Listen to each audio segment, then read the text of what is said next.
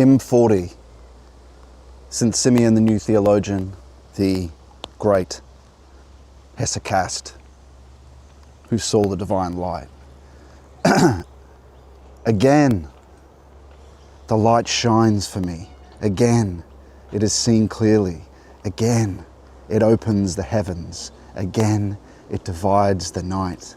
Again, it creates all things. Again, the light alone is seen. Again, it transports me outside all visible things. And likewise, it separates me from perceptible things. What a surprise. Again. Or astonishing would be another word. Again, the light is above all heavenly things that no one among human beings has ever seen. Not opening the heavens, not splitting the night, nor dividing the air, nor the roof of the house. It becomes wholly invisible with me, the wretch, within me, within my cell, within my mind, and the middle of my heart. Oh, awesome mystery!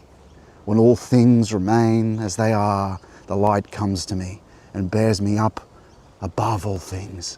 And in the middle of everything, it transports me outside of all things. And I do not even know if with my body, but for a time I become entirely there in truth. There is only the light. Simple. When I see it, I become simple without guile. These are the paradoxes of your wonders, my Christ. These works of your lordship and benevolence, which you do for us unworthy ones. And so, because of this, fear of you grips me and I tremble. I worry constantly, and I am much consumed with how I may repay you and what I may offer you for such great gifts, such as great compassion, innumerable gifts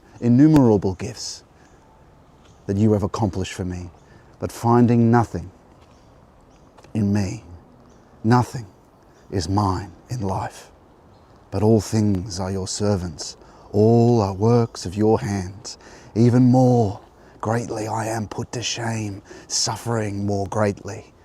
I am more ashamed to learn, Saviour, what I must do to serve you, so to please you, in order to be found uncondemned.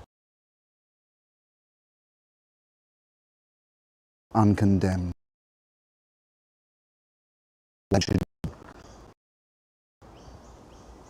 Especially you, who first of all call to me. This is in the perspective of Christ. Today, resolve. You have died. It means resolve, like as in dissolve and coagulate, as in the alchemist, as in you're a resolvent, anew. Today, resolve. You have died. Today, you have renounced. Today, consider that you have left all the world behind. Today, having got rid of your friends, family, all vainglory, and at the same time having renounced concern for things below, bear the cross on your shoulders and bind it vehemently and carry it onto the last sufferings of the trials.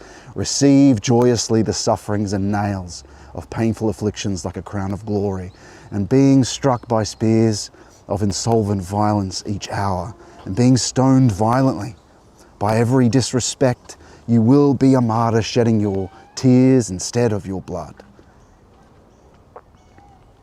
and bearing mockeries and slaps on your face with complete goodwill. You shall be a participant in my divinity and glory. And if you show yourself to be the last of all, both the slave and servant, in future I will render you the first among all of these, just as I have promised, if you love your enemies and all who hate you, and from your soul you pray for those who threaten you, and if you do good to them according to your power, then you have become truly like your Father above.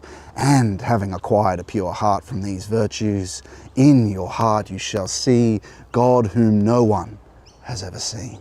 And if it should happen that you are persecuted for righteousness, then leap for joy, because the kingdom of heaven has become yours. What greater joy is there than this? These things and more that I have enjoined, practice and teach them to others, you and all others who believe in me, if you wish to be saved and to abide in me forever and ever.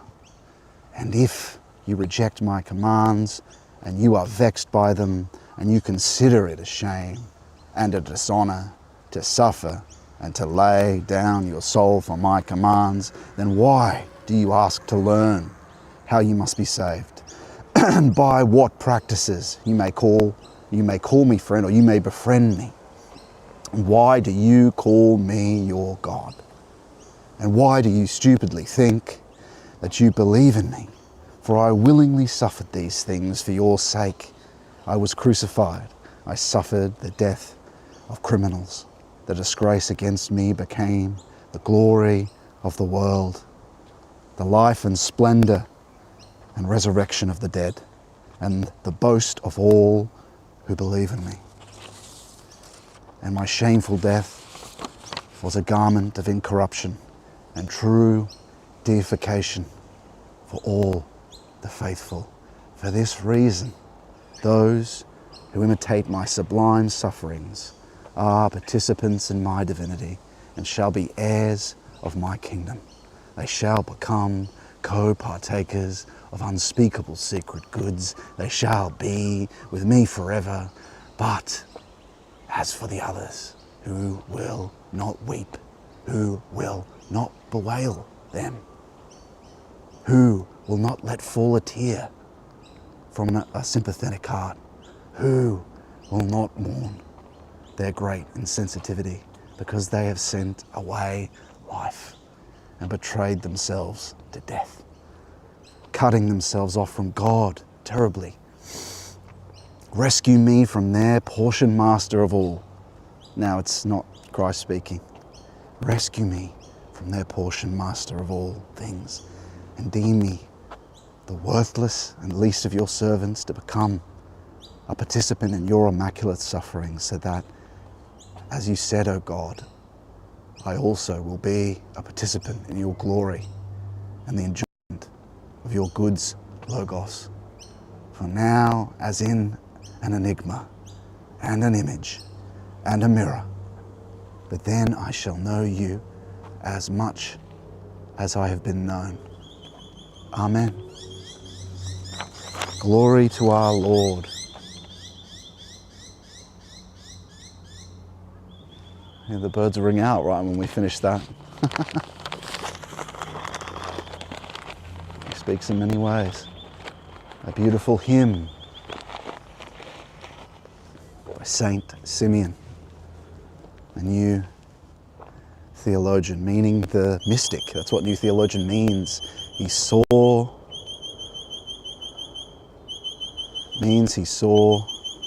truly. Interesting that this is a kind of theatre for the nature that's behind it. There's here kind of a fitting place. And so today we are, well, how to find essence.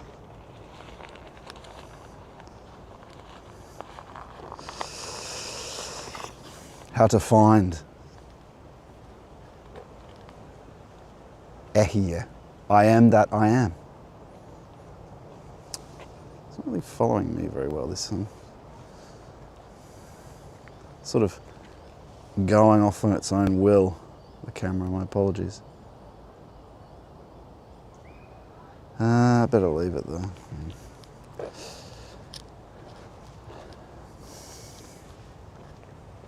And so we're walking in the parklands and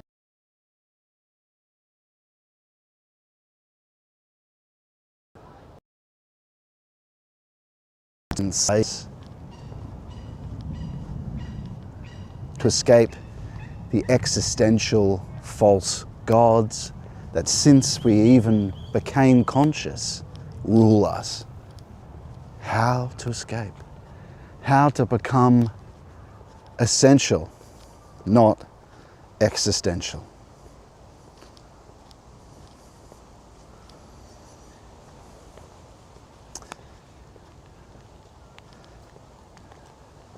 Well, in a sense, it involves analysis and synthesis. What are we trying to escape? It begins with a preparation. Preparing to go into a desert to find he who is. Or more, I am that I am, that I am. He who grants selfness. A way of thinking about this is examining the Ten Commandments. One of them, jumping ahead in them, because there is a basic prerequisite to the Ten Commandments, which is part of a preparation.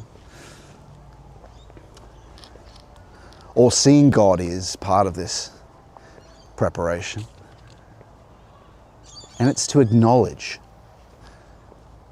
I am the Lord your God hides a prerequisite to the rest of the Ten Commandments. I am the Lord your God.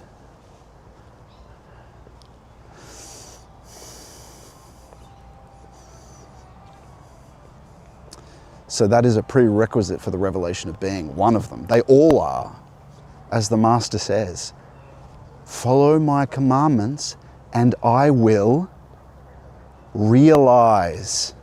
I will manifest to him. So is Christ, that's very specific in the gospel. I will, and my Father and I will come and dwell in him. Manifest myself to him. That's a fact of experience, and I can tell you from that experience. But it's not a thing of existence like the other things of existence. It's not a thing at all. This is one of the commandments, that the incomparability and unimaginability, the understanding of that. You must not make yourself a graven image. You shall have no other gods before me. What does that mean? It means all the pagans, all the people thinking they're worshipping these other gods, thinking there's actually a choice for the living God, they're existentialists. Now, if they simply looked for further within to the God who is responsible for the self, they would find him. Why? Because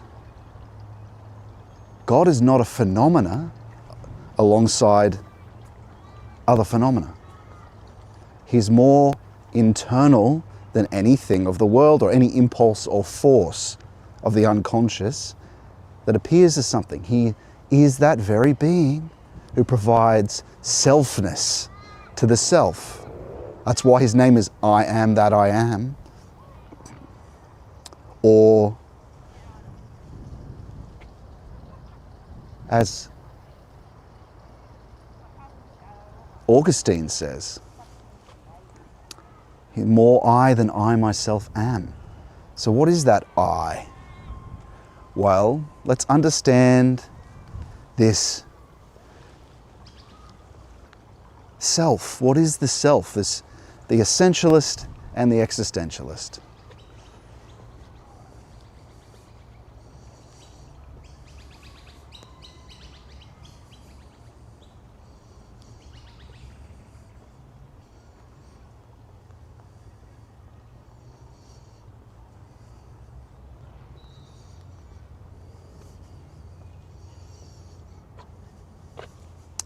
The essentialist and the existentialist.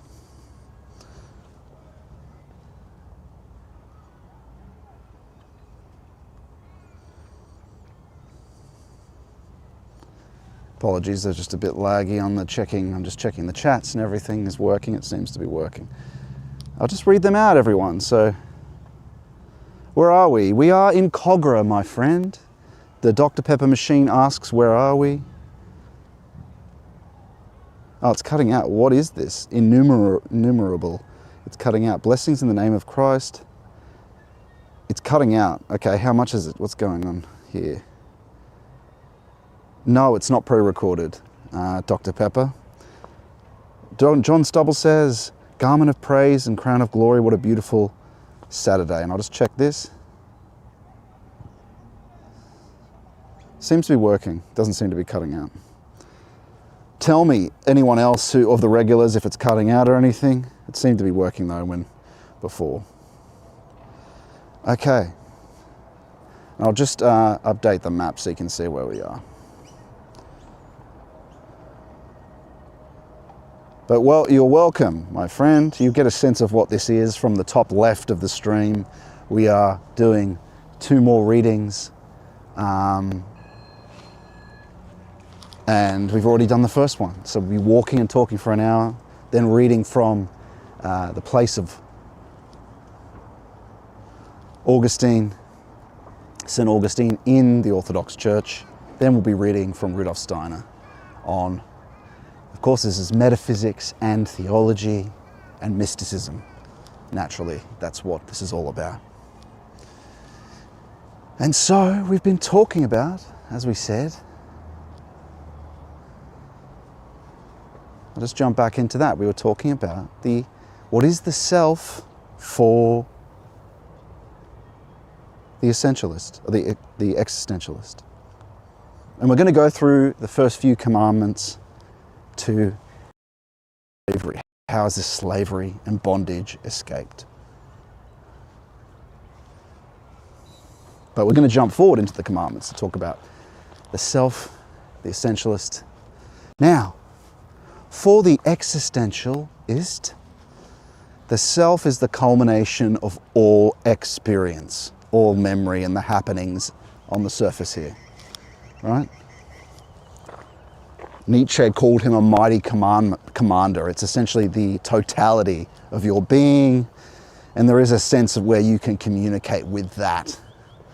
People like Jung got to that level, although I'd say he took it beyond Nietzsche and was more like a Platonist, although he erred extremely in understanding where it all comes from. Now, think about a triangle. So it's an addition of of character, heredity, and all other determinisms. What's character? It's a way of being, or the totality of your way of being. Virtue, that's what virtue is, a way of being, right? When you build up a virtue is like a skill. A skill is a long growth of habitual action in a certain area, isn't it? It gives you something, almost like a spiritual force. In the ancient world, that's also called virtue. Aristotle took it as skill, and you move towards perfection or consummation of that. And another way is calling it possibility for being, or potentiality for being. You carry around this character and virtue. There is also what is a predisposition. It's a genetic predisposition or something that you were brought into this world with. It's not really character, it's not something built up. Temperament's another word for it. And so that's what we're going to walk around here. And so the existentialist, and most people are brought up in that, that's what they believe and what their totality of the self is. The essentialist, though, knows and understands that the self becomes not a top of a pyramid, but an ever expanding I to a domain outside this thing that is the addition to create the self for the existentialist. The self becomes essentially the transcendent self. What is that? He becomes an object for the revelation of the kingdom of heaven, of the things outside this existence. Object means throwing hither, like a lens for, a mediator of that.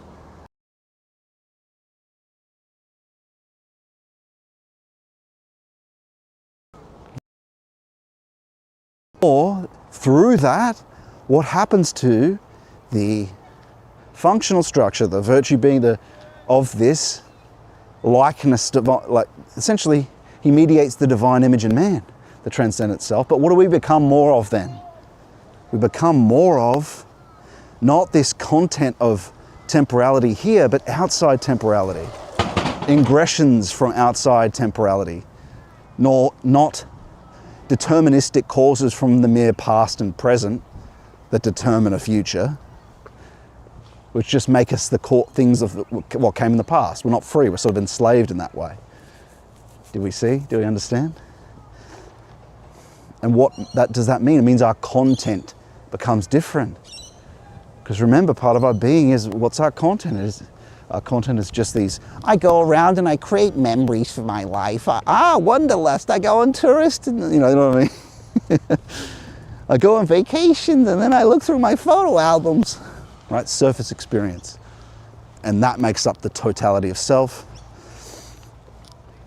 Doesn't mean that self can't have a certain profundity if you search for it. Nietzsche found it, but of course it was made up of passions and Willensmacht only, therefore a mighty commander for him. And then a possessor. He was possessed by Willensmacht, possessed by Satan. And so what happens? Your content over time changes. You become essential. For the essentialist, who takes this incomparability seriously of God, the essentialist maxim for the essentialist is holiness. Holiness is highest.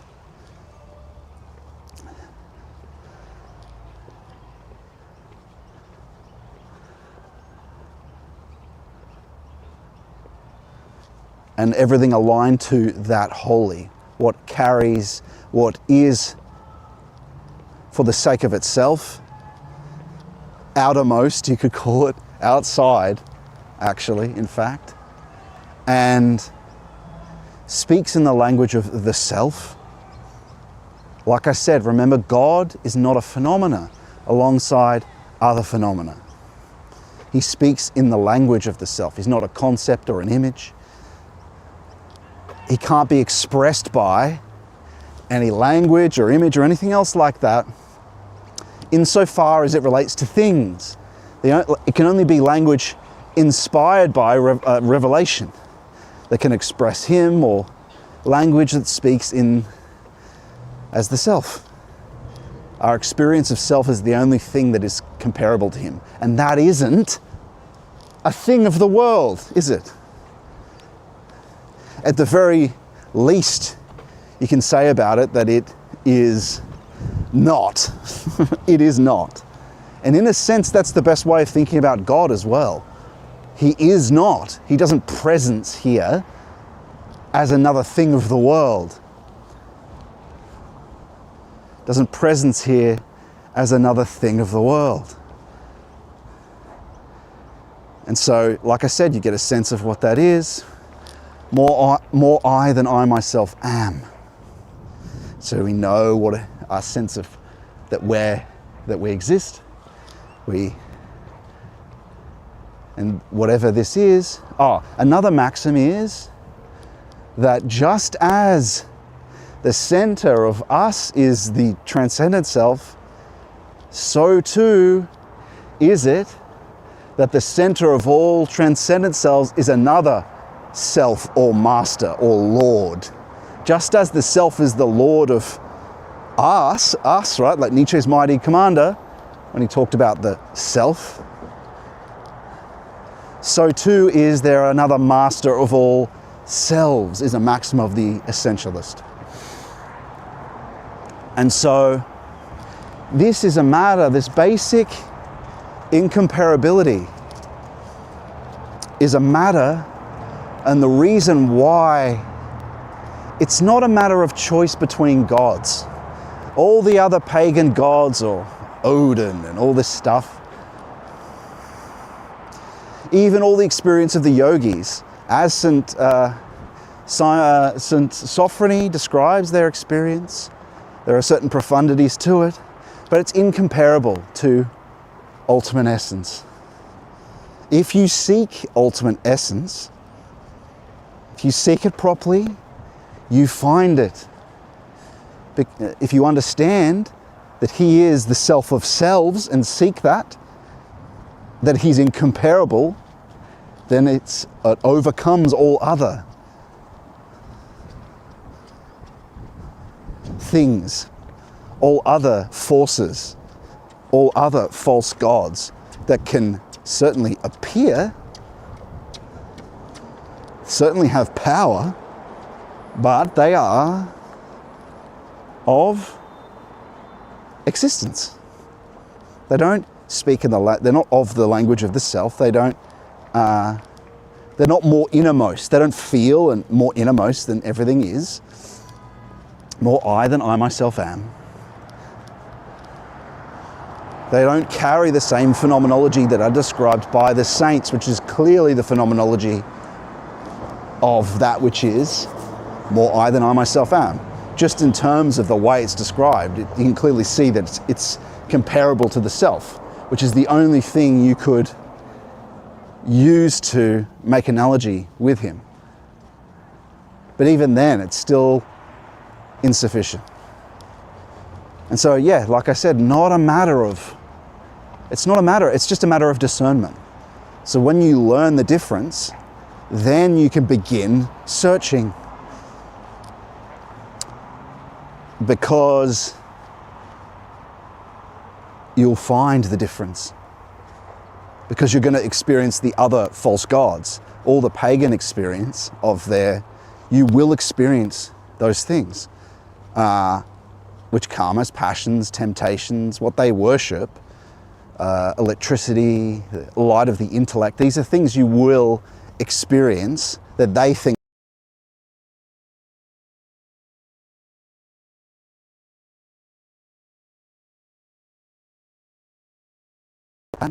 because those are the things we recognize as temptations, right? And on top of that, we experience the more essential, totally divine, divine energies, or essence to essence, or love to love, depending on where you're taking the theology from. And so how do we begin to do that?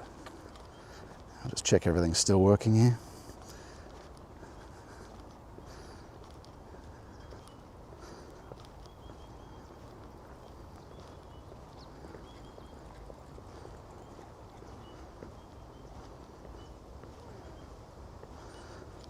Interesting. Virtue appears to be similar to goodness, which has to be reflected upon a benchmark. A guiding principle could also be divine, depending on the level of understanding. Good morning, all, says Criticism. That's interesting.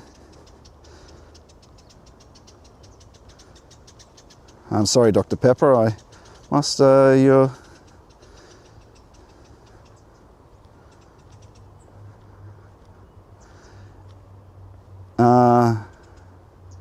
just have to, yeah. And so, oh, okay, is it dropping out here? Well, it seems to be working though, people are hearing it. Interesting, virtue appears to be similar to goodness. Just like Nebuchadnezzar believed in other gods to help him release the torment of his dreams. Unfortunately, those other gods unable to reveal and illuminate, there should be no other gods. Yeah.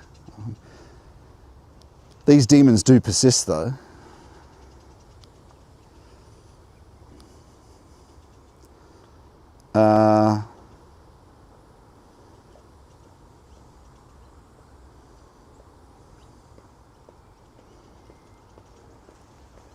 And so,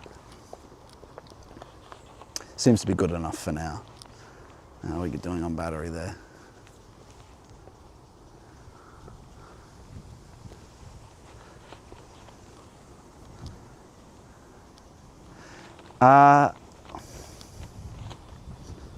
And so,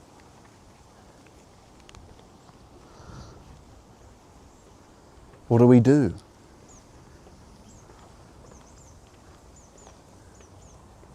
What do we do?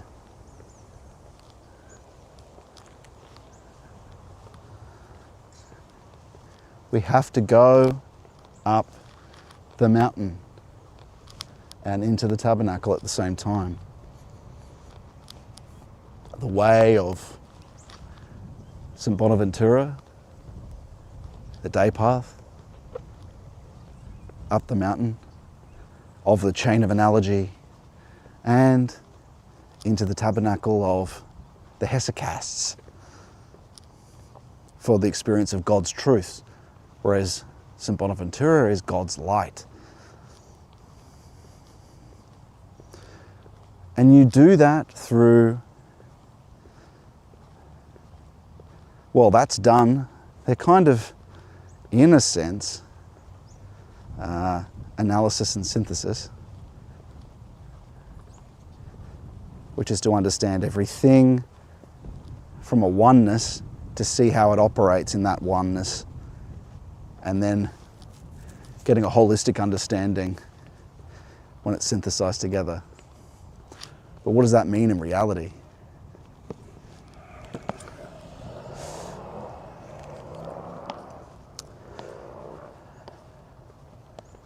It means in every individual commandment, understanding it on a deeper level, like we're talking about now, little by little, and then practically implementing that.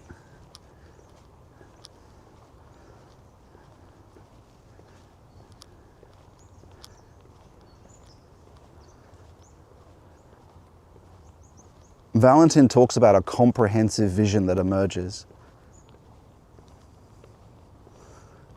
So in applying these things practically, little by little we begin to understand the individual things that God is related to. Each commandment, discernment, and the different practices. I've got lectures on those practices, right? How you do them. And so a version of this, understanding this, is because you first begin to experience God in mysticism, right, in the depth of your practice. Then little by little, he shows you more phenomenology. You're following the commandments more in daily life. You're resisting the passions. He's transforming you because you're doing concentration without effort in prayer, which is basically a prerequisite for the revelation of being. The revelation of being is him, the revelation of him. What does that mean? Well, concentration without effort is going into the desert. Going into the desert. What's another word for that? Exodus. Right? We're after an exodus. From the false gods of existence, the house of bondage. So what is that? It's getting away from all the distractions of reality, to experience in the depth of this exodus, through our concentration without effort in prayer in the morning, because we've walked away, because we're fighting the passions, which are these false gods we've been talking about. Passions, anger, hatred, all false gods. So in doing that, we begin to understand the multiplicity, don't we? The individual things.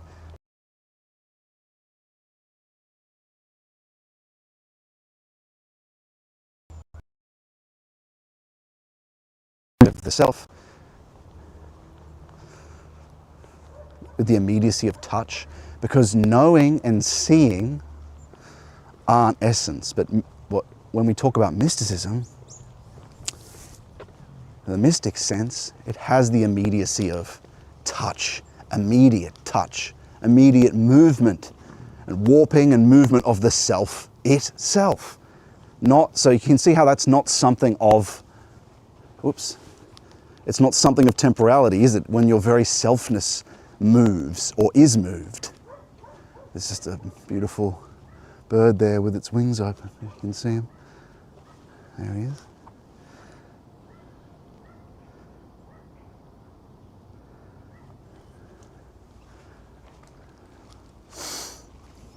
And so what happens when eventually, through experiencing these essential experiences in worship, through the Jesus prayer, through many things in the path, are we able to ascend to find the cloud of He who is as a fact of experience, but not a thing or an image of a thing. Revelation, because the prerequisite, one of them is going into the desert, to cease interest in the things of the world, to cease interest in the things of the world, and to take on the maxims of worship of that which is holy, or alignment towards as chief value that which is holy and outside time and outside the things of the world. Now, we were mentioning analysis, right? Well, we're still there.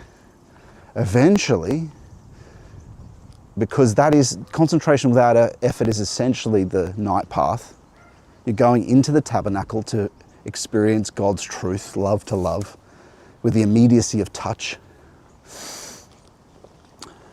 Not of sight and knowledge, because they're less essential.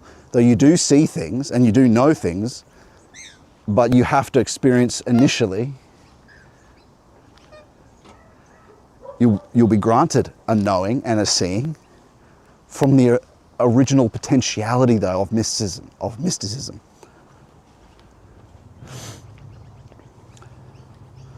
We said analysis, though, right?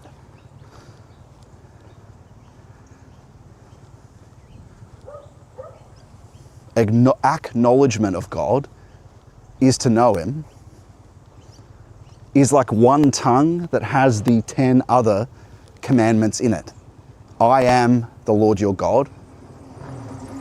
That knowing will happen when you understand every one of essentially every one of the commandments that make up that one tongue of acknowledgement. Because to know, when you truly acknowledge God, when you follow this, I am the Lord your God, which is presupposed in everything else, when you do that, you see Him. That to know Him is to see Him. That's what that means. I am the Lord your God. It's not just in this analysing, though, of the commandments as an intellectual exercise. It's the Gospel of John. It's all of this they're spiritual exercises. It's a life. It's a Christian life. And so going into the desert is part of that, the main part of that, praying the Jesus prayer. Worship is the most essential part of all this. But Bible study is as well. Understanding the commandments, analysing the commandments are as well. But an example of how this happens in religious life, this analysis that then synthesizes to the presence of He who is, for His true and full acknowledgement, is, well, we begin discerning things we've been shown in the depths of practice. We begin to be able to ask questions, right? And so St. Bonaventura, you see the world through the light of the Logos. What does that mean? Well, naturally, you're granted experience of glory in the depth of practice, but also while you're walking around, because He goes His way with you. And so things are revealed in their true valuation, in terms of how they feel and what they shined or emanate to you. But the other thing is miracles, because remember, we've talked about Him being a causeless cause. So, we'll see where we are actually, hang on. Causeless cause.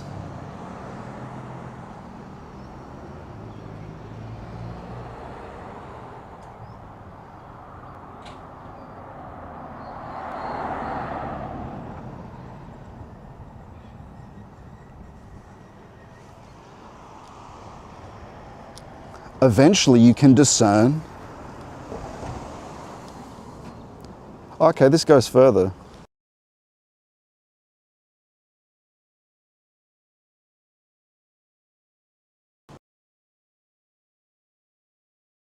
And then we'll cross to the beach. Cool. All right. Okay, sorry. And so through discernment, you can, when things of coincidence happen, because you've gained the faculties of spiritual vision as well that have unfolded from what is essential, you have coincidences of inner spiritual experience, mystic touch in the heart, which the hesychasts talk of, the saints talk of, movements of the heart.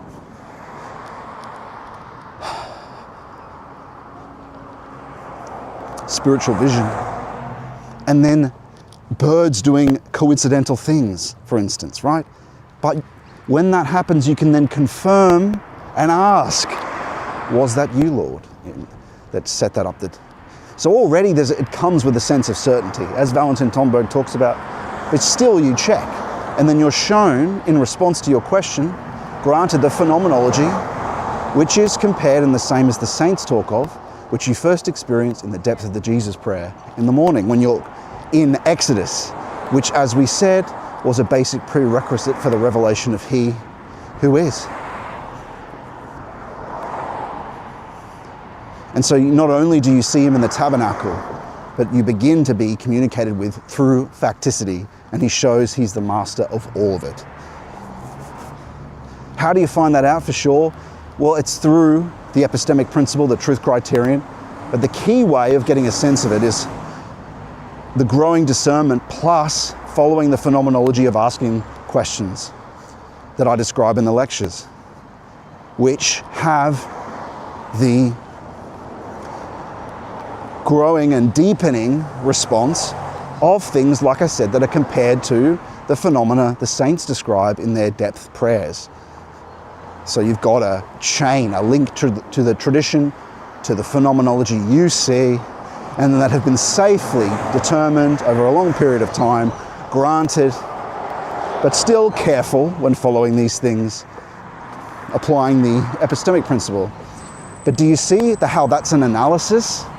You're examining all the things that happen to you. You're deeply studying the Bible at the same time, analyzing. This knowledge begins to synthesize. The more you know, you're not just experiencing mystic things, you're beginning to know what you experience. And in that, a synthesis of everything begins to happen, and that you begin to see God in the multiplicity of these different things analyzed, the one God behind all the things. You begin to see, oh wow, He is the creator. You see He is acting and communicating through things. A growing order occurs. And so that is climbing the mountain and going in the tabernacle at the same time. That is the path of St. John of the Cross and Bonaventura, or I'd say even clearer, the path of the hesychasts of the Eastern Orthodox tradition, I'd say, who are also follow the day path at the same time. They're actually the best instance of that, of the tabernacle. They have the best knowledge of it and the best practical advice. Back along the river we are. Wow, look at these guys, eh? Oh, don't fly away.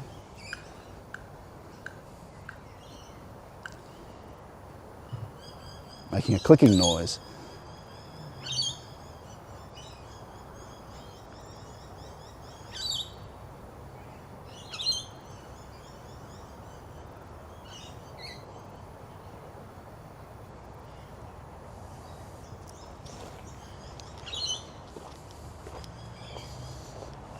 So important to retain these park and grasslands.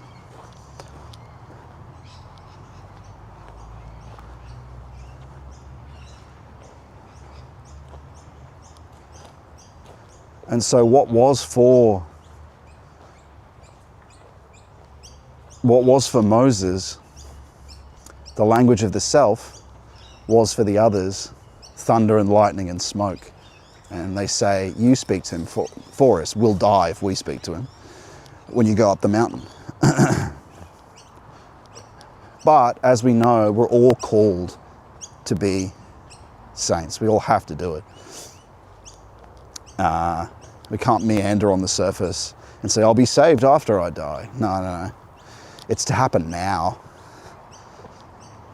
To see, not the full kingdom of heaven, but to see it and to experience it and be with it.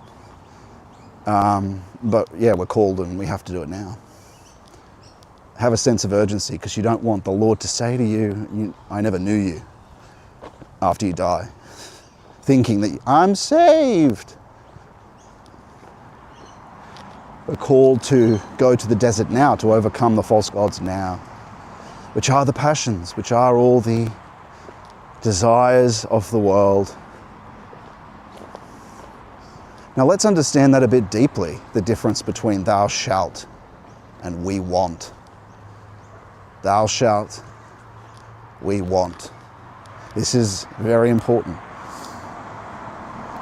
I'll just double check this old stuff's still working. Thou shalt and we want. Seems to be okay. Live. Yeah. Our Lord has 7 horns and 7 eyes. He knows it when our hearts are revealing his divine nature. He will grant us knowledge and wisdom when we are ready to receive more. John Stubble says, we have to be doing our part, though, and asking for union. Ask for, you pray for, if you go into the fellowship Discord, there is a prayer rule that has a list approved by the saints of the things you can ask for. You're not asking specifically for, oh Lord, grant me a vision. You're asking for union, which is what he wants as well. So purification, illumination, union, faith, hope, and divine love. He asked for an increase of faith, an increase of hope, which is divine illumination, an increase of faith, which is divine breath, and an increase of divine love, agape, which is divine fire. These are things that are not of temporality. We have the ducks doing their thing. And so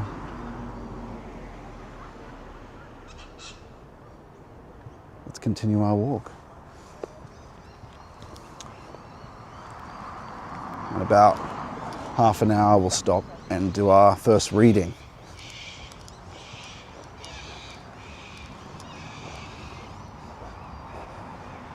So pray for, well, you can pray for his divine bread, his bread from heaven, his virginal Zoe.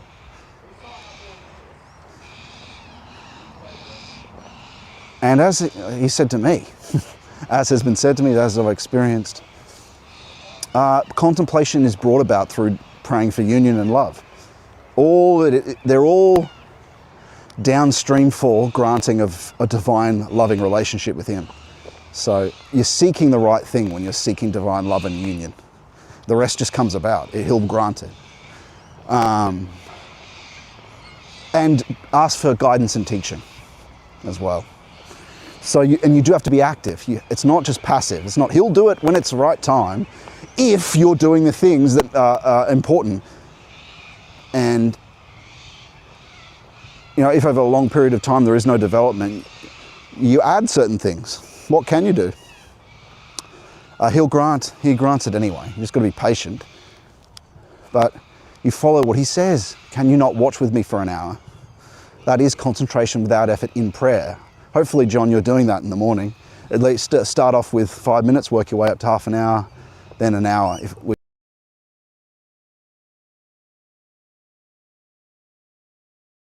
Just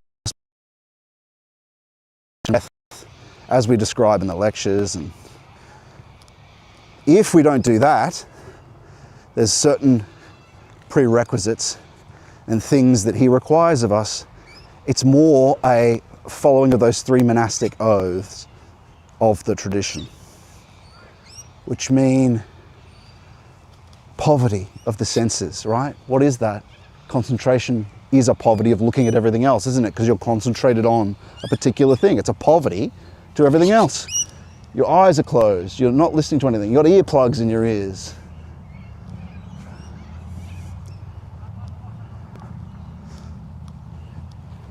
You're obedient because you're, well, in general, following the commandments. But more than that, that's the thing he most wants you to do. Worship. Come close to him. What do we do? How do we do that? Becoming more essential. How do we do that? By ceasing to worship the things of the world, by closing our senses to them. That's what poverty is. What's poverty? Concentration without effort in prayer in the morning, sitting down, concentrating, praying the Jesus prayer, not doing anything else. If I'm not interacting with anything else, if I'm silent, if I'm concentrated, my eyes begin to close, then what's happening? I'm in poverty. Blessed are the poor in spirit. You see what we have to do? Concentration without effort in prayer.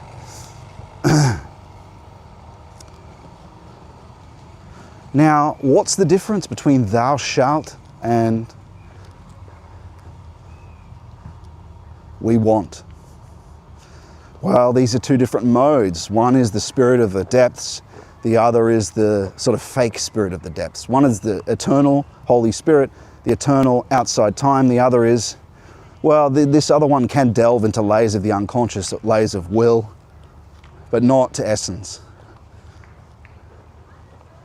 Not to essence.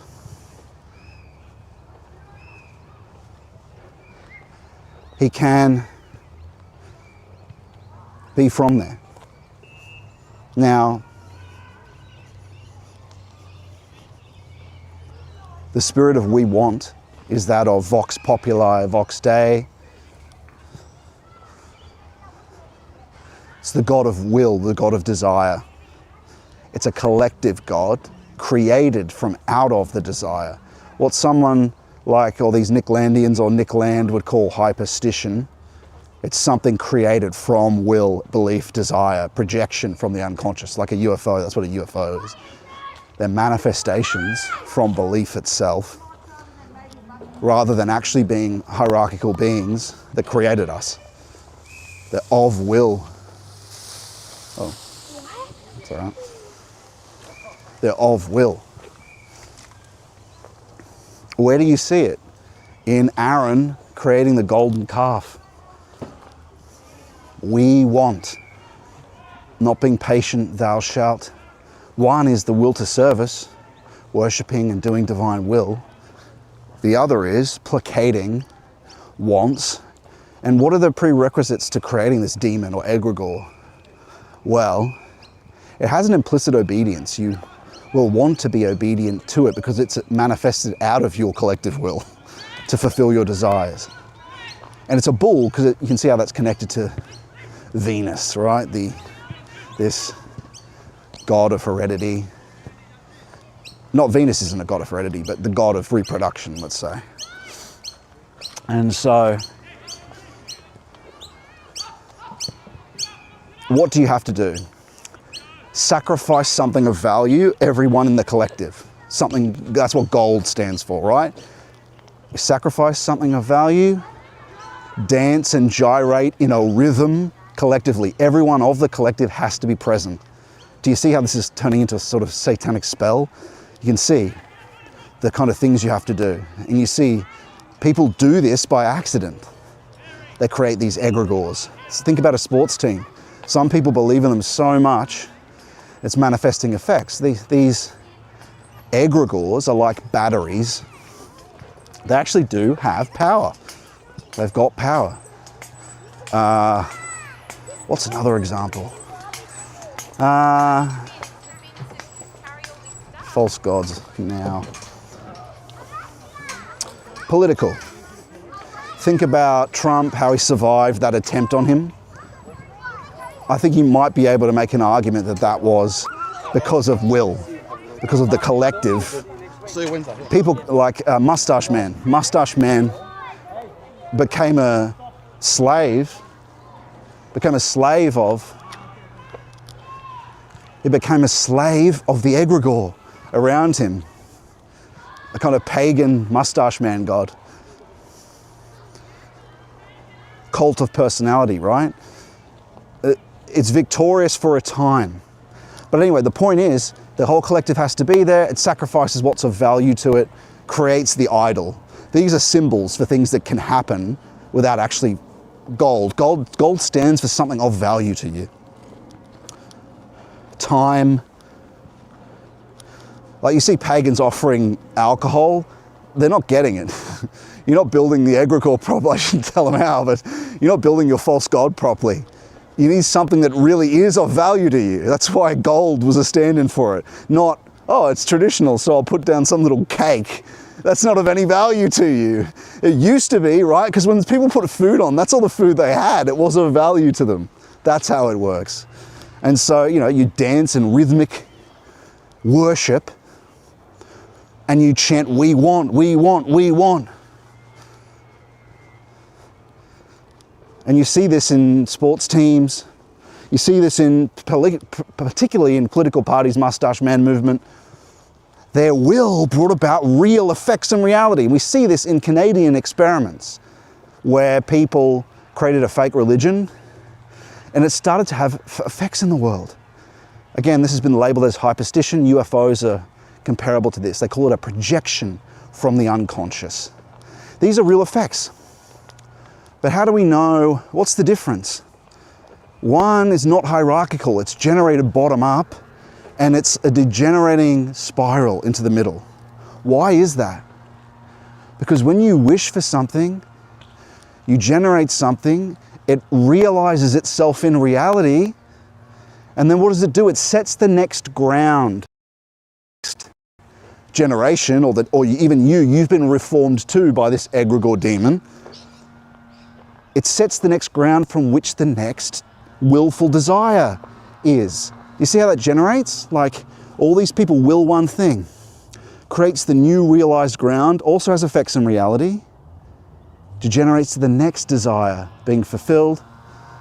Downward, because there's no new energy there. There's no new, valuative energy too, right? So it keeps just degenerating. Can you see that in that political loop? How liberalism, it keeps just going in one direction, more and more degenerate. It's sort of eating itself because it's the we want, vox populi, vox Dei. But what it does is it creates a new ground of will and desire, or influences it, and influences the reality, the egregore does, and then feeds more and just goes inward. It's also called enfolding, enfoldment. And so these things have a real effect on the world, but they're more comparable to a battery or a building of a tower. Without any more worship from people, they degenerate like a battery does. Whereas the real divine, we're looking at something else now. We're looking at thou shalt. We're looking at a loop from above, below, not the spiral on the horizontal going down, which sucks away from the collective and degenerates it morally. But, and how do you dispel it? You re-ingest, you melt down and re-ingest the gold of a calf. What does that mean? It means a dissolving of the valuative power you gave the egregore. So what is that? Well, when the depth psychologist or Jung talked about the transvaluation of the unconscious, you've ceded what you value to the egregore, so you have to sacrifice then. So it's about through worship with Christ and redigest it back into yourself. So you're not literally eating it, but you're worshiping. Christ will clean it. But what will that involve for you? If it's tied up with a passion, and it will be because it's an egregore, tied up with some sort of passion, well, it'll be abstinence.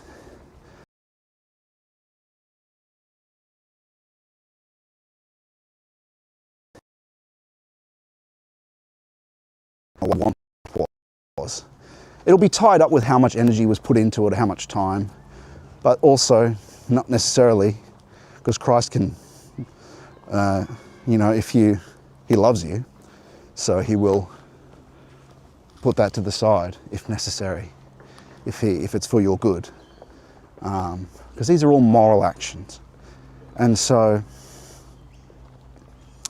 now, and that's an idol. An idol, it's like a battery, a closed system that either degenerates or is just this closed circle, like a battery. The other is like a opening window of energy. Opening window.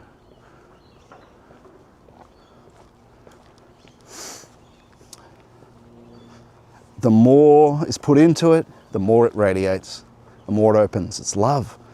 Remember how the Master, how in the miracle of the bread, the loaves multiplied as it goes through people. They become radiating stars. One is unfoldment, the other is radiation. Radiation. You know, you can even see that. The energy of the collective, of the mustache man, eventually it failed and ended in disaster. In a kind of Ragnarok. No more energy left for the demon. No more energy left. And so, thou shalt versus we want, growth versus electricity, battery versus radiation, or unfolding flowering radiation versus an infolding battery.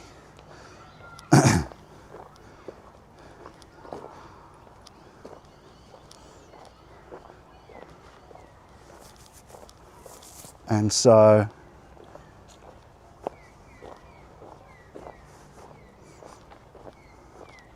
we'll just find a place to sit down. We'll begin our first reading. It's going to be continuing Father Seraphim Rose, the place of Blessed Augustine in Orthodoxy. Then continuing our talk on these early 10 Commandments and escaping this house of bondage. The house of bondage hasn't changed. The house of bondage, the gods that were more obvious in their inner impulsion, felt impulsion, obvious as objects, they were experienced as objects, these false gods, more obvious, became, as humans became more conscious, they became, well, what's Apollo? Antithetical thinking. Apollo is this conscious, hyper-conscious, antithetical antithesis of metaphysics. What's Sabella? Sabella is this antiphrasis, this, like you see antiphrasis in the woke dissolving of meaning. They, them, meanings get blended between what's genders what. That's antiphrasis. It's a removal of definition and strictness of the Apollinean. These gods, and beneath those happenings, are the actual false gods. Antiphrasis, it's like the worms, the dragons and gyrating worms of a removal of order. Again, you see it in the they, them, in the dissolving of definitions, dissolving of genders. There's an impulse, but what is it really? It's an impulse. And what are those impulses? Those false gods of temporality, of existence. They were better understood earlier, right? We now just see them as some, oh, it's ideology. No, that's just what we can see. You get a better sense of it when you see the impulse. There are things beneath the surface operating what's on the surface that we can see. I think I've given you a reasonable definition. You can see, or a reasonable case for, okay, Apollinean, it's the light, isn't it? Order, logic, understood, defined things. And antithetical thinking means strict definitions. It's not the one blob where you just have a sense of knowing the all, which is what we were before. Before we knew what tree was, before we knew what plant was, before we knew what specific things were as defined. Because think, a tree has its borders in knowing, but also in place. Everything was a blurry whole before. That's Sabella when fully dissolved. That blurry mediumistic whole. That's Sabella. Wriggling chaos. Apollo is kind of where we are now. We're in the age of Apollo. Strict, defined, pre-disclosed. We know what table is. We walk into the world, it's pre-understood, pre-disclosed. We encounter things not for the first time. Nothing's a surprise. Okay, here we're at the end of the Greenland now. I think, yeah, we're gonna pick a place to read. And it's gonna be just here.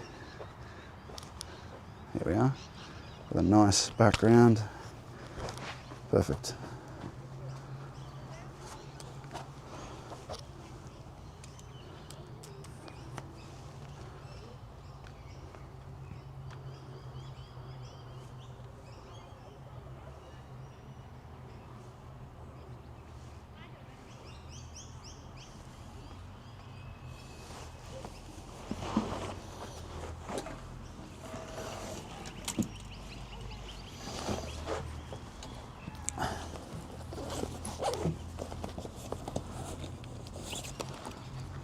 The place of Blessed Augustine in the Orthodox Church.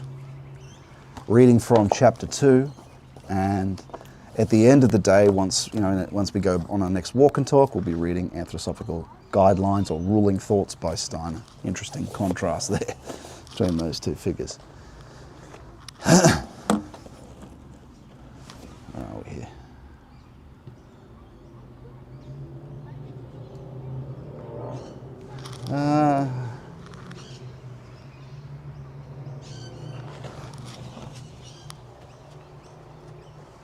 I'll sit this side so you can see my face.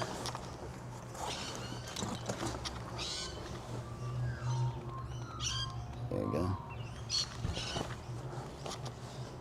Nice.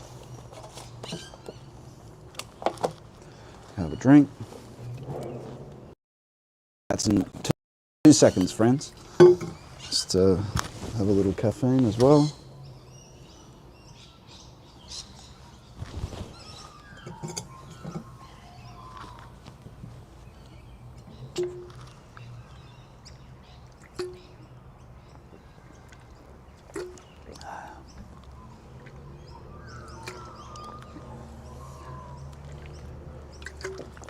Oh, that's good.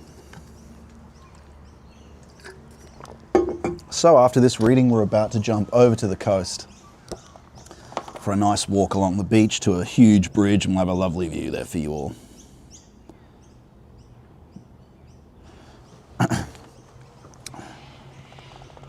John Stubble says, rich and powerful reading. Let's go. Yeah, indeed. Thank you for your enthusiasm, my friend. You can see me well enough there, it looks like. You got a decent view in the background. Gonna go straight into it, no dawdling today. Let me know if it's not coming through clear. It seems to be all clear. I'll just turn the sound on. Looks to be clear. Lovely. Going straight into it, no dawdling. Okay, chapter 4. Opinions in 5th century Gaul. If you want to see the first 3 chapters, jump over to we may have missed chapter 3. What was that? The Doctrine of Predestination. Oh, should we read that again? I think we missed chapter 3 last time. We didn't get to talk about predestination, so let's talk about it now, because it's pretty much the thing that St. Augustine is reformed on. Beginning, chapter 3, the most serious of Father Seraphim Rose, the place of Blessed Augustine in the Orthodox Church. The most serious of the exaggerations into which Blessed Augustine fell in his teaching on grace is to be found in his idea of predestination. This is the idea for which he is most often attacked. And it is the one idea in his works which, when grossly misunderstood, has produced the most frightful consequences in unbalanced minds, no longer restrained by the orthodoxy of his thought in general. It should be kept in mind, however, that for most people today, the word predestination is usually understood in its later Calvinistic meaning. See below. and those who have not studied the question are sometimes inclined to accuse Augustine himself of the same monstrous heresy. It must be stated at the outset of this discourse, then, that blessed Augustine most certainly did not teach predestination as most people understand it today. What he did, as with the rest of his doctrine on grace, was teach the orthodox doctrine of predestination in an exaggerated way, which was easily liable to misinterpretation. The orthodox concept of predestination is found in the teaching of St. Paul. Open quote, "For whom he foreknew, he also predestined to be conformed to the image of his Son, and whom he predestined, them he also called, and whom he called, them he also justified, and whom he justified, them he also glorified."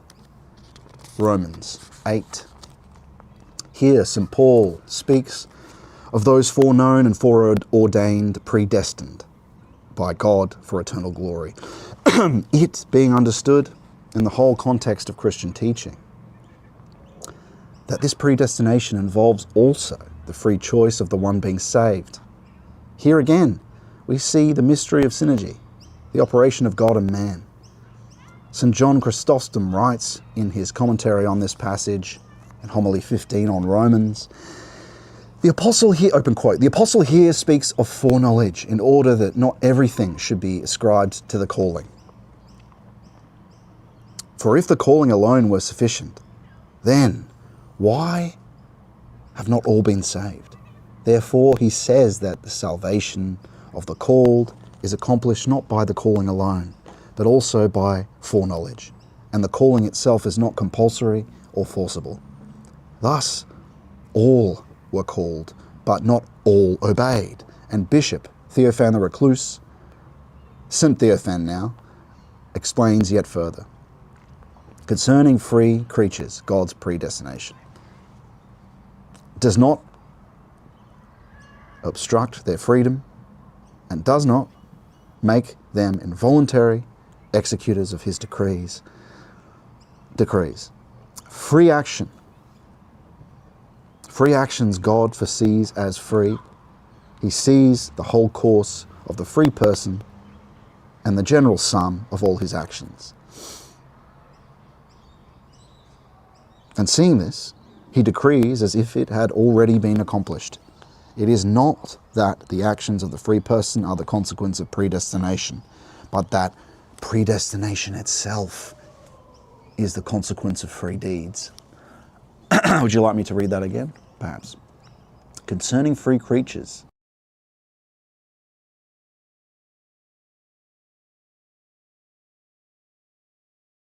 decrees God foresees as free. He sees the whole course of a free person and the general sum of all his actions. And seeing this, he decrees as if it had already been accomplished. It is not that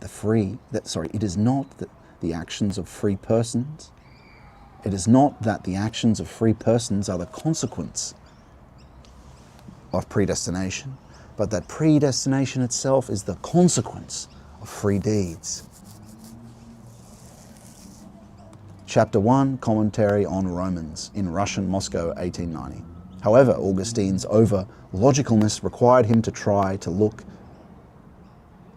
too closely into this mystery and explain, quote unquote, explain its seeming difficulties for ordinary logic.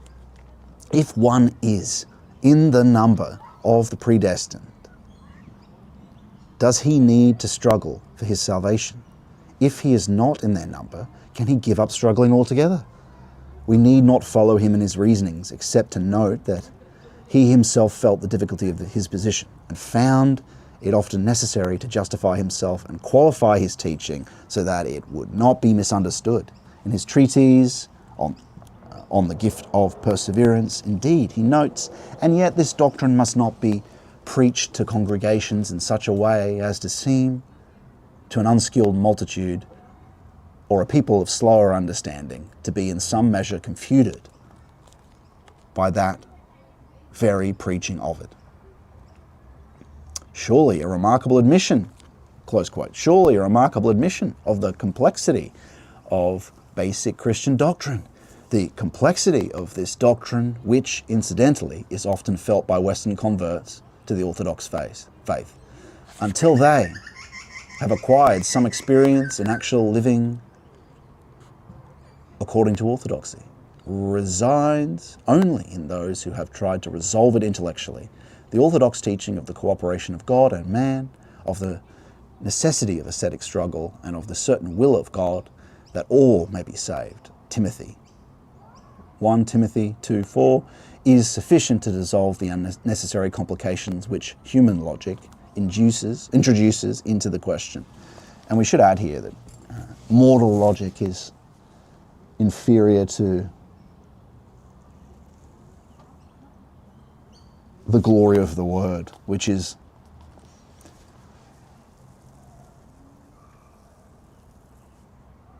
you can see how logic fails in principles or things like emergence, where higher order phenomena manifest out of things,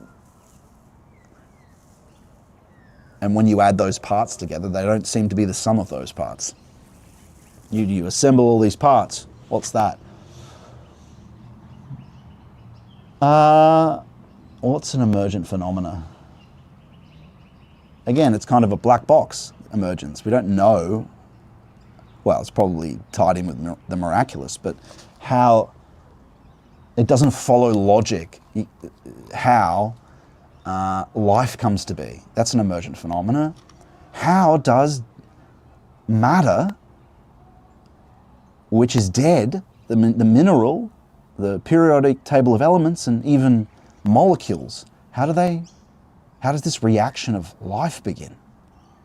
It's this higher order phenomena. It doesn't seem to compute with deducing and combining things, how this emerges. This lower order of mineral and this higher order of life, the jump, it's not a whole logical system. Oh, we're just missing the chain. Well, there are a lot of phenomena that this black box of emergence lies on. Anyway, that's just an example of the difference between God and human logic, is that you can ask him in a Gnostic sense. If there's something that doesn't make sense, he can fill in that gap for you, actually. And Valentin talks about that can happen for someone that's been doing it for years and years and years, to hesychasts, trying to fill in the gap, the higher order knowing, to these two antithetical doctrines, let's say. They don't add up. Things that don't add up. Yet there seems to be some truth there you can't see. Anyway, just making that point that human logic fails at a point. To see how things move from lower order to higher order, from mineral to life, is just an example. So Augustine's intellectualized view of predestination, especially when dealing with divine things, it's higher than all those things we see in the world, as he already realized, tended to produce erroneous opinions concerning grace and free will in the minds of some of his hearers, as he says in the quote, right?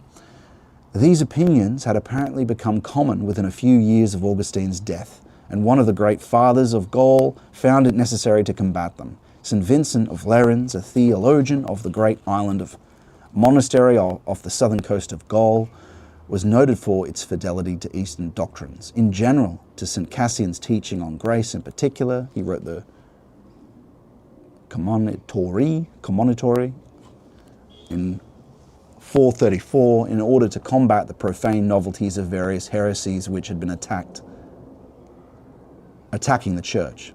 Among these novelties, he censured the view of one group who dared to promise in their teaching that in their church, that is, in their own small circle, is to be found a great and special and entirely personal form of divine grace, that it is divinely administered without any pain, zeal, or effort on their part to all persons belonging to their group, even if they do not ask or seek or knock. Thus, borne up by angels, how much do we have left in this? Hands, that is, preserved by angelic protection, they can never dash their foot against a stone. That is, they never can be scandalized. Hey, fella. There is another work of this time which contains similar criticisms, the objections of Vincent, which has been which may possibly be the work of the same St. Vincent of Lerins. This is a collection of logical deductions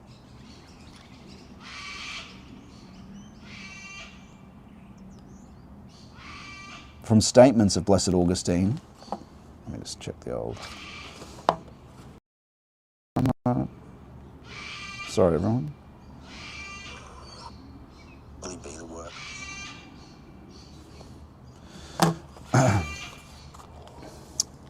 My apologies. This is a collection of logical deduction. Logical deduction. Close quote. Open quote. Repentance is useless for one predestined to death. Close quote. Open quote. God has created the greater part of the human race for eternal damnation. Close quote. If the criticisms of these two books were directed against Augustine himself, whom St. Vincent does not mention by name in the commentary, they are manifestly unfair. Augustine never taught such a doctrine of predestination, but simply destroys the whole meaning of ascetic struggle. And just give me a moment. There we go.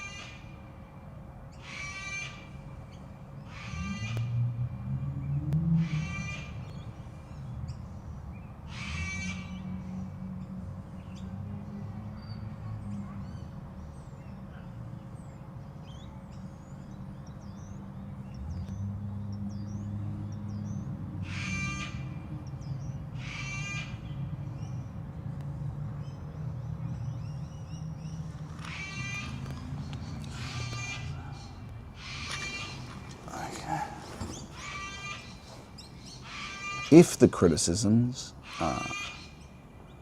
were directed against Augustine, they are manifestly unfair. Augustine never taught such a doctrine of predestination, which simply destroys the whole meaning of ascetic struggle. He himself, as we have seen, found it necessary to come out against those who are extolling grace to such an extent that they deny the freedom of the human will. Letter 214, close quote. And he would certainly have been on St. Vincent's side against those whom the latter criticized. St. Vincent's criticisms are indeed valid, however, when they are directed, and rightly so, against the immoderate followers of Augustine, those who distorted his teaching in an unorthodox direction, and neglecting all of Augustine's explanations, taught that God's grace is effective without human effort. There you go, we often talk about this, don't we? Effort and grace. Unfortunately, however, there is one point of Augustine's teaching on grace, and in particular, of predestination.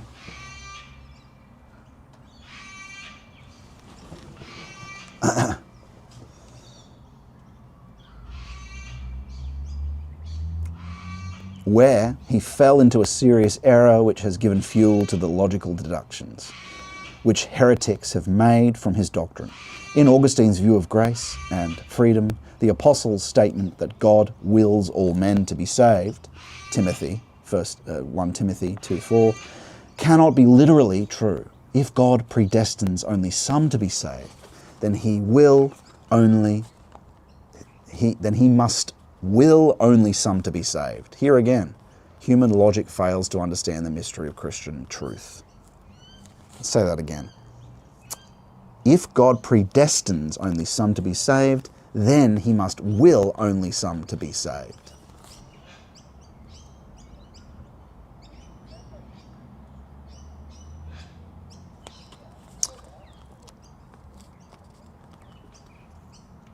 Here again, human logic fails to understand the mystery of Christian truth. But Augustine, faithful to his logic, must explain the passage of Scripture in a way consistent, must explain, in quotes, in a way consistent with his whole teaching on grace. And thus he says, open quote, he wills all men to be saved.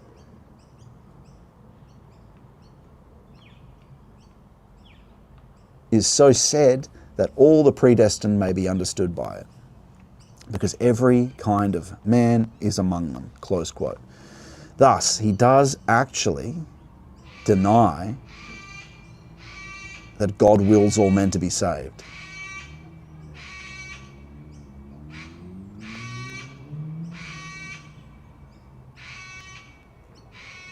Worse, he is carried so far by the logical consistency of his thought that he even teaches, although only in a few places, a negative predestination.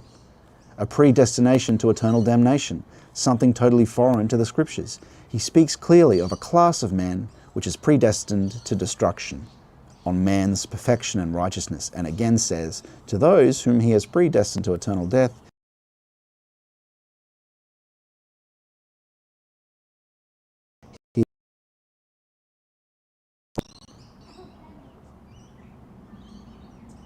But here again, we must be careful not to read into Augustine's words the latter interpretations of them which Calvin made. Augustine in this doctrine does not at all maintain that God determines or wills any man to do evil.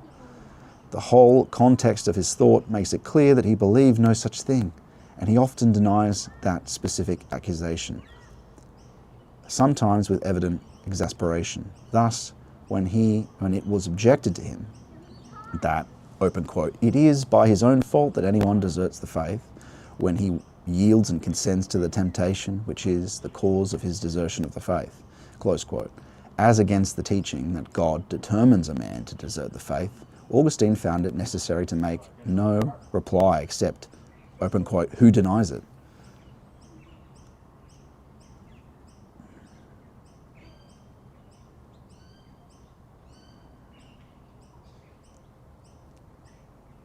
Some decades later, the disciple of Blessed Augustine,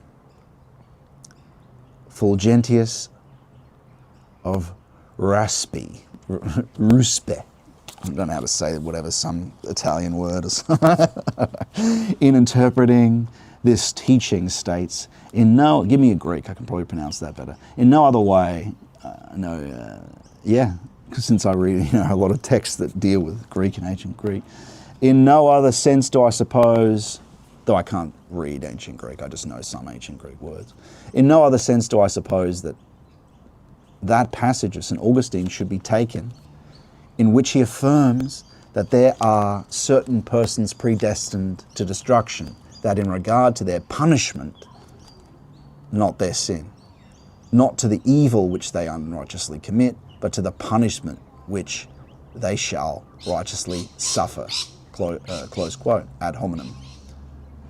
Sorry, ad monimum, rather, not ad hominem. and that was not Augustine, that was one of his, that's Fulgentius.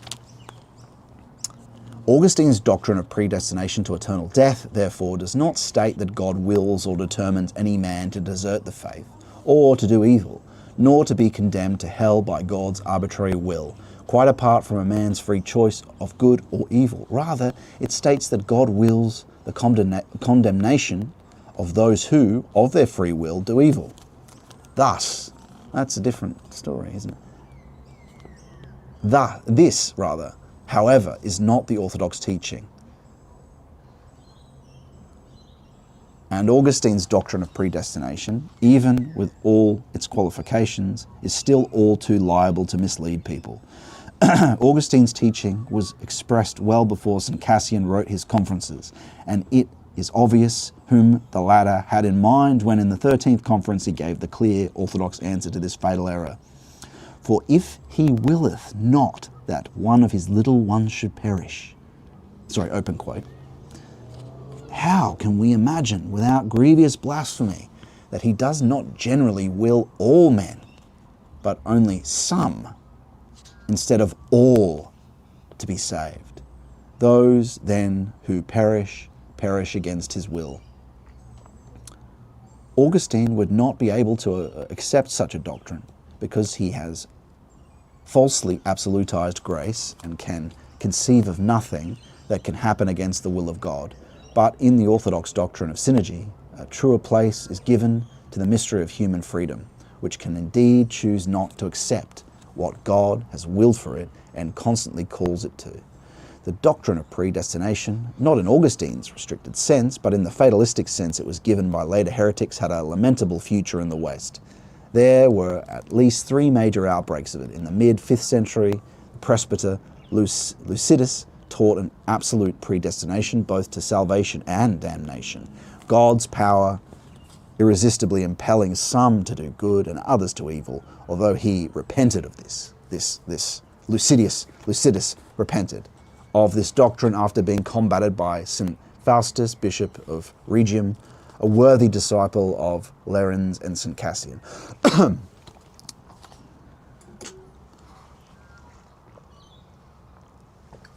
And being condemned by the Provincial Council of Arles in the year 475. In the 9th century, the Saxon monk Gottschalk started the controversy anew of predestination, affirming 2 absolutely similar predestinations, one to salvation and one to damnation,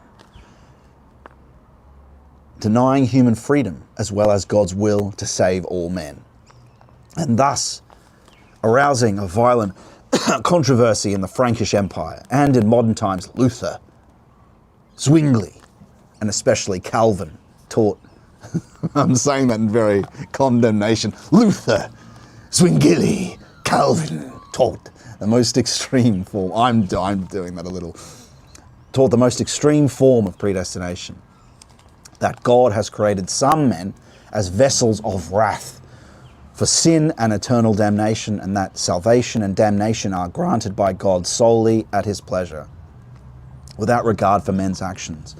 Although Augustine himself never taught anything like these gloomy and most unchristian doctrines, still the ultimate source of them is clear.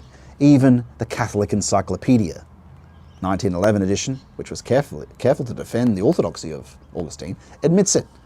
Open quote, "The origin of heretical predestinarianism must be traced back to the misunderstanding and misinterpretation of St. Augustine's views relating to the eternal election and reprobation.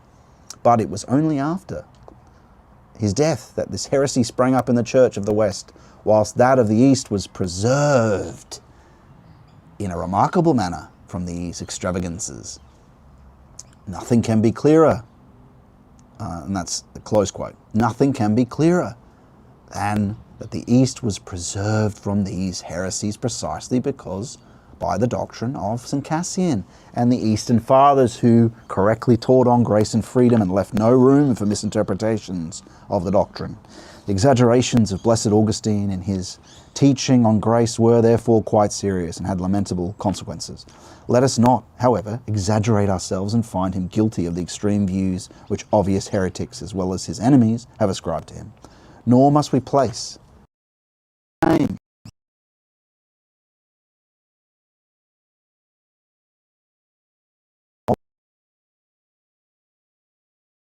in vacuum. The reason why extreme predestinarianism broke out at different times in the West and not in the East was due first of all not to Augustine's teaching, which was only a pretext and a seeming justification, but rather to the overlogical mentality which has always been present in the peoples of the West.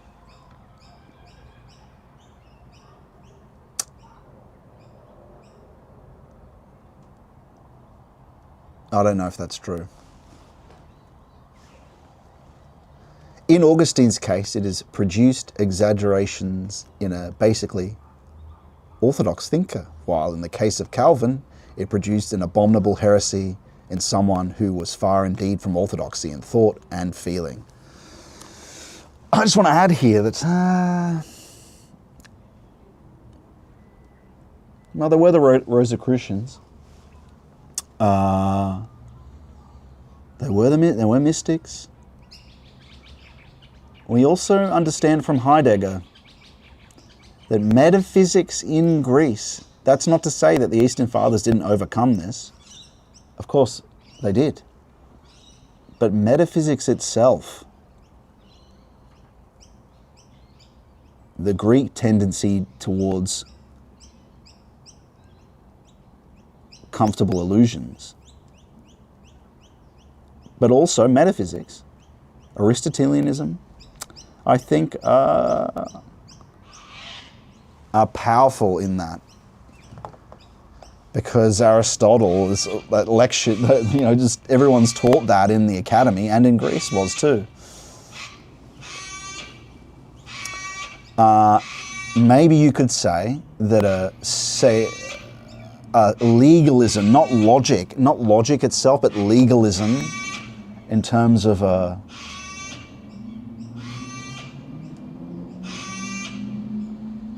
which comes from Roman paganism, but that's seeded by Greece.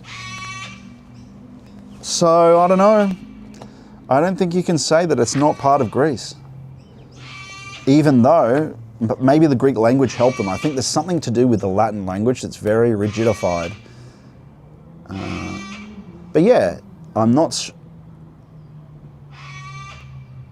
Mentality... I think the Greek and the German, and I'll base this on Heidegger, the great philosopher, in a desire, they naturally they have a zeal. They've got a zeal to do things right, and so when they took Greek metaphysics, they're not lax and casual about it. Were very strict about it, perhaps in their zeal. So the overly, I'll take that the Germanic, let's say.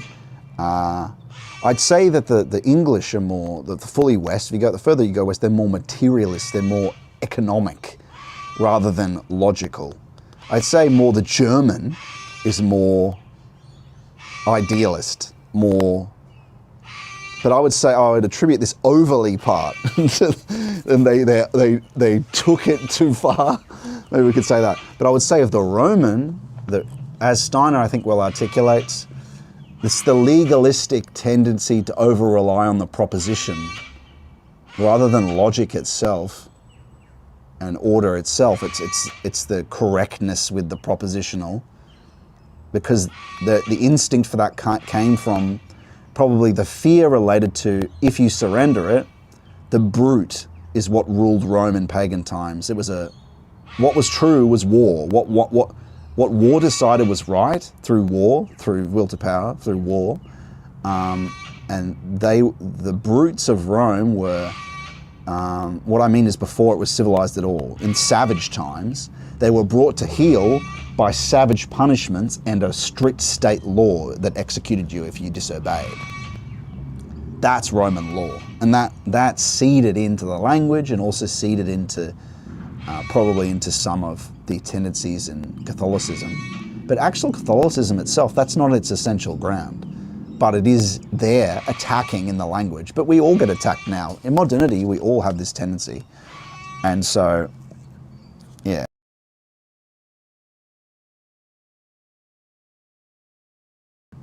Yeah. People contributes parts to it is a little different. And there's also a depth aspect of the church, I think, as well. Anyway. If Augustine had taught his doctrine in the East and in Greek, there would have been no heresy of predestination. I don't know. Or perhaps, or at least none with the widespread consequences of the Western heresies. The non-rationalistic character of the Eastern mind would not have drawn any consequences from Augustine's exaggeration. In general would have paid less attention to him than the West did. Seeing in him what the Orthodox Church today continues to see in him, a venerable father of the Church, not without his errors, who ranks rather behind the greatest fathers of East and West. But to see this more clearly, now that we have examined in some detail the nature of his most controversial teaching, let us turn to the opinions of the Holy Fathers of East and West with regard to Blessed Augustine. I think you have to be careful too, is that He comes out of the Russian tradition of the Orthodox Church, and Russians are known actually for what he's talking about there. Russians, not necessarily Greeks. Although the Greek language, I think, does carry some advantages. It's true. I think you could say that Greek is more connected to the mystic ground of what's Western, if you take the language to be what characterizes everything, speaking.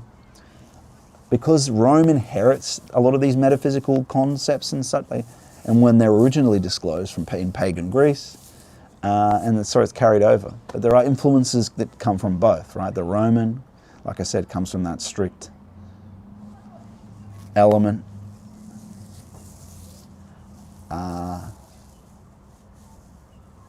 Of legalistic statism.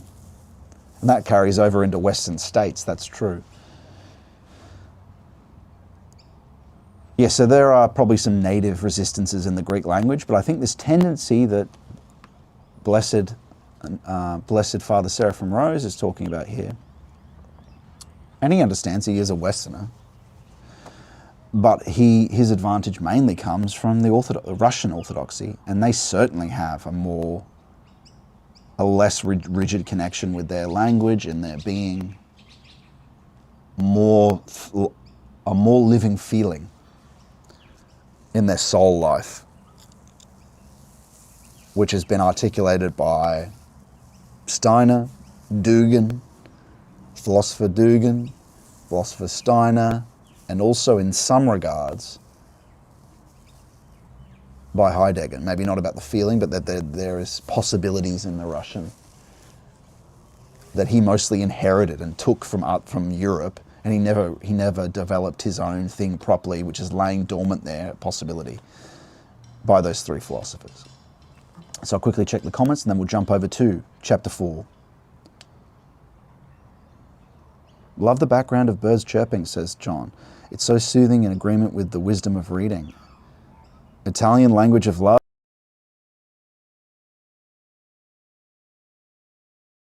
Italian physical, it really has the embedded, and Heidegger talks about this, Martin Heidegger, the philosopher, has these embedded concepts of subject, object, deeply in the language, kind of like dead presumptions. But I suppose that's better. Well, there's a kind of, well, if you don't take it as a mere phrase, you can probably better get to the ground of something with an English word, because we understand our basic words that we use all the time, do, they, me, I, these are all Anglo-Saxon. It's the more complicated ones that are, and they're grounded in our factical experience. So you can get to their being, what's more concrete, easier than a Latinate word such as subject, object. I think self is a being. These are Anglo-Saxon words. Being, self, God.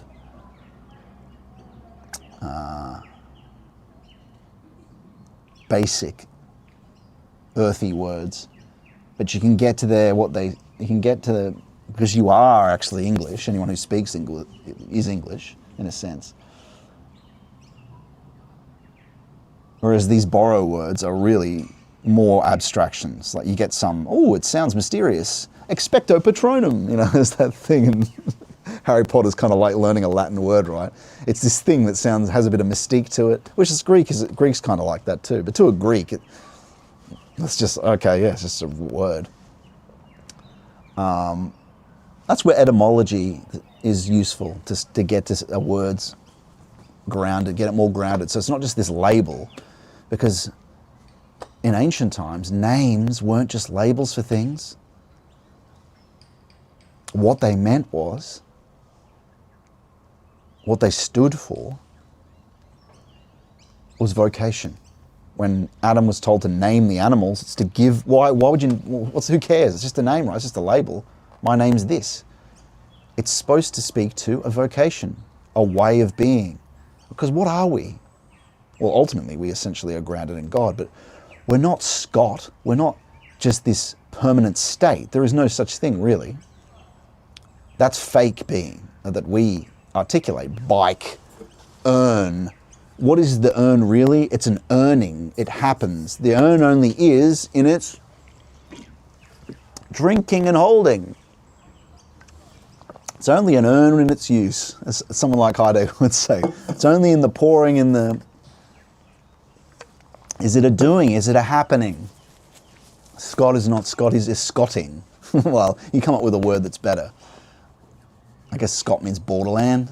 Blacksmithing. My name is blacksmithing, though I'm not a tool, but you know, what's some better... What's an angel? Angel is an angeling. We're a doing, we're a happening. That is more essential to existence, but in essence, it's a permanence.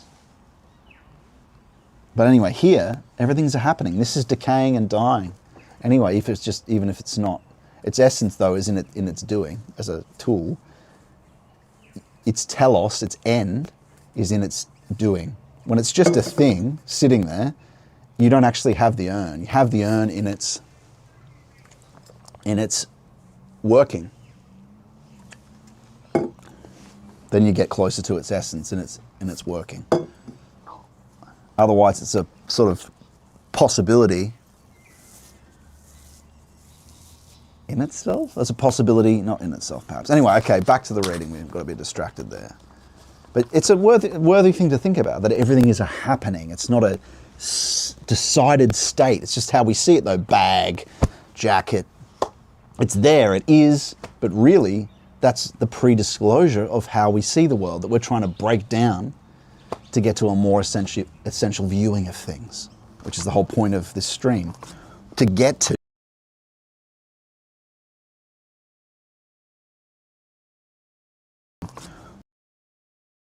or a piece in 5th century Gaul. This will go for another 20 minutes. Then we'll continue. The opinion of the fathers of 5th century Gaul must be the starting place for this inquiry, for it is there that his teaching on grace was first and foremost sharply challenged. First and most sharply challenged, we have seen the sharpness of the criticism of St. Augustine's teaching, or that of his followers by St. Cassian and St. Vincent. However, then did they and others at the time regard Augustine himself? In answering this question, we shall have to touch a little more on the doctrine of grace itself, and also see how the disciples of Augustine themselves were compelled to modify his teaching in answer to the criticism of St. Cassian and his followers. Historians of the controversy over grace in the 5th century Gaul have not failed to notice how mild it was in comparison with the disputes against Nestorius, Pelagius, and other obvious heretics. It was always seen as a controversy within the church, not as a dispute of the church with heretics. Never does anyone call Augustine a heretic, nor does Augustine apply this name to those who criticized him. The treatises written against Augustine are solely the work of heretics, such as the Pelagian teacher Julian, not Orthodox fathers. Prosper of Aquitaine and Hilary, in their letters to Augustine, informing him of the views of St. Cassian and other fathers, note that although they criticize his teaching on grace and predestination, in other matters they agree with him entirely and are great admirers of his. Augustine, in his turn, in publishing these two treatises answering these criticisms, refers to his critics as those, open quote, those brethren of ours whose behalf your precious love is solicitous, close quote, whose views on grace, open quote, abundantly distinguish them from the error of the Pelagians, close quote, on the predestination of the saints. And in the conclusions of his final treatise, he offers his opinions humbly to the judgment of the church, open quote, let those who think that I am in error consider again and again carefully what is here said, lest perchance they themselves may be mistaken. And when, by means of those who read my writings, I become not only wiser, but even more perfect, I acknowledge God's favor in me, close quote. Blessed Augustine was certainly never a fanatic in his expression of doctrinal disagreements with his fellow Orthodox Christians, and his gracious and generous tone was generally shared by his opponents on the question of grace. St. Cassian himself, in his book Against Nestorius, uses Augustine as one of his 8 chief patristic authorities on the doctrine of Christ's incarnation, quoting from 2 of his works. It is true that he refers to Augustine not with words of great praise, such as he reserves for St. Hilary of Poitiers, Ambrose, who he calls a man endowed with all virtues and graces, and Ambrose, who he says, the illustrious priest of God, who never leaving the Lord's hand ever shone like a jewel upon the finger of God.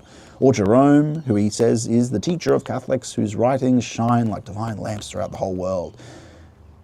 Now, for Augustine, he calls him merely Augustine the priest of Hippo, wherever he's from, Reginis. And there can be little doubt that he does this because he regards Augustine as a father of less authority than they. Something similar may be seen in the later Eastern fathers who distinguish between the divine Ambrose and the blessed Augustine. And this is indeed why Augustine is usually called blessed in the East to this day, a name that will be explained below. But the fact remains that St. Cassian did regard Augustine as an authority on a question where his views on grace were not involved. That is, as an Orthodox father and neither a heretic nor a person whose teaching is dubious or can be disregarded. Similarly, there is an anthology of Augustine's teaching on the Trinity and the Incarnation, which has come down to us under the name St. Vincent of Lerins. Another indication that Augustine was accepted as an Orthodox teacher on other questions, even by those who oppose his teaching on grace.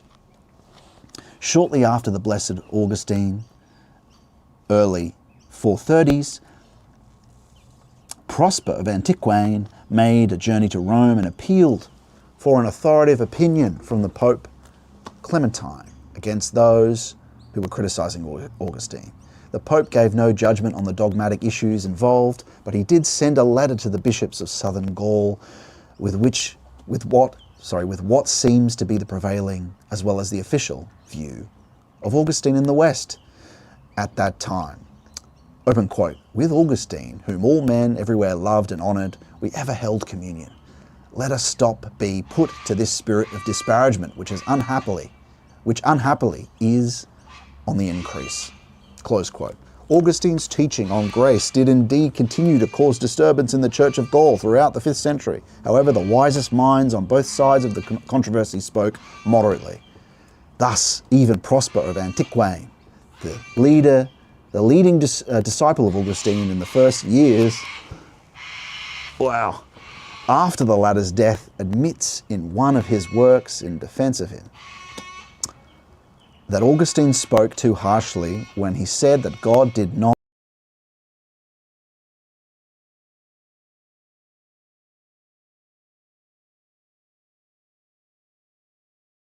reveals that his own teaching mellowed considerably before his death. Some have doubted the traditional ascription of this book to Prosper, but recent scholarship has confirmed his authorship. See the translation of Prosper by De Letter. This book sets as its aim to investigate what restraint and moderation we ought to maintain in our views on this conflict of opinions, close quote. And the author really does try to express the truth of grace and salvation in such a way as to satisfy both sides and put an end to the dispute if possible. In particular, he emphasizes that grace does not compel man, but acts in harmony with man's free will. Expressing the essence of his teaching, he writes, if we give up completely all wrangling that springs up in the heat of immoderate disputes, it will be clear that we must hold for certain 3 points in this question. First, we must confess that God wills all men to be saved and to come to the knowledge of truth.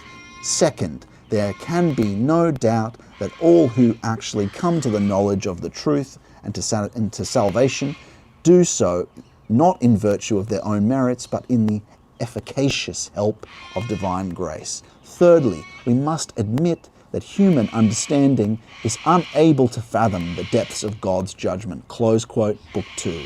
This is essentially the reformed and considerably improved version of Augustine's doctrine, which finally prevailed at the Council of Orange 75 years later and brought an end to the controversy. The chief of the Fathers of Gaul, after St. Cassian, to uphold the orthodox doctrine of synergy, was St. Faustus of Lerins, later Bishop of Rhegium. He wrote a treatise on the grace of God and free will, in which he attacked both the pernicious teaching of Pelagius on the one hand and the error of predestinarianism, having in mind the presbyter Lucidius on the other. Like St. Cassian, he saw grace and freedom as parallel. Grace always cooperating with the human will for man's salvation. He compared free will to a, open quote, a certain small hook, close quote, that reaches out and seizes grace, an image not likely to pacify strict Augustinians who insist on absolute, open quote, provident grace, close quote. When writing about the books of Augustine in a letter to Deacon Gracius, he notes that even, open quote, in the most learned men, there are things that may be considered to be suspect, close quote. But he is always respectful to the person of Augustine and calls him the most blessed hierarch Augustine. St. Faustus also kept the feast day of Blessed Augustine's repose, and his writings include a homily for the feast. But even the mild expressions of this great father were found objectionable by strict Augustinians, such as the African Fulgentius of Ruspe, who wrote treatises on grace and predestination against St. Faustus, and the long smouldering controversy continued. We may see the orthodox view of this controversy at the end of the 5th century. Make sure it's still on. And great, 100% battery, we're laughing.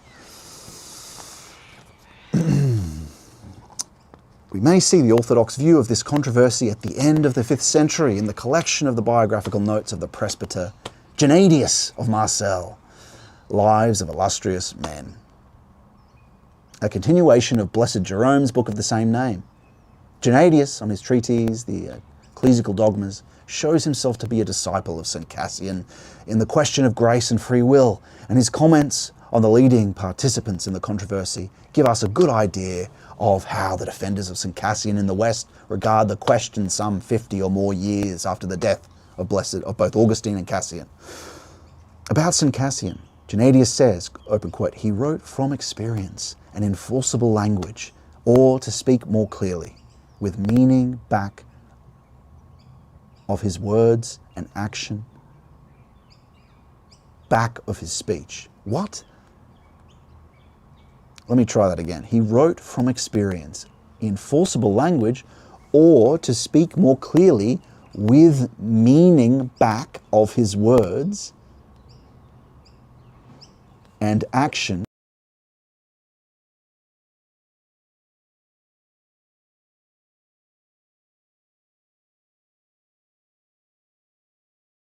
for monks of all sorts, close quote. That might be a bad translation. I don't understand that.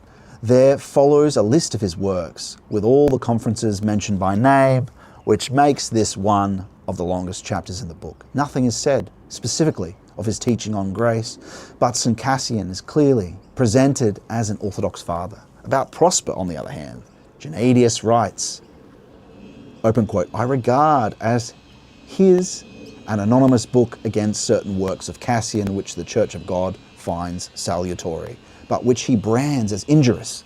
And in fact, some of the opinions of Cassian and Prosper on the grace of God and on free will are at variance with one another, close quote. Here, the orthodoxy of Cassian's teaching on grace is specifically declared, and Prosper's teaching is found to be at variance with it. His criticism of Prosper, nevertheless, is mild. About St. Faustus, Gennadius writes, open quote, he published an excellent work on the grace of God through which we are saved, in which he teaches the grace of God always invites, precedes, and helps our will, and whatever gain freedom of will may attain for its pious effect, is not its own desert, but the gift of grace, close quote. And later, after comments on his other books, open quote, this excellent teacher is enthusiastically believed and admired, close quote. Clearly, Gennadius defends St. Faustus as an Orthodox father, and in particular defends him against the charge, often made against St. Cassian as well, that he denies prevenient grace, close quote. The followers of Augustine could not understand the Orthodox doctrine of synergy. It does not at all deny prevenient grace, but only teaches its cooperation with free will. Gennadius and St. Faustus himself made a special point of stating this belief in prevenient grace. Now let us see what Gennadius has to say about Augustine himself. It should be remembered that this book is written in 480 or 490, when the controversy over Augustine's teaching on grace was some 60 years old, when his exaggerations of the doctrine had been exposed and abundantly discussed, and when the painful consequences of these exaggerations were evident in the already condemned predestinarianism of Lucidius. Open quote, Augustine of Hippo, Bishop of Hippo, a man renowned throughout the world for learning both sacred and secular, unblemished in the faith, pure in life, wrote works so many that they cannot all be gathered. For who is there that can boast himself of having all his works, or who reads with such diligence as to read all he has written, close quote. To his praise of Augustine, some manuscripts add at this point a criticism, open quote, wherefore on account of his much speaking, Solomon's saying came true that in the multitude of words there wanteth not sin. Close quote. This criticism, wanteth not means there is sin, right? Because if it was in want of sin,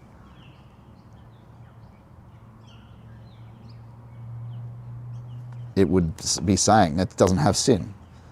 He lives in want of sin would mean there's no sin, right?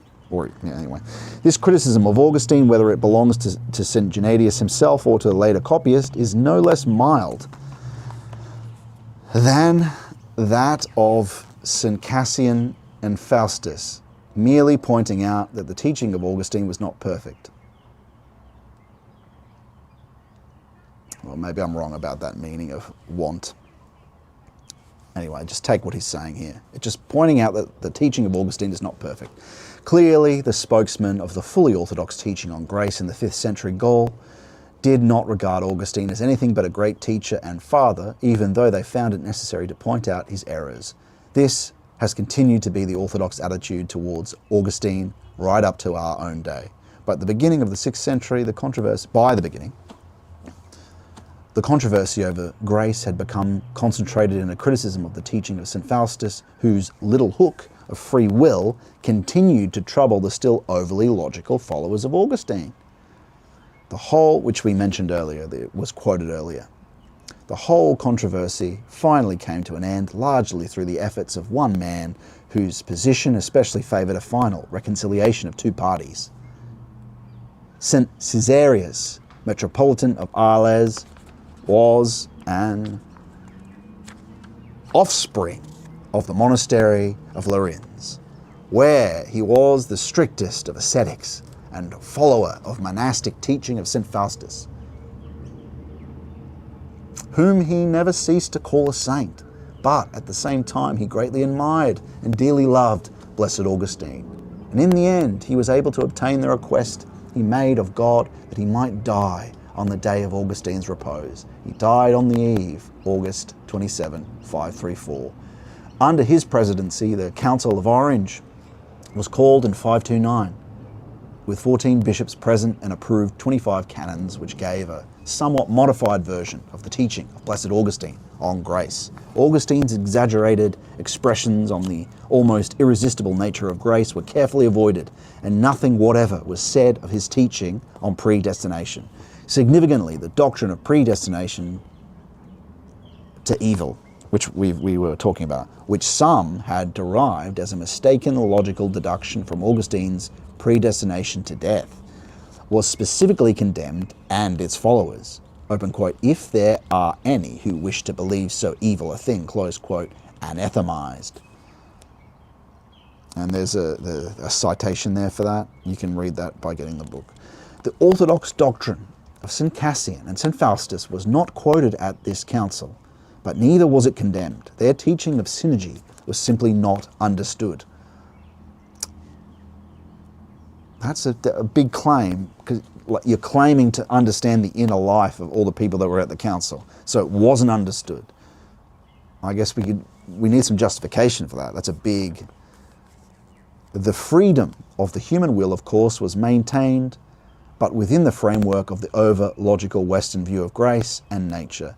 The teaching of Augustine was corrected, but the fullness of the profound Eastern teaching was not recognized. Well, he's read it, so I guess it's... This is why the teaching of St. Cassian comes today as such a revelation to the Western seekers of Christian truth. Not that the teaching of Augustine, in its modifying form, is wrong, for it teaches the truth as well as it can within its limited framework, but that the teaching of St. Cassian is a deeper and fuller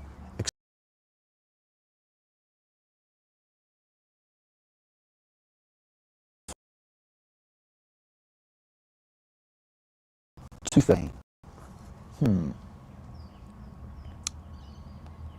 Just check the chats again, friends, and see where we are.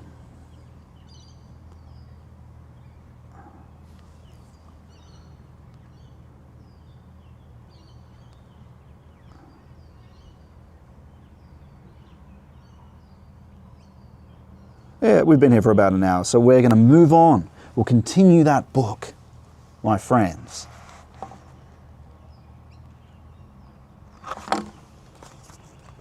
We usually read for about an hour. We're going to do a walk and talk now for another hour and a half or so, and then we'll do the next reading with Rudolf Steiner, finishing off by the coast. We're going to head over to the coast, and we're going to begin next week at chapter 5 of The Place of Blessed Augustine in the Orthodox Church. I hope you enjoyed that reading. Let's have a look at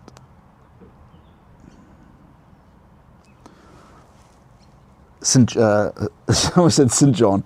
John Stubble says the divine will, it is alive, constantly illuminate, instructing, rebuking, teaching us every step of the way. It's never ceasing, says John.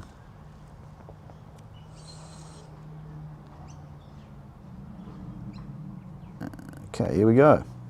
Oh, is that still working? Let me just check that's all still coming through. I think it probably is, just loading. Okay, let's fold it over and we'll get moving. We're talking about escaping, overcoming the slavery of the false gods of existence through becoming an essentialist. As we've said, it's about being someone whose content, little by little, becomes not merely the addition of past and present and experience of the surface world and let's go on a holiday of the tourist. Let's generate some memories. And that's all we are. Is that all we are? Is that all there is? Isn't that Monty Python? Is that all there is? I can't remember what that's from. No, certainly not. But you have to go on an exodus. You shall have no other gods before me. I am the Lord your God. You shall have no other gods before me.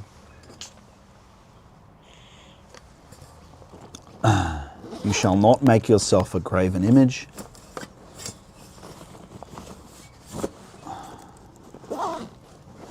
Let me know in the chat if this is not breaking up at all. I do see occasionally there's this green thing still, but it's not like skipping any parts, right? You can hear it. It's just a momentary like blip. Let me know if it's not, please. I know there's people that are there, so that would be appreciated.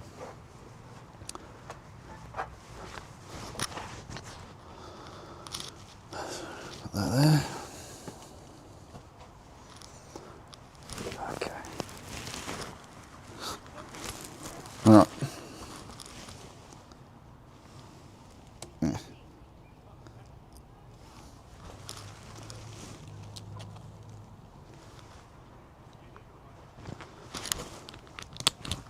Perfect. Let's go.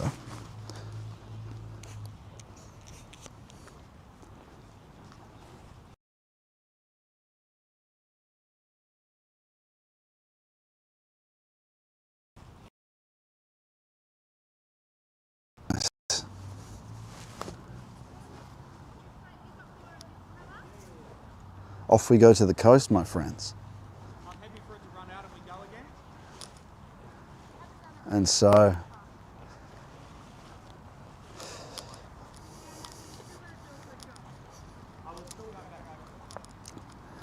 must not make for yourself a graven image. Well, like we said, we articulated earlier what the difference is between the God of essence, between what an essentialist is and what the transcendent self is versus just the self of the existentialist, and what it means. It means overcoming our desire for the things of the world. It means breaking away from all the other things we worship that seem normal in modernity. Everything, all our antipathies and sympathies, how are they overcome? The study is only a preparation. The analysis is also an unfolding in practical life, a know-how that develops, not only a Bible study. So just as on the day path of analogy and symbolism, as St. Maximus says, we can begin to see deeper into the world too through an understanding of symbolism, metaphysical symbolism. Gwenon has a good book, The Symbols of Sacred Science, which can give you a sense of how things might be used.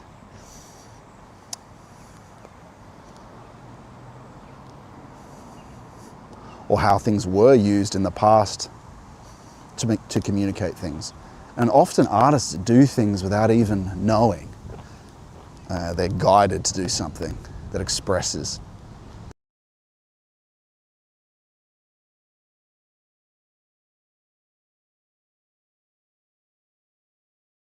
But as with the Bible, it's possible through careful study and prayer to move from a literalism into a Gnostic meaning and a mystic meaning, deeper and deeper. So too is it possible, as St. Bonaventura experienced and many others, to reality out in the world is the same. You can read into the world while you're walking around on the day path, contemplation of the natural world.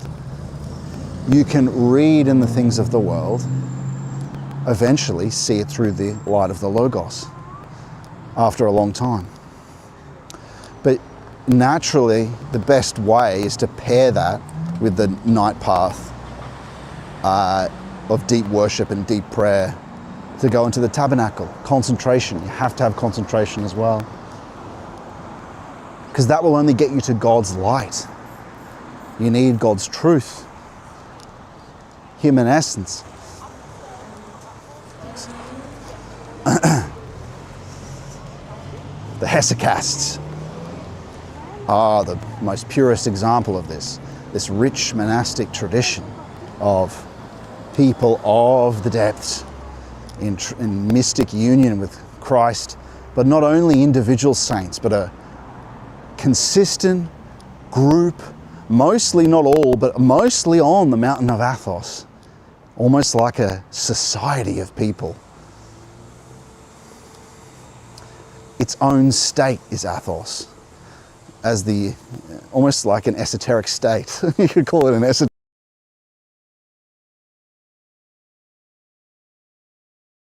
You could call it an esoteric. You can think about it like that. Or the Vatican is exoteric state. And so the hesychasts speak to that and have the greatest sum. And so any Catholic would be living in complete poverty if they were to reject the Philokalia. and not read it and not study the hesychasts, because they're the largest sum of people in mystic union of contemplatives with the people of experience in this effort and grace, not grace on its own. You're missing out on the way to be granted contemplation by God by denying that. So it's the Philokalia is probably the most important book after the Bible, I would say. So yeah, don't deny it because of a sectarian angst or anger. Who cares? Just look for the truth. Just seek the truth. Oh, they're Orthodox, or even they're Catholic. You know? Yeah, bad idea. Bad idea. So, overcoming the idols.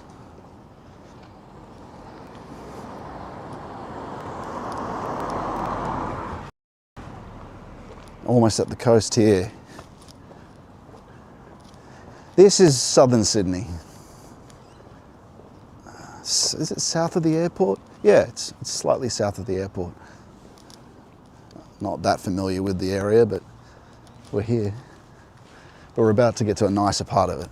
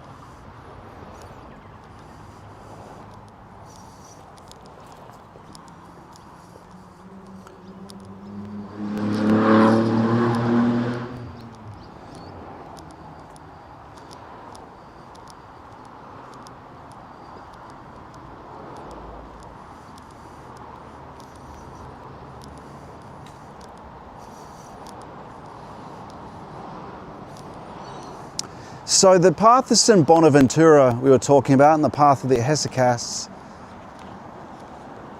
although the hesychasts and we do both at the same time really, but the idea of the path of St. Bonaventura is, by the chain of analogy, is to go higher and higher in your concepts of God, higher and higher in your knowing of God. That's the path of positive theology. In a sense, if you do this on its own, especially in this day, I think you'll find you just end up with a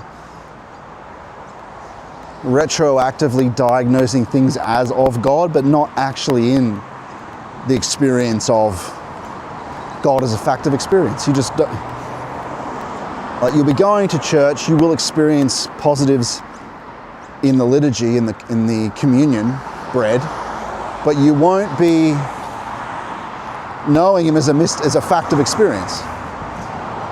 You won't be in communion in that way. You won't be in mystic union. And the hesychasts know this.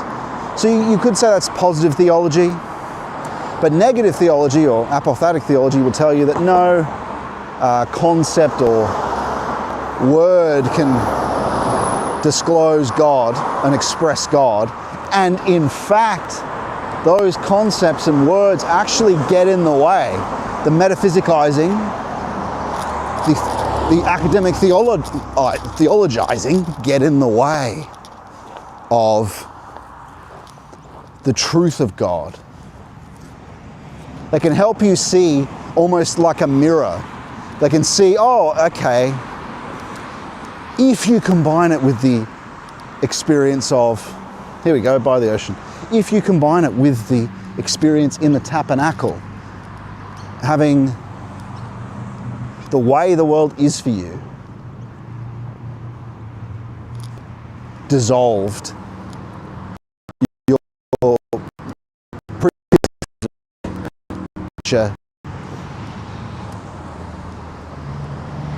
reevaluated by Christ,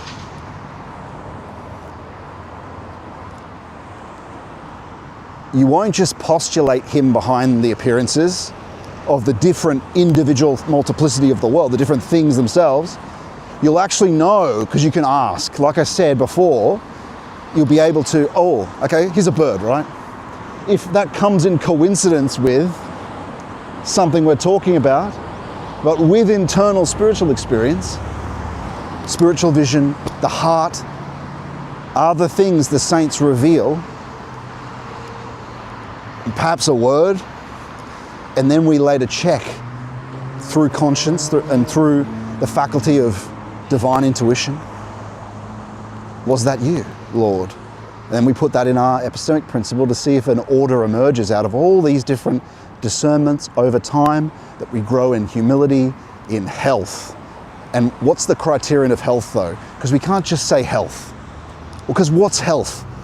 You see how like if you're not anchored in the divine, if you're just anchored in we want and you're anchored in existence, well, what do? They redefine the meanings of things in mental illness, right? For instance,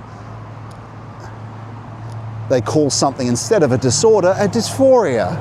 Oh, it's just you feel bad about it, so we'll treat your dysphoria by giving you what you want.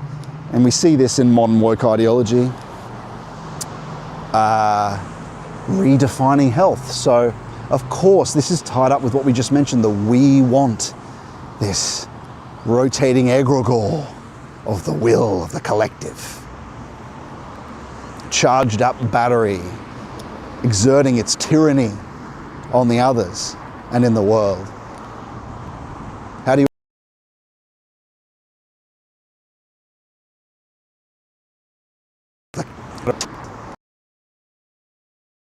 egregores? Where do you notice them? By your fear. By your fear of hierarchical or financial reward. Why do people cooperate with these popular movements or social movements such as I just mentioned? Because of fear of loss of financial reward. It's subtle gods that you worship, subtle gods. And that's what we're talking about here, subtle motives. We sin in these tiny ways. We worship false gods in these tiny ways. We worship false gods in small ways, and that all has to go. But it can only go through this deep worship, through this concentration without effort in prayer, because it's so deep down there, my friends. There's no way you can get at it with some demonology or cognitive behavioral therapy or whatever. It has to be eradicated. That's why the Master washes our feet. Thank God. Because you're not going to get at it by some reprogramming. No. You have some minor effects, but you can't get deep down there to where the guilt is. I mean primordial guilt, primordial death, primordial avarice. You do your bit in resisting it, but through your little bit, it's called, well, being granted Christ's virtue is called being made dispassionate. And that's what we pray for too. Pray for, grant me and increase your dispassion in me, Lord. Grant me your virtues, Lord, because I can do nothing without you, as he says to us. So ask and he'll do it. But you have to do a little bit over time.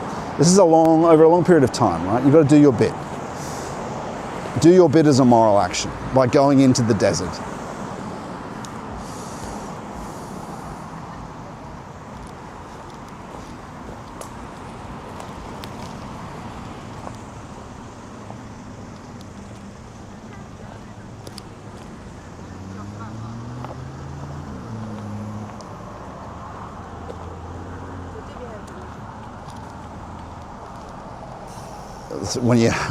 When you carry a white cable connected to your camera, I think it gets noticed a bit more. Oh, he's streaming.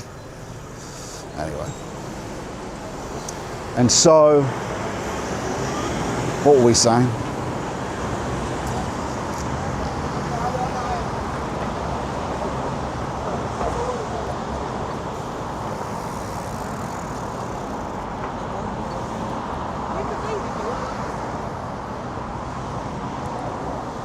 This is nice, isn't it?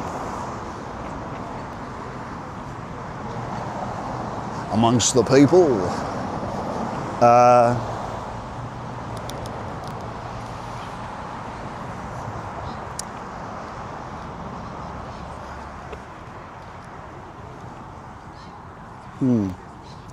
We were saying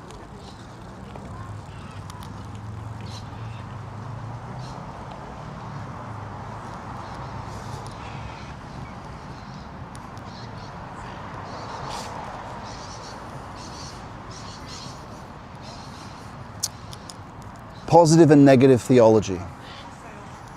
And so the other way, St. John of the Cross, the hesychasts, it's about overcoming that for the raw personal relationship, dissolving the human conceptions and logics, so no idea, no concept stands in the way of the revelation of He who is. That's the point, even if it's theological. And I can tell you from direct experience that the devil uses metaphysicalizing and this is why when we're doing our concentration without effort in prayer, wow, look at all those birds. Here they come. Can you see them? Here they come. And this is why we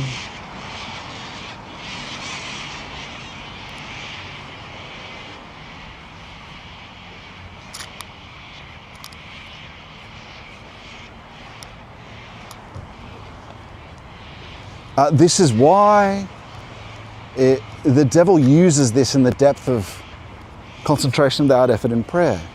And this is why we reject any thought that comes. But it's to overcome slowly all conception, all idea, all form. The devil uses theologizing while you're experiencing the raw communion with Him in levels of mystic union.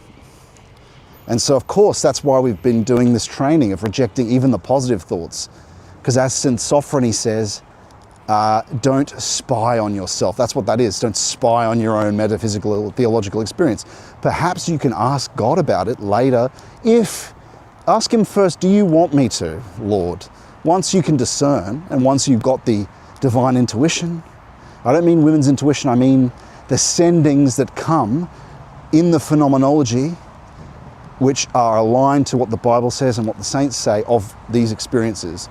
The rumbling of a brazen wall, peace and joy, not psychological peace, spiritual peace, and joy,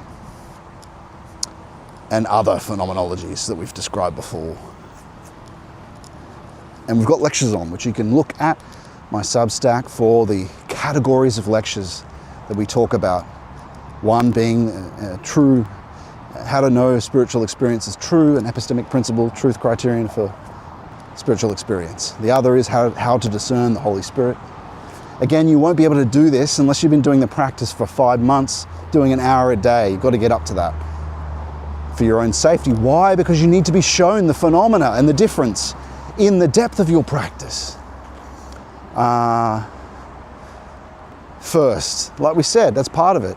And that will be comparable to what you read in the Philokalia, in the Bible, from the saints, and you've experienced it cleanly when you've been praying the Jesus prayer for an hour, concentrating, experiencing this divine peace. And then later on, when you ask questions, you've got a thing that you've got memory of to compare it to, which is connected to the Bible and connected to the saints. And it happened first to you in the depth when you've been purified over 5 months. So you see how all these things are coming together. It's like it first happened to you then and then experienced again later. And also I would say never try to discern anything or ask a question unless you've done your morning prayers, unless it's urgent or something. You should be doing it every day because that is part of your daily purification. Eventually you'll experience it as a fact that the Lord is bloodletting you in a sense. And through a mourning, you will begin to mourn After you've done after you've been doing your concentration without effort in prayer, you'll experience perhaps some grace in the breath. You'll then experience, come of its own in a sense, a mourning, a contrition as you go into the heart and bring your attention also to the heart. And then you go through that until it ends and a peace and a comfort is granted. Blessed are those who mourn, for they shall be comforted. You mourn first because you've confessed your sins. And as St. Paisios says, all prayer should be preceded by confession. So I think a general confession of all the sins is incredibly important now. Not only the ones you know you did, right? Because there are these minute avarice is a tiny little thing that you do. And by confessing them all, it'll start to emerge.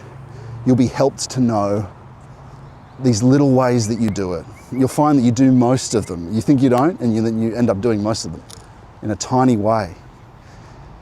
And you'll see that from the mourning that you go through, even disconnected from the original confession. These trees are quite beautiful, aren't they? It's got definitely a parkland vibe with the space between them. Blessed are those who mourn, for they shall be comforted. This is, I love it. Very cool. Concentration without effort in prayer. I'll give you a bit more of that. It's nice. Before reaching back around. Yeah, this camera seems to, maybe if I hold it like that, it won't turn as much.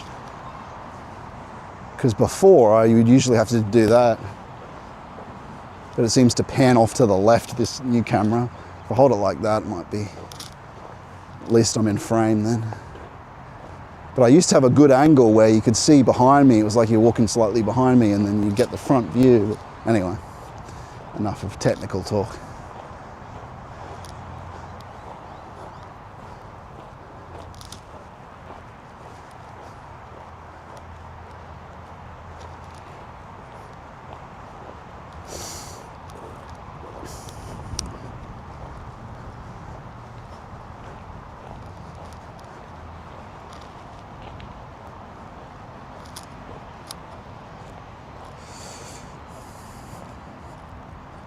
So we're going to walk to our location, about an hour or so.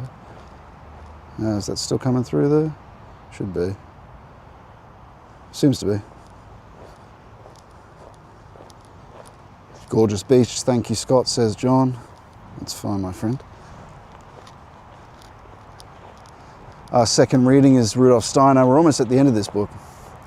The book we had before was what's it called? Can't remember. It doesn't matter. I'll give you the front view for a bit.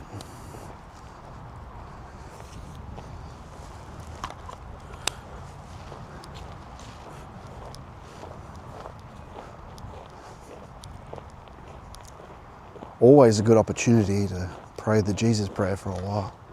And we'll continue on our subject, talking about these early 10 Commandments, how they talk of escaping this house of bondage, this slavery of modernity. Much of it involves recognizing that the social organism that is planetary now is, in every way, in all the strings it attaches to us, the modern is hellish. It reinforces temptation. The people that are running along the street, what is considered normal is really sinful and vain, and so what's presented in cinema, how the images are advertised, are incredibly sinful in their vanity, in their lust. These aren't moralizations, these are sicknesses. It's ill. The social organism, when men and women are ill in the way they present themselves in daily life. They're sick in the context they're presenting. Oh look, there's a nice view of the city there, look at that. It's quite beautiful. The sun's the mottled light is nicely. Just let you look at that for a little bit. But yeah, just the way we dress, that is just normal, quote unquote, it's not a moral, well, it is a moral problem, but I'm not moralizing to you. I try to have no sympathy and antipathy towards what I'm seeing. It's not about me. It's about simply how we're raised and a sickness. It's sick. And I don't mean that in a moralizing way, like you're sick. No, I mean, it's unfortunate because it's unfortunate because it's like, oh, that sucks. You've undertaken an illness. That's a better way to put it. Not saying you're sick. It's like, wow, you've contracted an illness. Wow. Pray for you. Like you've just gotten, what's an illness? TB. You've gotten TB. You've got the flu. Now, the flu is curable though. Well, so is this stuff. You've got the flu. And it's how that illness is reinforced in how we're educated. And if you asked a boomer about this, my parents included, they would just say, what? And I would be the person that would be called the sickness, saying, oh, that's unhealthy for you. That's unfortunately a symptom for someone to like dress the way they do or present their, whatever, tattoo themselves with sort of pagan idols. Well, things like that, whatever it may be. In modernity that we reinforce, especially with violence and lust.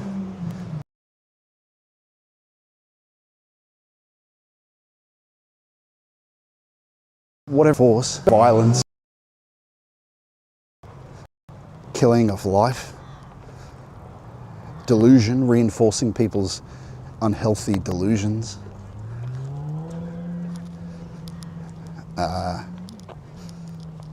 And the many, many ways we could go. How long would it take us to go through everything, as we all know? And so we have to know what are the structural features of the social organism. Where does it reach in? And where can we cut it off to aid us in our going into the desert? One is, well, of course, our morning practice. The other is cutting off all advertisements. Some things are going to take a little while to get used to reprogram. One is simply realizing that most of you guys that are watching this know this already though, that how we're educated, scientism, whatever it may be, not whatever it may be, the specifics of it, scientism, liberalism, we wants, they're golden calves. Things we worship, false gods, false knowledge, false truths, false ways, false truths, false lives in terms of a will to power, vitalism, false life. And so, in knowing that, then we can say, well, how do we raise our children then? Well, it might involve some sacrifice. It might involve, I think Gavin McInnes well articulated this when he said, with one of my kids, I just thought, I'll leave it like it happened with me and she'll come to the same conclusions I did. And then one of his kids got completely wokeized. And then he realized, the next one I'm just going to propagandize completely. Because we're not propagandizing, we're informing them of the truth. Because we're not relative, everything else is relative. Like we said, illness is relative. That's why we're getting sicker and sicker in modernity. Because there's no anchor. We want is relative. The world transforms, the will, the grounding base of desire.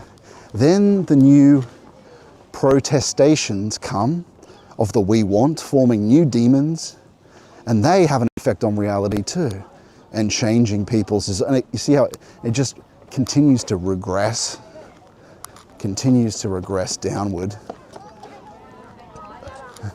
That's what liberalism is. This rotating progressivism we see is part of that, though it's deeper. The problem's deeper in that it's a projection of the unconscious that actually affects reality. And then this anchor continues in how we educate our children. It becomes more degenerate. And then the illnesses begin to be recognized. We see people suffering. People are very sick and suffering mentally.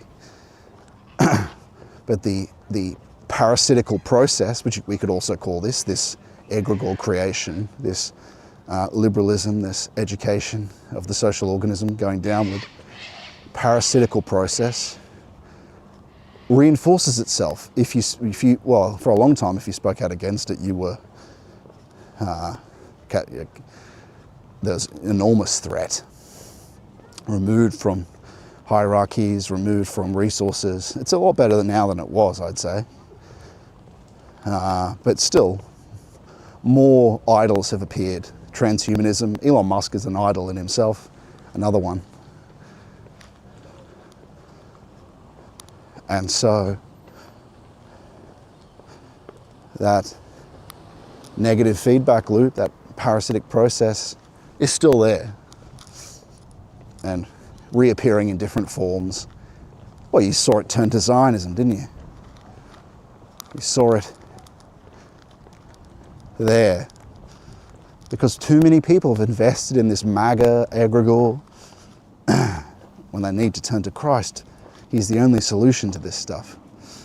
He's the only solution.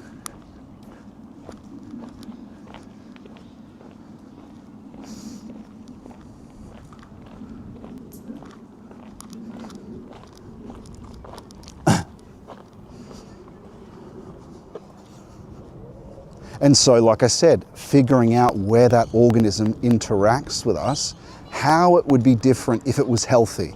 It's not only a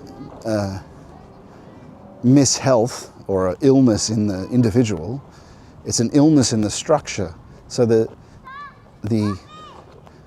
demons or the passions in the individual have created echoes in the structure, the social structure. So that also has to be adjusted.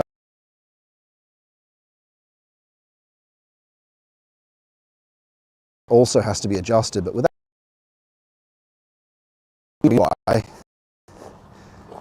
the economic. What is the economic?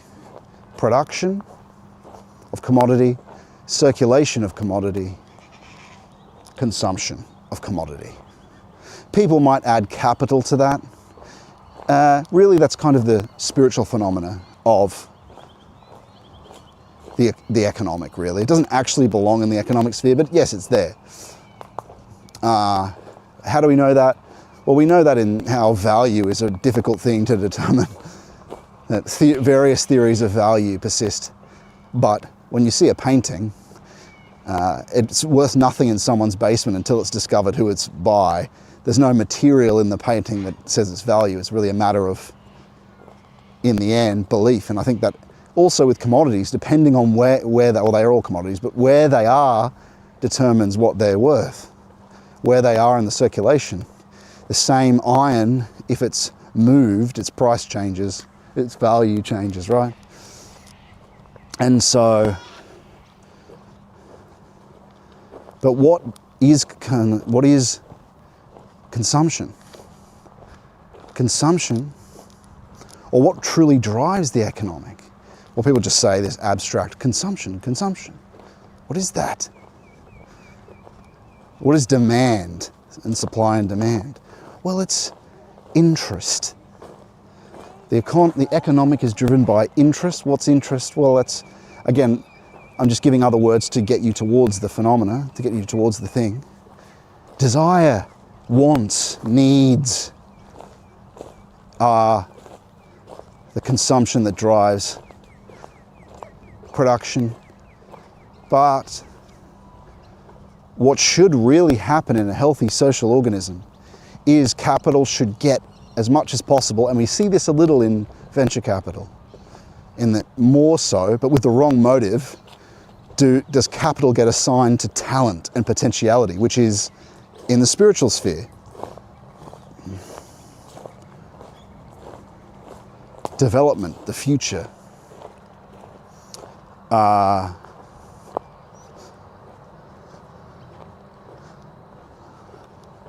I forgot where we were with that. Price, value, capital. Desire, And so in this social organism, part of the problem is a structural feature of will to power, or desire for profit, a desire for more.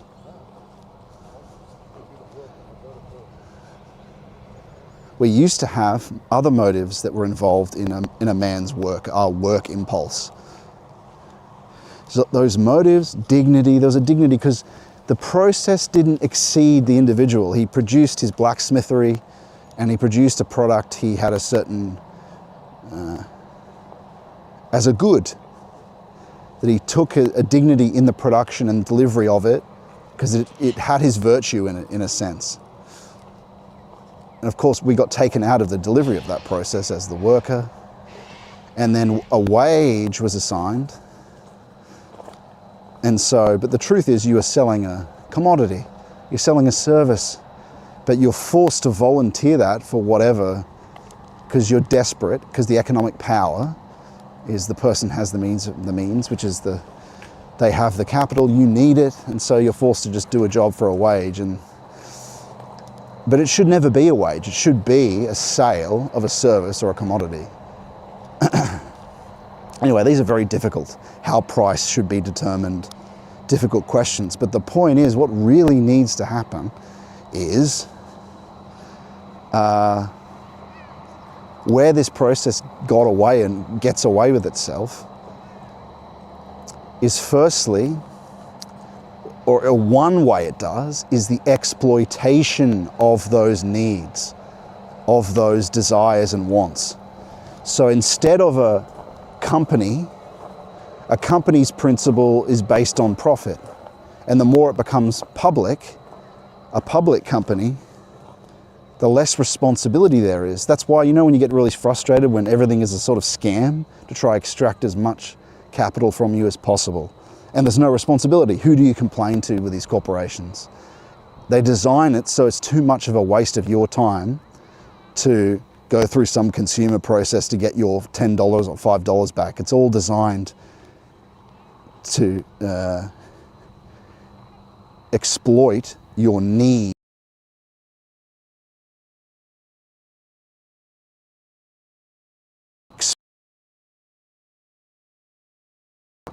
American steel industry and the American rail industry.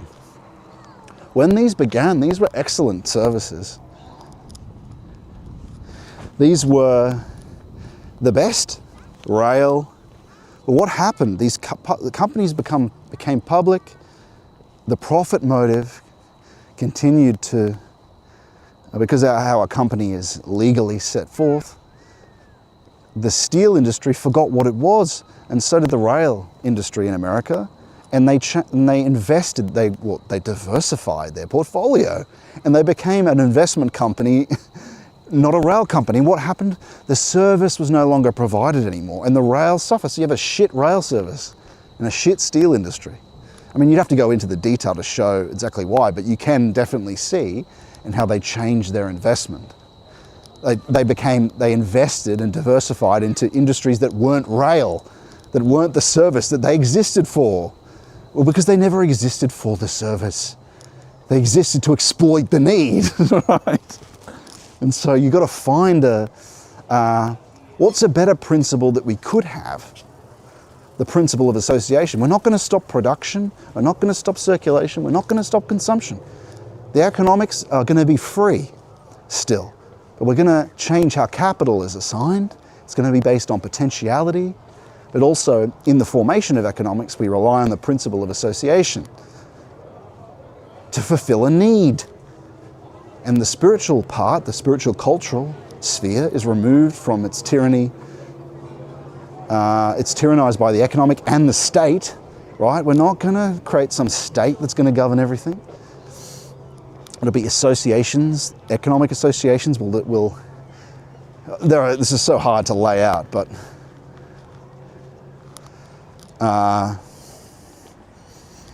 because this negative feedback loop has happened in the education which the state now runs. What does a legal political state run on? Its concepts of the right are now this negative feedback loop of liberalism, right? There's no revelation giving form to it from the spiritual cultural sphere to say this is the concept of right, which needs to come again, of course.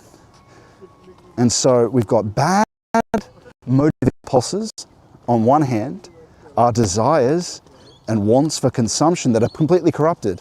This goes back into the economy. The companies also exploit these rather than providing for it.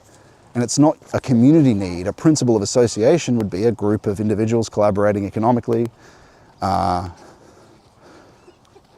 to fulfill a need of the community determined by, or capital is applied by, the means of production applied by the spiritual sphere. And remember, everyone's participating in the spiritual cultural sphere, right? People are going to have lives in the multiple spheres. It's just stopping the spheres from tyrannizing each other, getting education out of the state, right? Because now the concept of right is completely bankrupt. They're reinforcing that in education.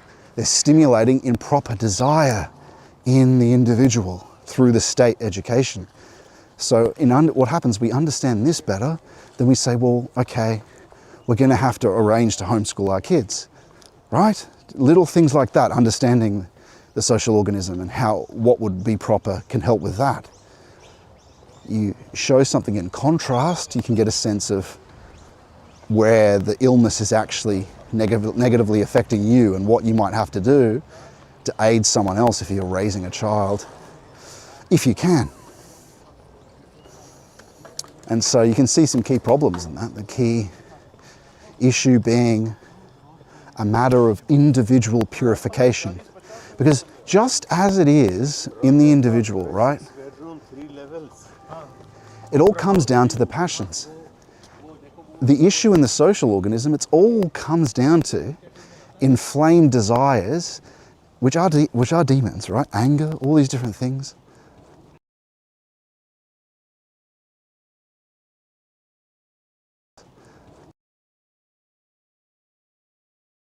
That reinforce themselves. Do we see that in the principle of a company? If it just seeks to exploit needs, that's going to continue to drill into itself, continue to seek to expand only and grow only at the expense of everything else. If that's the principle. And then eventually, through growth, you end up with a completely irresponsible structure that's so powerful, individuals they shrug their shoulders in the face of it. What do we do here? Well, I've got to spend all day on the phone trying to get my money back for some scam. That's basically it's legal, but it's clever. What's an example of this?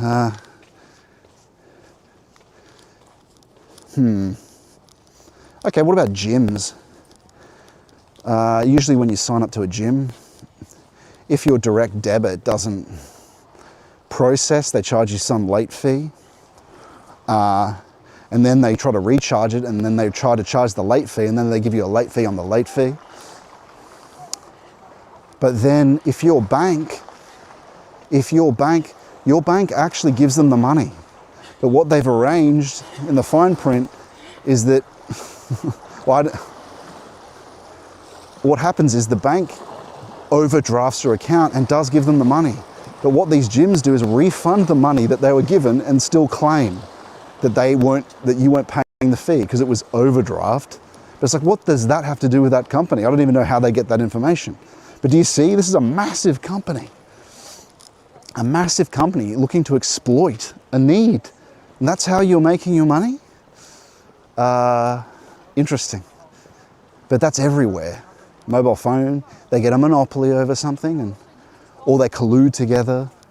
And really it's at the threshold of your complaint. It's not worth it for you to complain financially. And it's all just to get a bit more money. But you know, in a way you can't blame them because it's the structure. Yeah, they're all sinning, but the responsibility is so divided among them in the sin that there's no one to personally look to and say, hey, maybe you shouldn't be doing this. That's happening everywhere. I'm sure you guys have your own encounter with this and dealing with all manner of corporations on a daily basis. The bigger they are, the worse it is. Even a McDonald's burger. You tell them, hey, can you make the patty fresh, please? And they just ignore you. And even if you ask again, they'll probably just go get the same patty and then just see if you, that's just happened to me before. Just make it fresh. And they'll bring you back the same nuggets, or they'll just grab you shitty nuggets from the drawer, even though you said, no, deep fry them fresh.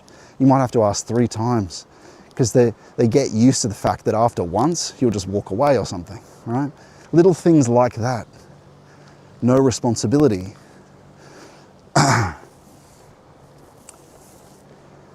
There is a systematic problem.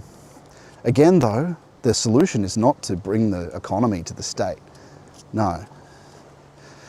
The chief solution, actually, it's many things. Like I said, there is a system problem, because the ground of all these things and these problems is the desires, the passions themselves. They're just the ramifications of passion on a national level, on a spiritual, political, economic level. And so the way to deal with it,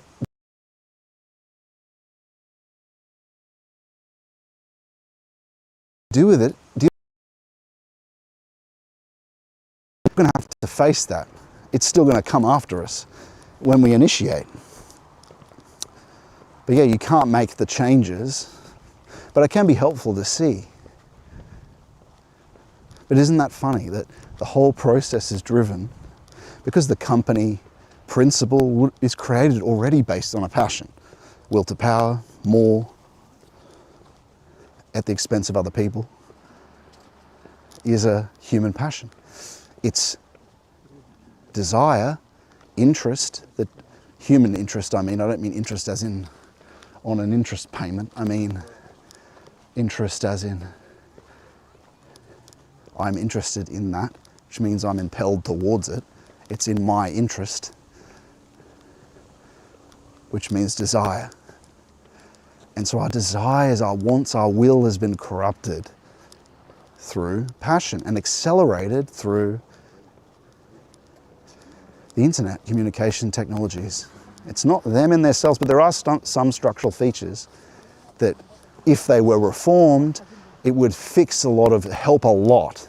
You'd still have all this pathology on meme pathology. You know, these subcultural meme pathogens, these damaging parasitical demons, you could call them, processes online, different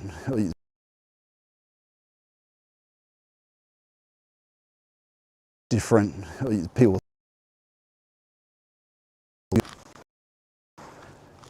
and whatnot beyond. Or these pathogens, they become violent and do damage to other people.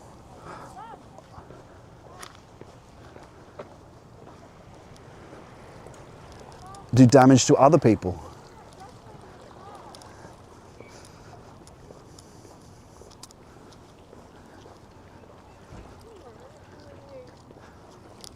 And so, well, what's one of those things? Well, there is some truth to the desire for fraternity, equality, what is it? Liberty, fraternity, equality. These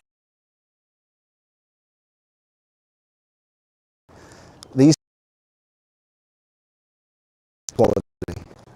We can't have equality in economy. That's the whole problem. People asking for equity of how much money you've got. No, that's just naturally a disaster we've seen.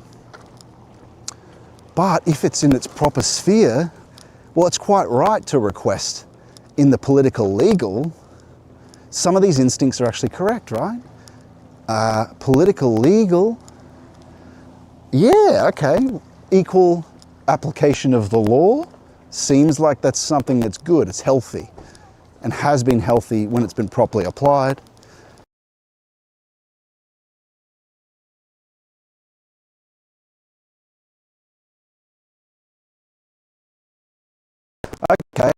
Okay, no, we can't have liberty in the political legal.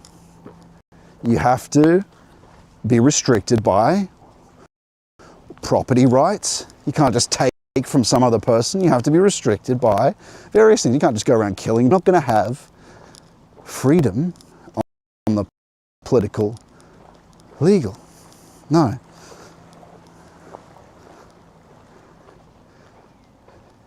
And you won't either have it on the economic. You have necessities that you have to eat, you have to do this, you have to do that. You're not free. But where can you have freedom? The spiritual, cultural, naturally. That's where Christ delivers you freedom from all that oppress. Even the necessities of the world, you still have to eat. But there have been cases of Christ, we know, that communion bread, just feeding people a little bit of a certain heaven were granted to them in special cases, miraculously, naturally. That's why it is ultimately free, the spiritual, cultural. But in a sense it is free in that you're not restricted in moving imaginations around when you look to the imagination, when you look to the intellect. There's no necessity once you've built life and eating. And so then the economic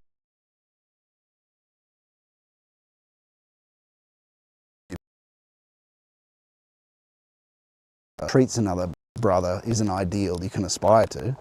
Fair isn't equal. Fair is, well, what that person did with their effort should be, the commodity they generated, they should receive a on par price. Isn't that what brotherliness is? Isn't the division of labor brotherliness? No, we don't, but we're not acting that way, are we? We're exploiting each other's need. We're not acting like, because no one works for themselves. You're a farmer, you rely on this, but it's not how we're acting at all.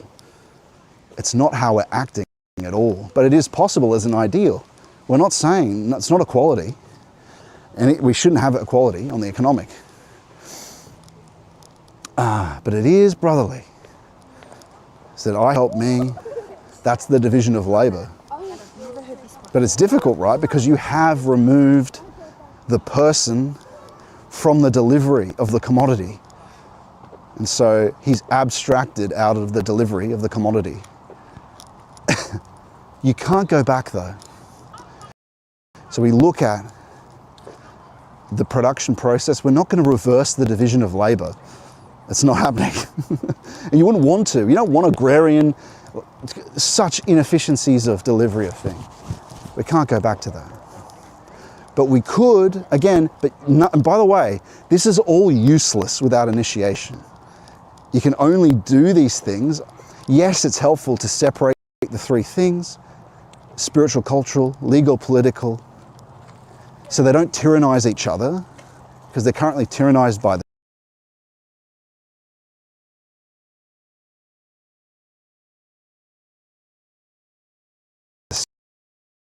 state in the situation. But none of it matters unless you purify the economic impulses. Purify the impulses of consumption, purify the interests of mankind. So it begins with Christ. It begins with that. That's the only thing, the true thing that matters. But this other stuff will need to be reformed as well. And Christ would naturally guide people to do that, to reform certain things. But it's helpful to, like I said, it's helpful to understand that. It's helpful to understand that. Now, and so where were we? Shit, that was rather well edited. But where were we though?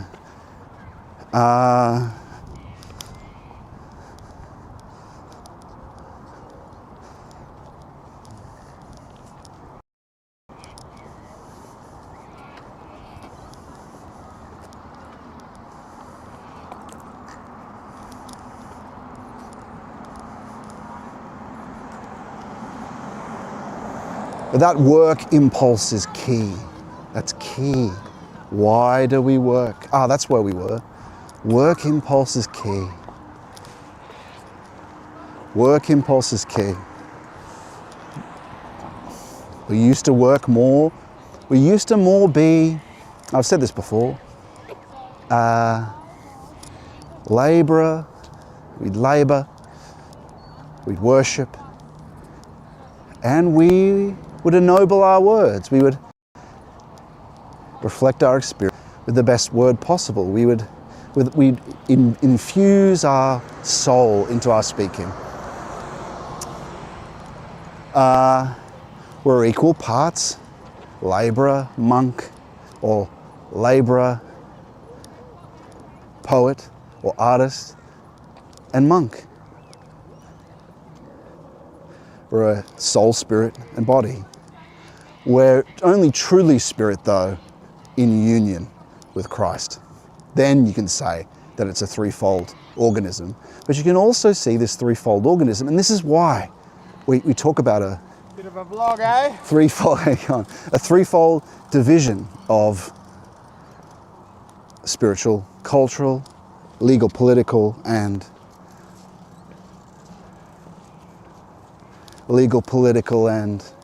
economic.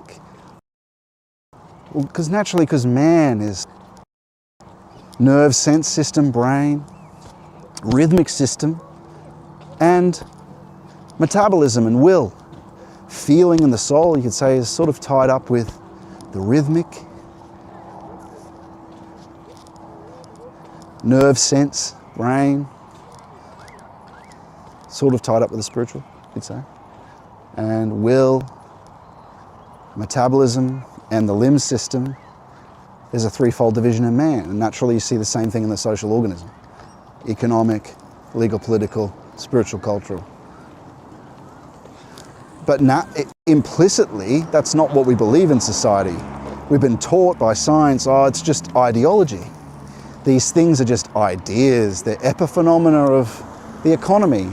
They're just epiphenomena of our bodies. They're just these, they're not real. They're not real. And at least Jung was valuable there, and he would say, well, look, a psychic event, a psychological event is just as real. It happens as much as it happens as a factical event. So taking it less seriously means you're unaware of its power over you. And not as an ideology, as a spiritual being. So we have to get this understanding key.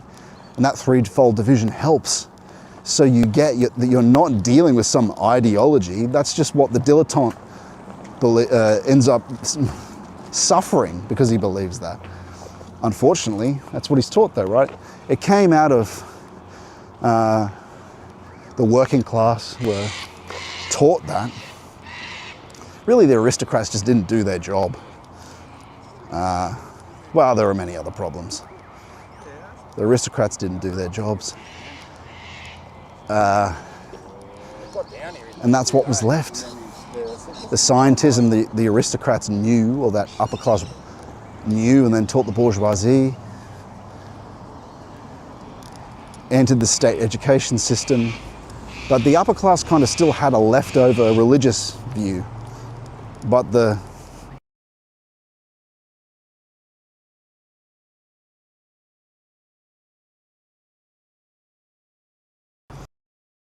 and the aristocracy in the 1900s. And so you were left with a really abstracted experience, unless you were deeply in traditional church life. But if you're in an Anglo-Germanic culture, you're probably not. It's not that high Catholic or Orthodox area.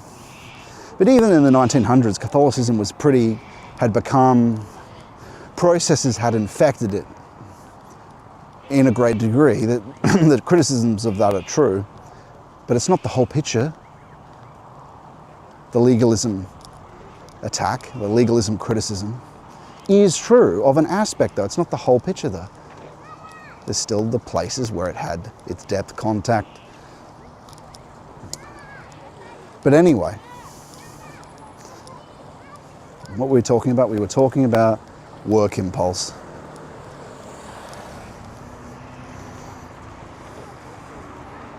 And so what is man essentially?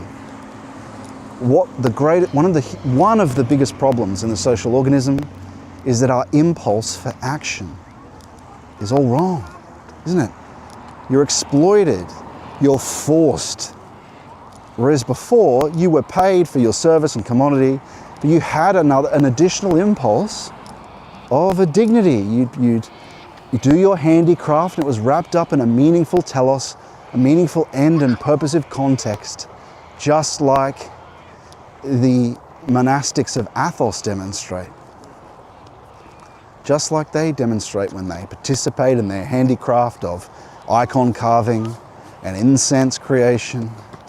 If they do it in the way that they should, as St. Paisios talks about, not everyone does. Someone's like, oh, I can make more profit if I make the beads with an extra, I don't know why an American accent suits that. When I make the beads with a little more economy. No, you're praying the Jesus prayer while you're doing all that. You're praying the Jesus prayer. That's what the monastics of Athos are doing, right? They're participating in a process that they deliver, and they know let's walk down to the beach, and they know it's going to a place where they care about the meaning, where they're burning the incense or they're making the robes in a way. It's like the old handicraft of the meaningful, purposive context we were talking about.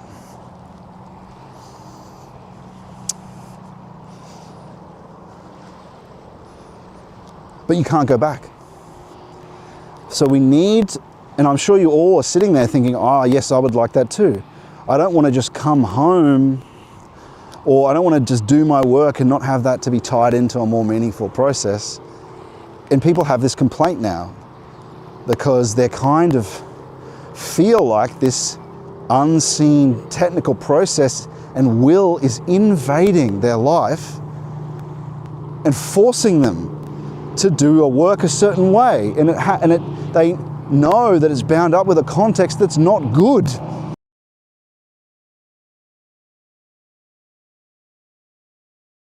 Whereas the monks,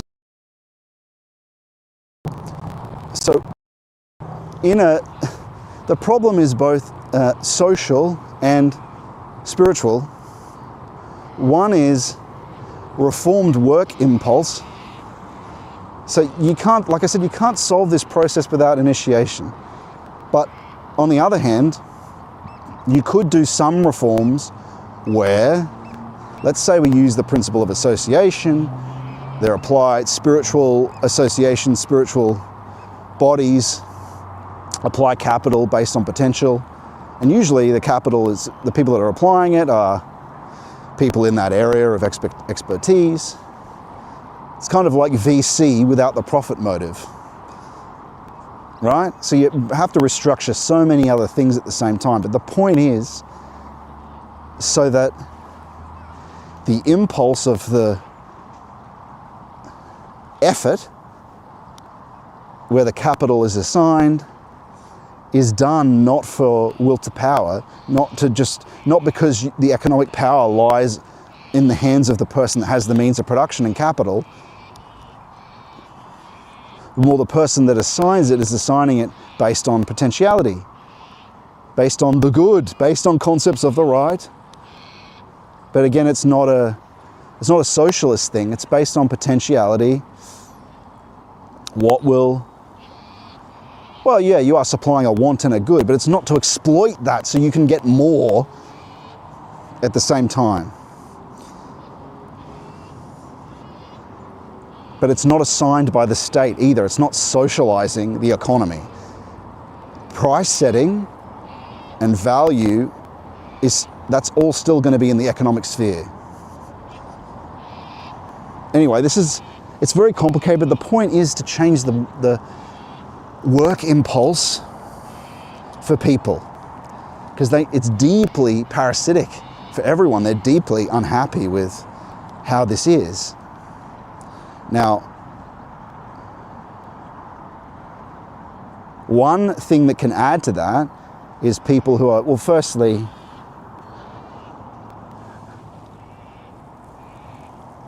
people who are having to work, and this might have to happen with people having to work in a process where they don't, just like laboring process under some business. You'd have to change the whole of again, abandoning the company principle for the principle of association.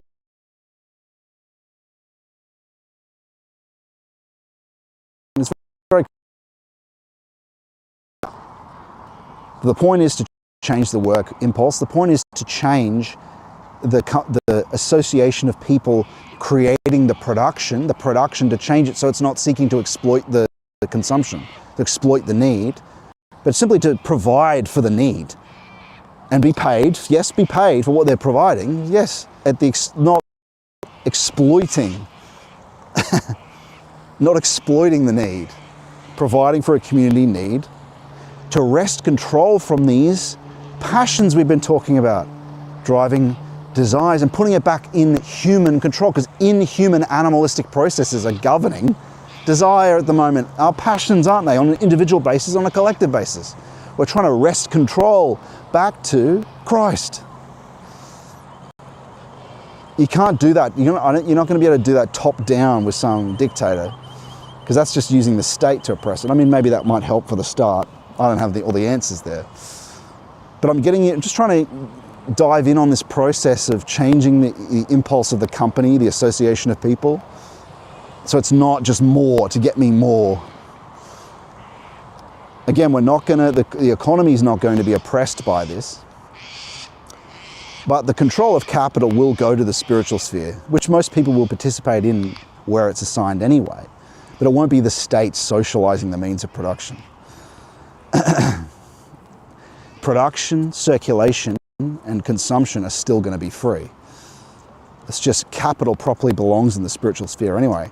So by taking it out of the economic, putting it in the state, but putting it in a sphere that's free and freely assigns it to, based on potentiality, with associations, and there's a whole ways we can show that, how that might be done, how that could be done.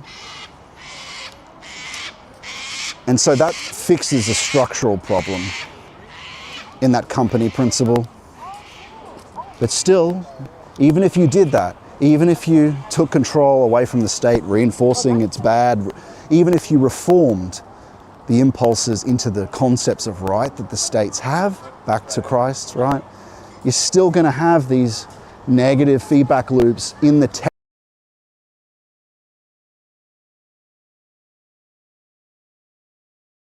Have the back loops in the actual objections of fraternity, equality, and liberty by granting those spheres independence from each other and applying each of those principles to where they belong, not in this collective unity, but on each sphere. So it's actually a reasonable complaint. It's a good principle, not applied across the board though, because it's impossible and leads to hell. But if it's understood, these are things that are reasonable. We should have a brotherliness in the economic, not equality. We should have a freedom, spiritual cultural freedom, but not freedom. We shouldn't have freedom politically. You're not free to do whatever you want legally. You're not free. And even economic, we shouldn't have an equality economically. No, that would be oppressing and would lead to economic disaster, as we saw in communist states and famines and the like. And so then it comes down to, like I said, even if you do these changes and make these spheres independent, it just comes down again to the most important thing. You can fix some structural features that are bad and that will lead to a healthy social organism, but unless you purify the desires, because these damaging impulses, you could call them antisocial structures in the social organism, were generated in the first place by the passions, by demons, by demons in us. So you can only wrest control to this thing back to free potential of the future and human if we purify ourselves, because it's our desires which, and we might have to, well, of course, we have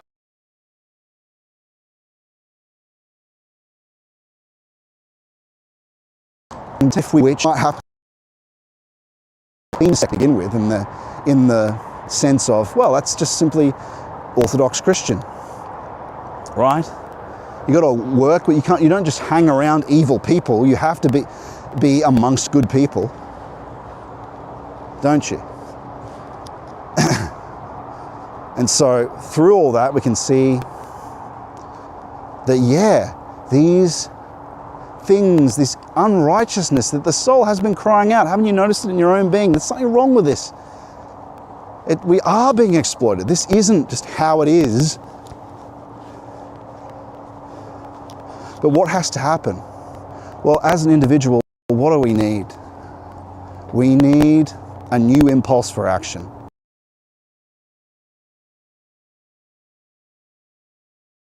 Impulse for action. Well, if you turn to Christ, he does say he'll provide for you, and he will. If you can overcome avarice and your faith in money and be willing to see your account go to zero but still have faith in him, if you're doing initiation, if he's showing himself to you, if he's bringing deep health in your life and showing himself to you in a million other ways, you might have to have, and you still have enough food and various things, he'll lead you to, well, look, my son, I'm helping you overcome this avarice. Overcome that avarice, depending on who you are, depending on your situation.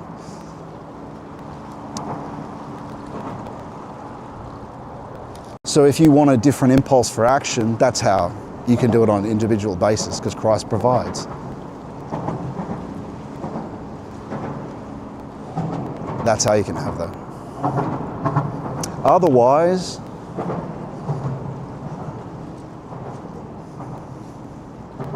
well,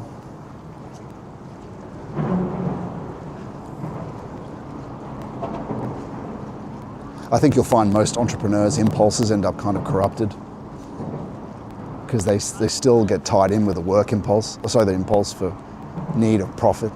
So really, the only solution is Christ, to purify the impulses and passions. And also to provide for you, because he'll arrange it so you have enough, as he does with the monastics. So, yeah. No matter what you do with the structural arrangement, it's always going to come down to that. And so people can, I think you could say, we do get distracted with these things, these ideas for systemic changes. And yes, those problems are there. The social organism does need to be reformed, but without a movement for depth Christianity, without a reforming of at least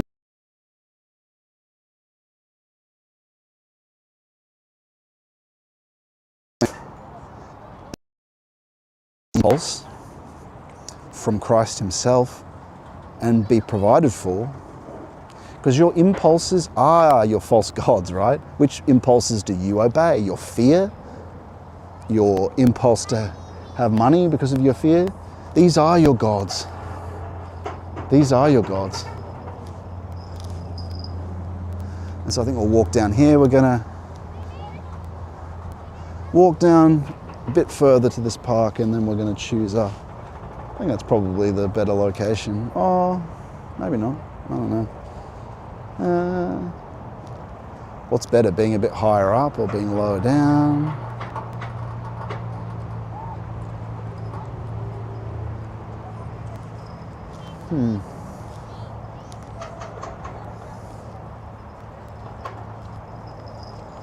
Let's see what this looks like.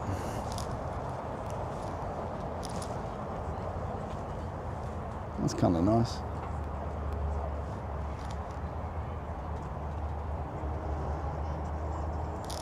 What's the time? Sorry, I said I wouldn't dawdle.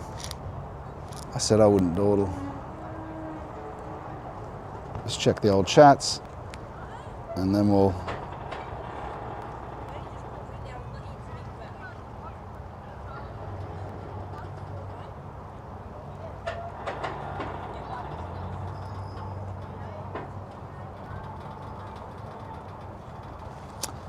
it seems to be jumping in that green out issue. Not sure what that is or how we fix it. Hopefully it's not been breaking up so you can't hear me or something. That would not be good.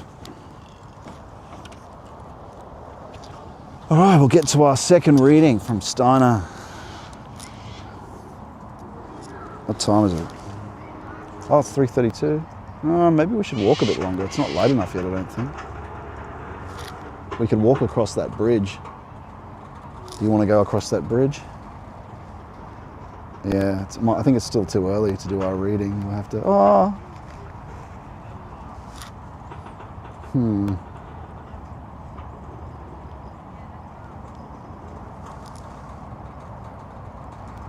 you a look at the view for a bit.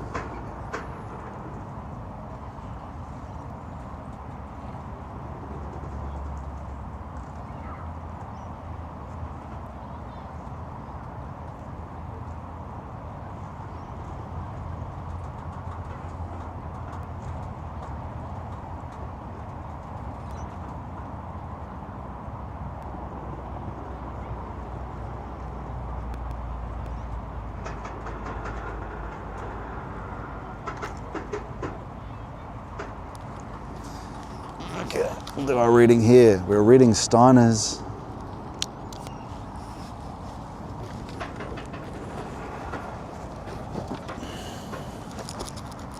There we go.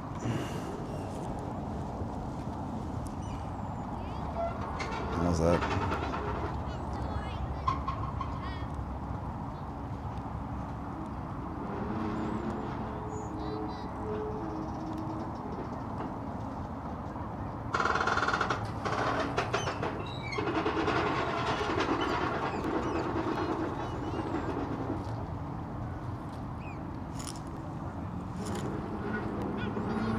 Pretty nice. All right, that's not dawdle. Back to it. Straight to the book. We are reading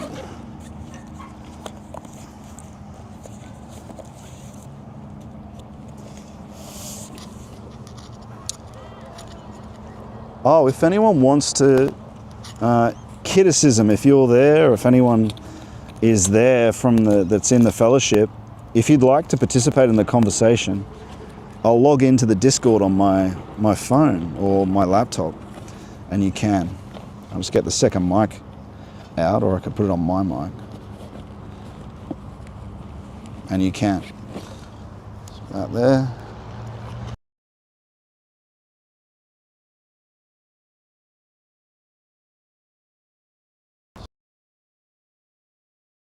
If you want to participate in the conversation with your voice and have that go on air, go to scottmannion.com/fellowship. Otherwise, I'll read out the chats like I always do. But I'll log into this Discord now.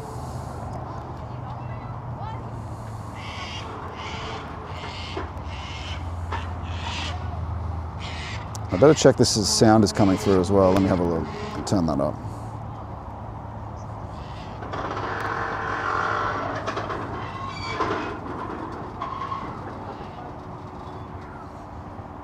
Okay, good. That's working. Jumping over to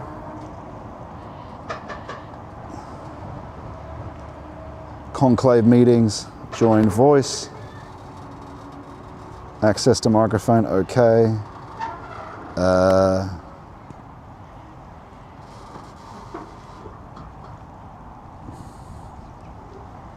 And feel free to say something there, and I'll put it on the speaker so other people can listen. But I'll hear you. If you go in there and speak on the Discord, I'll hear you in my earphones. Okay, here we go. We are on the sensing and thinking organization of humanity in relation to the world is what we're on. Rudolf Steiner's guidelines. You can see me there. When man observes his own humanity using imaginative cognition, he initially eliminates his sensing system from the vision. Have we read this before? Make sure we haven't read this. Sorry.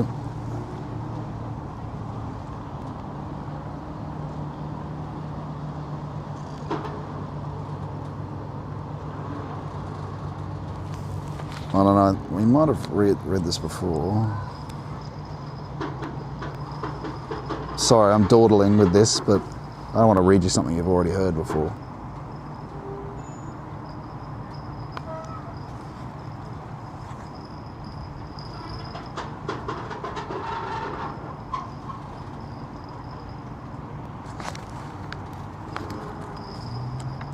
Shit.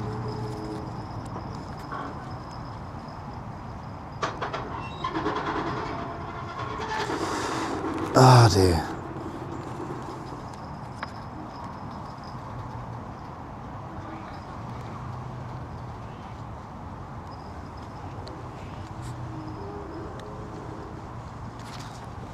Okay, I'm just going to read it. It's not that long anyway. It's like a few pages long. Apologies. When man observes his own humanity using imaginative cognition, he initially eliminates his sensing system from his vision. Now we know this. We know this is what happens. Valentin talks about this symbolically, and I can tell you from direct experience.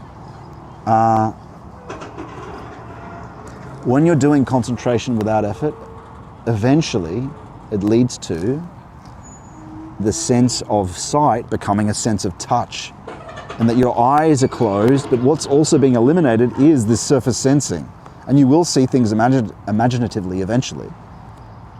But that, in a sense, gets dissolved, right? So, what he's saying is true. For his self-observation, he becomes a being without this system. The sensing, sight system, sense nerve.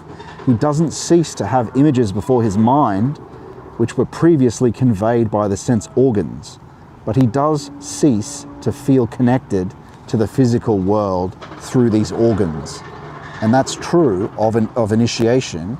You feel, in a sense, distanced from your normal until you become concentrated, as the saints say, the silence that they're talking about, the silence of memory, the silence of concepts, the silence of thinking.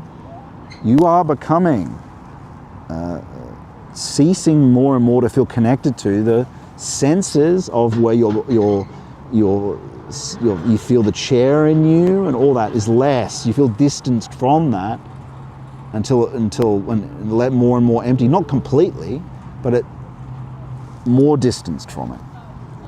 And so anyway, let's go on. He doesn't cease to have images before his mind, which were previously conveyed by the sense organs, but he does cease to feel connected to the physical world through these organs. This direct observation is a proof that man, beyond sense perception, is also connected to the natural world in another way, not dependent upon the senses. And this suggests, and is true, that there is an extrasensory, not only a transcending the senses, connecting to God. And this also tells you demons are not emanation. They're deeper levels of the unconscious, but they're extrasensory. Right? They're still tied up with the temporal horizontal. They're not emanation. They're total vertical. Or the subterranean.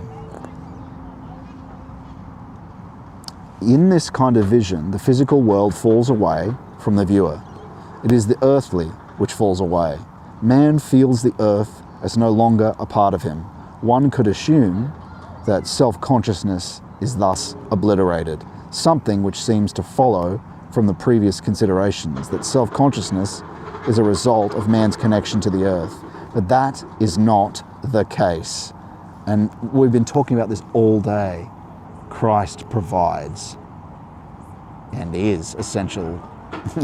Love is, divine love is grounding consciousness with knowingness. He's the essence of the self, more I than I myself am. Anyway, what he acquired through earthly means remains with him, even when he divests himself of it after acquiring it, through active conscious cognition. And I would add though, but what you acquired needs to be reevaluated and dissolved in the context of the essential, reformed by what is holy, which is Christ. outside of time. So, and put in its proper place, because we valued it too highly. We acquired it, whatever experience we have here, usually through our worship of some false god. Anyway, back to the reading. This spiritual imaginative vision reveals that man has not actually been system intensively, and that's true. Even without, it would still say at least that you're not just this, even without divine revelation or connection. It is not he who lives in this sensing system, but the environment, which has built itself with its essence into the sense organization of man. I mean, I may have read this before, but it's still interesting to read again, this chapter. And the imaginatively sensing person, therefore, also considers the sensing organization as a part of the outer world. A part of the outer world which, however, is closer to him than the natural environment.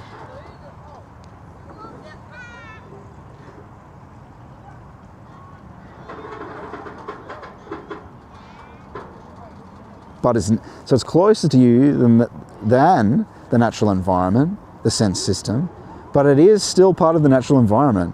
And you, in a sense, you will become more, it is you. Well, the senses themselves, we are incarnated, and Steiner believes this, believes Christ is God and incarnated and all this, but is nevertheless the outer world.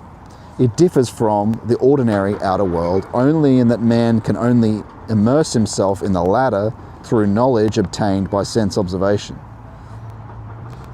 He does, however, immerse himself in this world.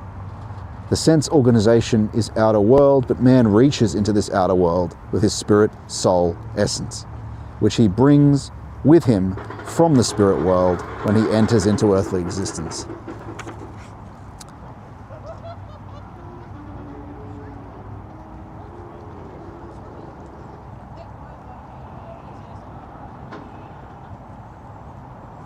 Except for the fact that the human being fills his sensing organization with his spiritual soul essence, this organization is part of the outer world.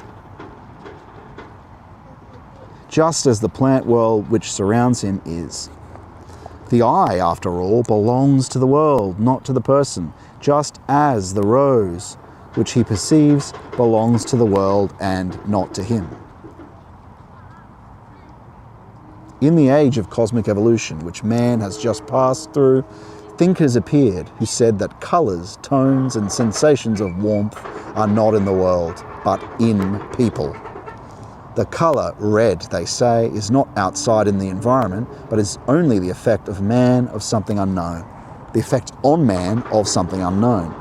But the truth is just the opposite of this opinion. It is not colour and the eye which belong to human being, but the eye along with colour which belong to the world.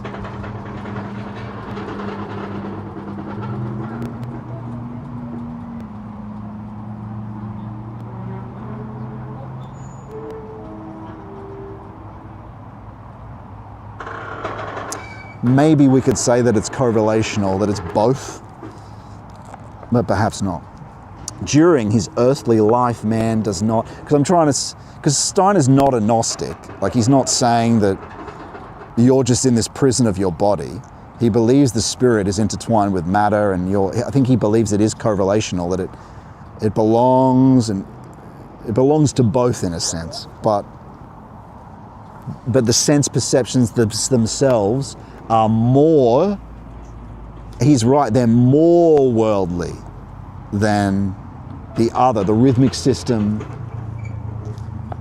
right, is more worldly than the rhythmic system, more worldly than the soul, more worldly than the spirit, even though they're intertwined. So don't mistake him as a Gnostic. He's not that. Only in the sense, he's only a Gnostic in the sense that any hesychast is seeking knowing and direct experience of divine, which I think he achieved. Was granted, graced. During this earth life, man does not let earthly surroundings stream into him. Rather, he grows outward into this outer world between birth and death. Can we say that's true? Yeah, I think we can. The more you're obsessed or interested in something, the more you gather experience of it. you are. The more you attend something and love it, then that's you worshipping it. You grow into it by grows outward into this outer world. Yeah. Because your content becomes more that. Anyway, it is significant that at the end of the Dark Age, in which man gazed out at the world without an inkling of the light of the Spirit, the correct concept of man's relation to his environment was exactly the opposite of what is true.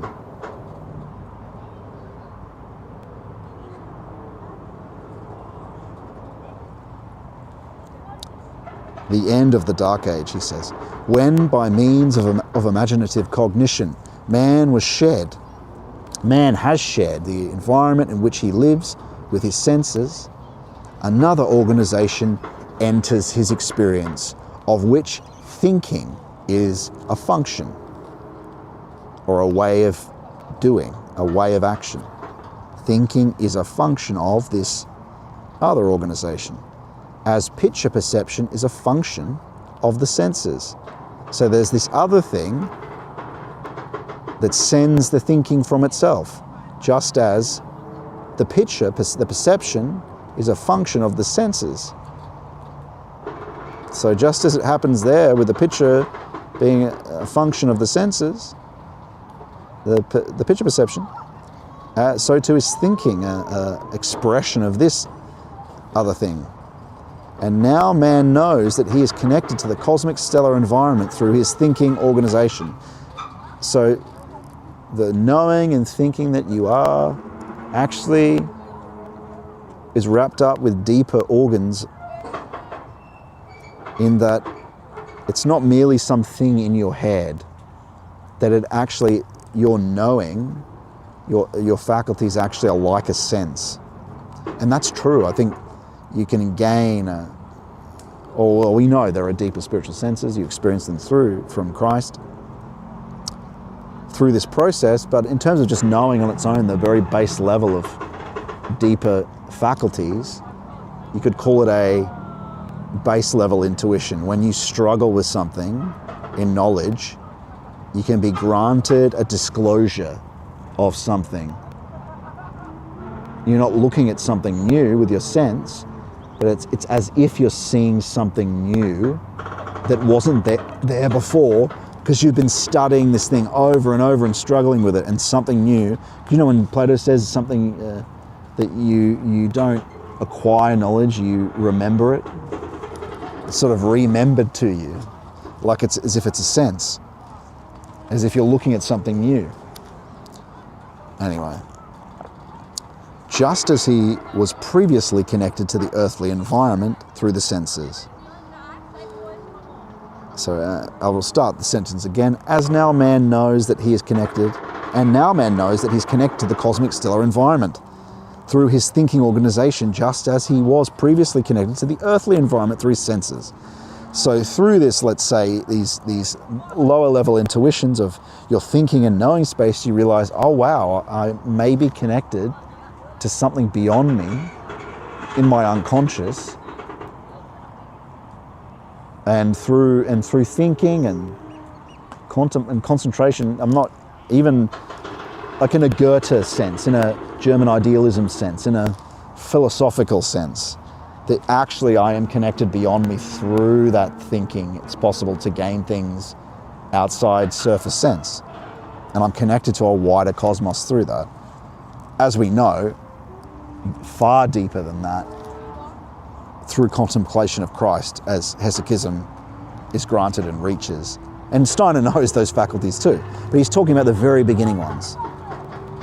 He realizes that he is, in this imagination, from a psychological perspective, you might say, through an encounter with the unconscious, we begin to realize, because we've paid careful attention, that the things that are being sent are no longer like they used to be, that they appear to be psychic objects, let's say, through spiritual vision or something like that.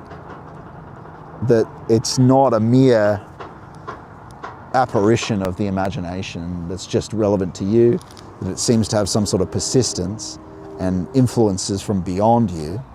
Anyway, so you realize, oh, we're a cosmic being. His thoughts are no longer shadowy images, is basically what I'm saying. His thoughts are no longer shadowy images. They are saturated with reality.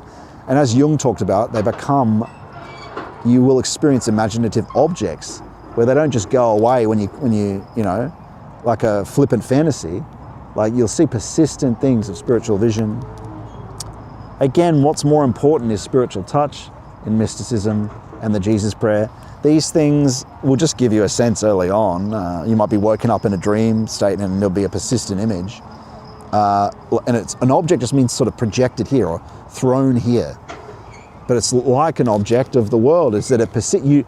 What does Jung talk about? There's a quote from Jung where he says, again, we take none of his conclusions, but we certainly, his study of the unconscious is useful to us, in where he says that the object, you don't have mastery of the thing that's throwing. See how I don't have mastery of the world? I can't turn off the tree. I can't stop this sending towards me. This can happen with images or spiritual visions, right? Like you wake up and you'll see it's persistent and you can't just get rid of it by imagining something else. It's right there. It's being what he would call active imagination, but it's better to call a spiritual vision. It's not a hallucination. It's not extrasensory. It's not projected out here in the world like a UFO, which is, like we said, it's like that's an apparition. This is a spiritual vision, or he would call active imagination, but let's use our terminology, spiritual vision. And it's an archetype or image that persists. It won't last forever, but it'll be there for that night time until you go to sleep, and it'll probably be gone at the end of the day. But you'll see these things when you wake up as well, like, but they're not that important. Again, they're side notes. The confirming stuff is deeper than that. It's the heart in spiritual touch. But I'm giving you a sense of what happens. You begin to realize the reality of the unconscious is just as powerful as the objects here. And they also carry a power of the numinous. Doesn't mean then, the numinous doesn't mean something is true. It just means it's an object that has power. So things can be numinous and not, they can realize themselves and not be true. That's what a UFO is. A realized object for a limited amount of time, then it leaves manifestation after it has no power left or whatever. It realizes itself, but it has no essence. Like a demon is the same thing. It has no essence, but it's realized somewhere. And so you can experience this subjectively in the sense that no one else can see it, but it's not projected in the outer world anyway. It's an inner experience, but it carries a numinous power, has a gravity to it, and you can't just get rid of it. So in a sense, it has mastery over you for the time it's there. It doesn't control you, but you can't just get rid of it, is what I'm saying. So it's persistent. Although God never does it in a way that, it's always a voluntary thing. God is never going to give you anything that you can't handle. In fact, usually he's very subtle, but over time he increases the intensity of the experience based on your moral development. Like we know with the apostles, the communion experience is pared down. Because if you experience the ecstasy or out-of-bodiness or the things that you get used to experiencing, that are St. Symeon, the new theologian, that are John of the Cross, that are the Hesychast, that St. Gregory Palamas, St. Gregory of Sinai, St.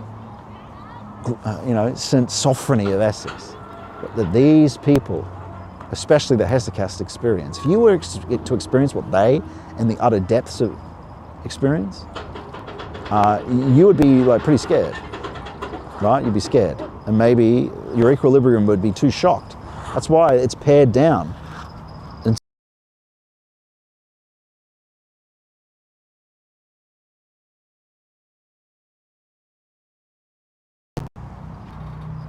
I'm guessing I'll hear this. Right, wait, that power's running low on that phone. It'll be all right. Yeah, I'm sure I'll hear that. There's no one in there at the moment, though. Okay, we go on. Like I said, if you want to participate with your voice, you can. Go to scottmagnew.com/fellowship. I'll hear you in there. It's coming through my ears. And then I'll put you on mic. So you can be in the camera and on the broadcast. Otherwise, just speak in the chats and I'll get to them. So, like I said, you realize that he is a cosmic being. His thoughts are no longer shadowy images. They are saturated with reality, as are those obtained by sense perception, as we just drew the distinction there. If he advances to inspiration, he becomes, which is the next level, he becomes aware that this world, which is supported by his thinking organization, can also be shed, as was the earthly one. He realizes that by this thinking organization, he doesn't belong to his own being either, but to the world. He realizes how the cosmic thoughts reverberate in his own thinking organization, and he becomes aware that he does not think by taking in images from the world, but by growing out into the cosmic thoughts with his thinking being. Or growing, in other words, by growing towards Christ in love, right? By growing towards Christ in love. Both with respect to his sense organization, as well as his thinking system, man is world. So he's not saying it's not man. He's not saying your sense organization and your thinking isn't man. And that very well agrees with Heidegger. Man is world. The polis being, because you know when they say man, when Aristotle said man is a political animal, that means that's man is animal with word. That means man is animal with world. Man is world. The polis, the political being, just means being with one another. It means the being that's collective. That's what that means. Man is world. But he's more than that. Aristotle doesn't know it, but he's more than that, because Aristotle is basically an existentialist. The world builds itself within him. Neither in sense perception nor in thinking is he himself, but he is world content. Wow. I mean, that's pretty, like, it gives you a sense of what we do become of this social organism, right? Let's read that again. The world builds it, or the social organism builds, I'm adding that, builds itself within him. Neither in sense perception nor in thinking is he himself, but he is world content. That you're an expression of this world impulses. Unless you can become essential, you're an expression of the social organism, which you don't want, do you? The only way to become an individual is to come to Christ. In other words, the only way to be free and not just an expression of what has been of the past and our passionate impulses is to get outside this sense perception and outside this mere thinking. Or because what's our thinking? It's really an expression of the past that we've acquired in a way, right? The only way to make it original is to come to union with Christ. Into his thinking organization, man extends the spirit soul of his being, which belongs neither to the earthly nor to the stellar world or to the essential world, but is of a purely spiritual nature and continues in human being from earth life to earth life, if you agree with that part of it. This spirit soul nature is accessible only to inspiration. And that's Hesychast, know that? Of course. The music of the angeloi, emotively felt and heard in spiritual hearing. Again, it's just inner hearing, right? Inner sound, like when you have a song in your head, is inner hearing. Thus, through his inspiration, man steps out of his earthly cosmic organization in order to stand before himself as a purely spirit soul being. In this pure spirit soul existence, man meets the expression of his destiny. I would say meets the expression of his destiny mixed with providence. Because one thing Steiner misses is providence, because destiny is based on what has been. He's very much talking about, that's where that reincarnation element comes from. But we gain forces from Christ, who's the future. who is our future, the eschaton, right? And that is the future. That's not destiny. Destiny is based on the past. So providence and destiny, the forces of the deeper part of our being, of our soul, that isn't incarnated, let's say. So, but that's very meaningful though, and it is true that through your contact with Christ, do you meet the expression of your, destiny in the casual sense? Yes. Do you meet your destiny and the expression of it? And you get access to that.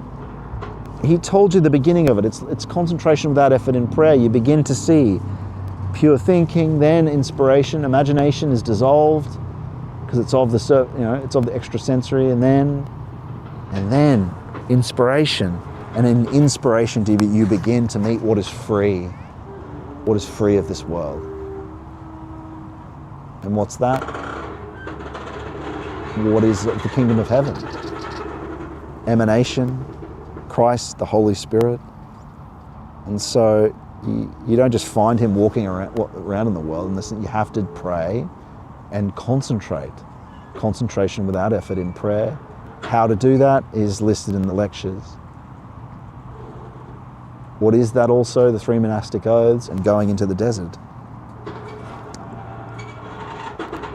To be purified, so you can experience content which transcends here, to make yourself essential.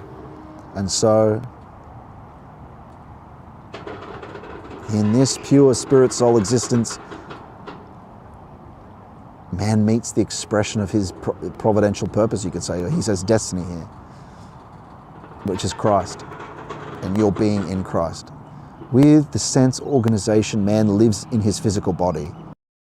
The thinking organization in his vital body. No, I didn't know that part. After shedding both the organizations by means of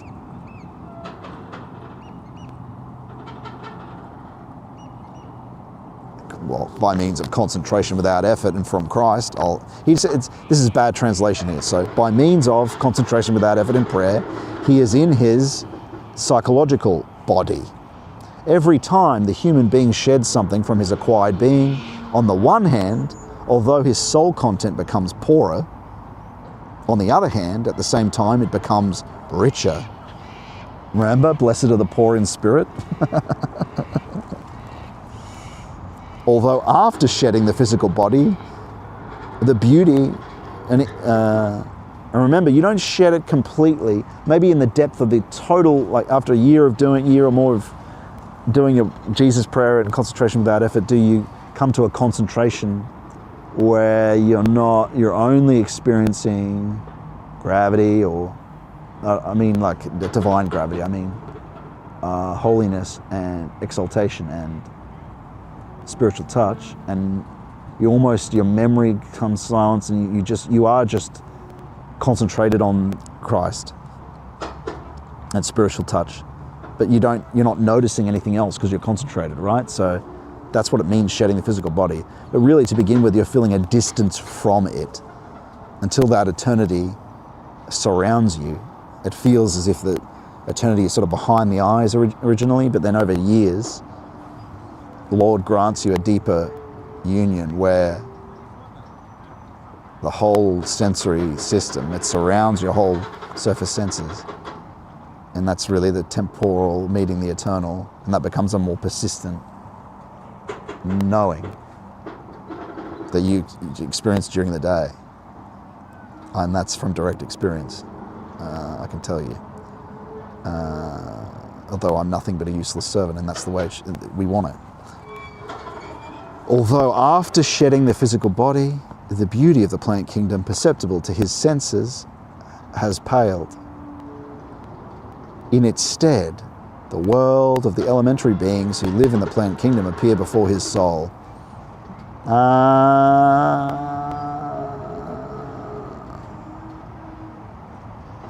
Okay, yeah, it's saying that would be because your eyes are closed. You'd be seeing it imaginatively. It says appear, so that would mean imaginatively. Yeah, but you best not pay attention to any of that. It says elementary beings anyway, so you want to be completely purified before you're paying attention to any elementary being, that's for sure. And so what we do and what's recommended is just putting all imagination to the side. As secondary, as a sign that you log in your logbook, but the things you verify as authentic, because there are dangers. You've got to make sure you're in truth, right? You don't want to be attending to the wrong things. So you just treat the visual, spiritual vision as the secondary confirmatory stuff. Primary, it's the heart, spiritual touch behind the eyes, the emotive, which is inspiration, the emotive, that sense of gravity. Yeah, mainly spiritual touch, which has the immediate. And we talk, again, look at the lectures on the faculties of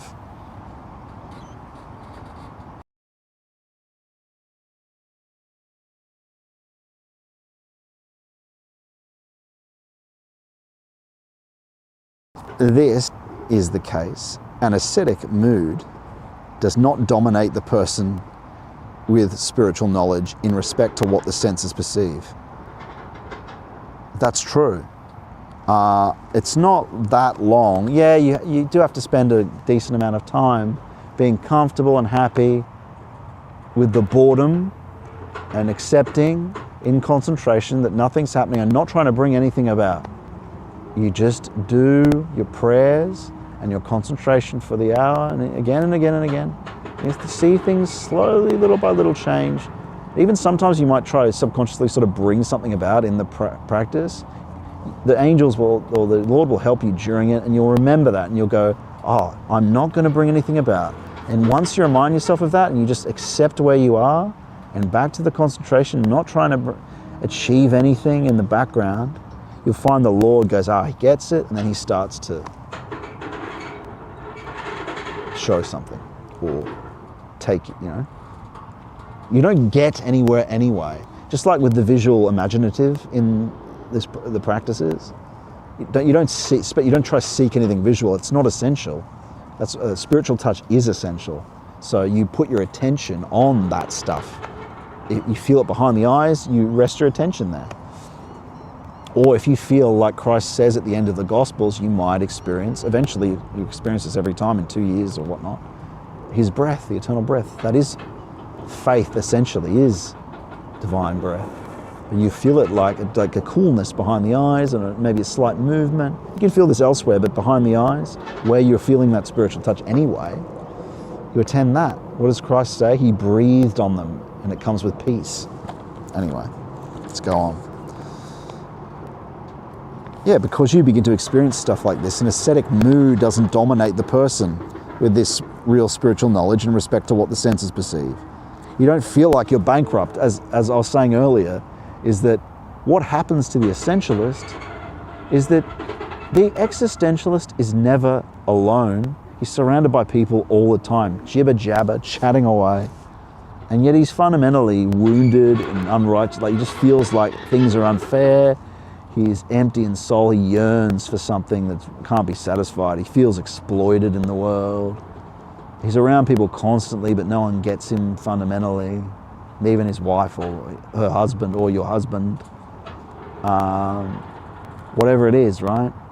But the essentialist might not be he spends his time doing his concentration without effort, but he's never alone.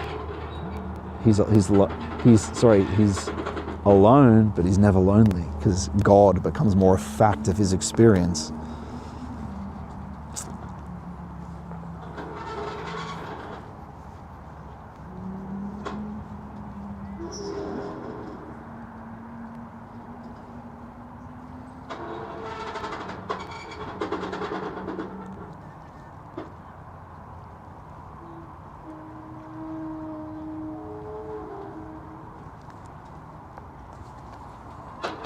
And let's just quickly check the chats to see what you guys have any comments on the stuff that was just mentioned.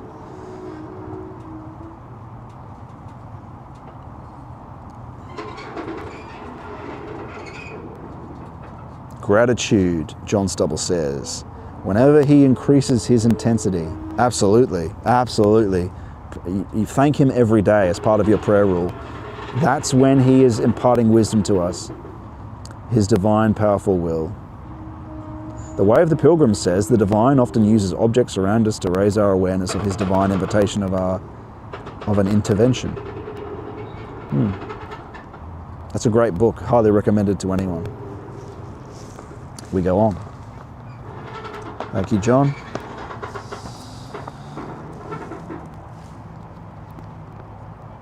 In spiritual experience, he retains the need to perceive the spiritually experienced again through the sense perception. I don't know if I agree with that.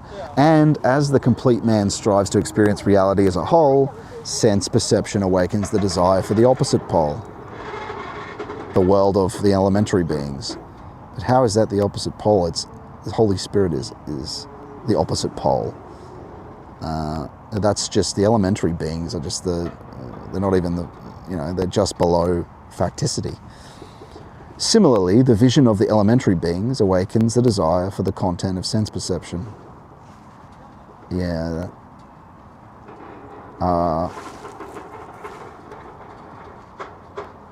In a sense, you want to go straight through that.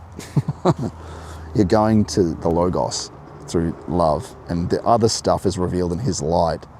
You don't want to worry about the in-between part.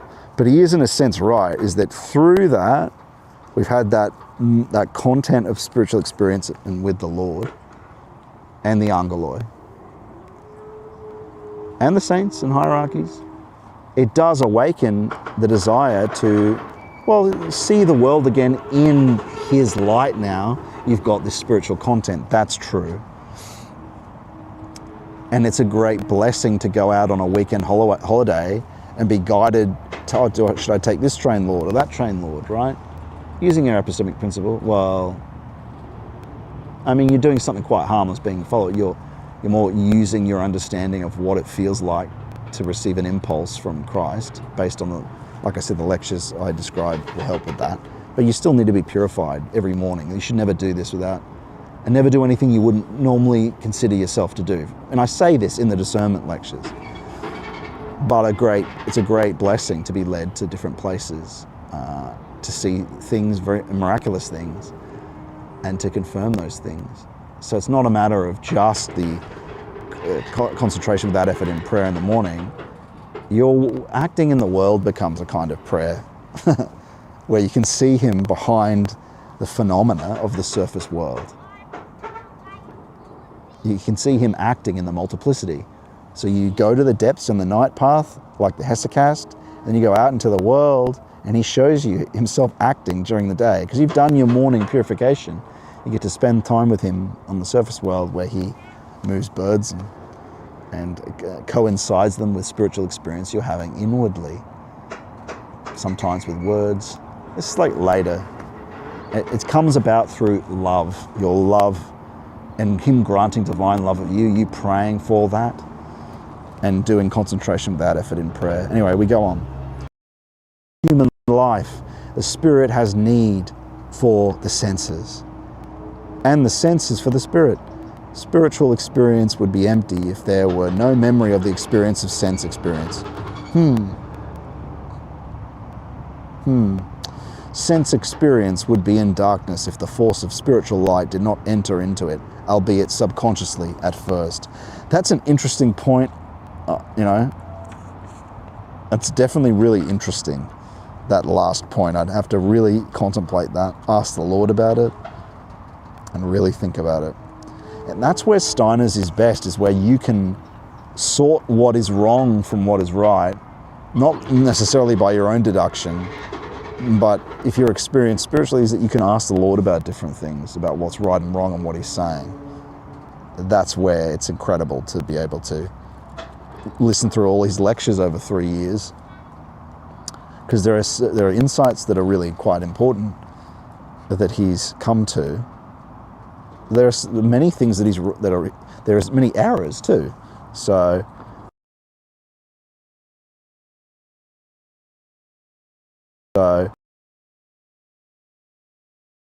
because really you can call him a Rosicrucian, no matter what other people talk about him. He is an initiate. He does have contact with Christ, essentially. He has the experience of a hesychast. Even though it's articulated differently, he makes errors. And, much would disagree with many aspects of where it doesn't align with certain dogmas. But yeah, definitely there's mega truths in what he has to say, especially in interaction with the social organism and all the other, where that world meets with the essential spiritual. Okay, let's keep going. Therefore, when the person has become sufficiently mature to experience St. Michael's activity, Archangelo Michael, cosmic thought, that is, an impoverishment of the soul in respect to experiencing nature does not occur.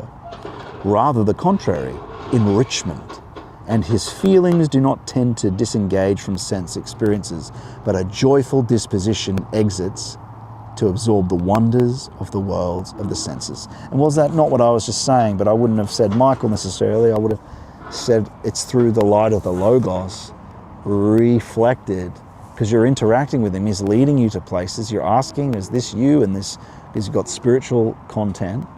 Because when the Master says to the blind man he heals, you've seen me, and you've seen me. You've seen me, and it is he who you speak to, the blind man. What that means is that's the miracle of the restoration of spiritual sight. It's through the light of the Logos, seeing spiritual vision and other spiritual faculties alongside a movement of a bird or a movement of the wind, and then being able to confirm that by asking him and receiving the impulses that the saints describe in response as an answer. So, yeah, I would not necessarily say Michael, but I'll just say Christ. In respect to experiencing nature does not occur, rather the contrary. Enrichment, and his feelings do not tend to disengage from sense experiences, but a joyful disposition exists to absorb the wonders of the world of the senses. Yeah, that joy comes from closeness to Christ, actually. So, but at the same time, if you're continuing every morning, you will experience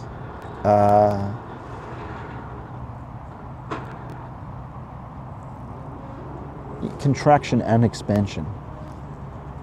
Suffering is an important part of this, but it's a suffering you are willing, or would you say happy to deal with, you accept, because you know it's, in a sense, you know Christ is doing, he's purifying you. And it feels different to normal psychological suffering as well, right? It's something you happily accept. Because in 3 days, grace is coming. Okay, so here are principles related to everything we just talked about. And that was 1925. In 2 months, Rudolf Steiner is dead. And so as we talk down these last guidelines, he'll be dead in a month's time. He's giving these as little lectures. I think he's quite sick at the moment. And so, 171, the human sense organization does not belong to the being of man. Rather, it is incorporated into him from the environment during his earth life. The perceiving eye is spatially located in man, but essentially it is in the world. Interesting.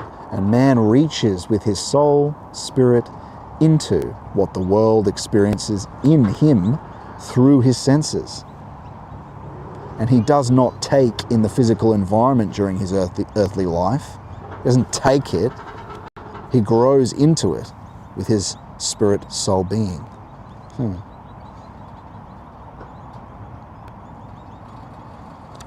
May I add here, that's what happens. Like the plant grows towards the sun. How does this look? This is Symeon. like the plant grows towards the sun, the tree unfolds from the roots. Its roots are in the earth. Our roots, because its roots, it grows in two directions. Roots into the earth, foliage and fruit towards the sun. We're the opposite way around. We need to go down to and grow our roots into the divine, Christ, and our fruits are like our metabolic system. They're our reproduction, what we do here in actuality. That's our fruits and our branches growing, right? So we've got to grow our roots, and that's the depths and the ground of the self, where Christ is. More I than I myself am.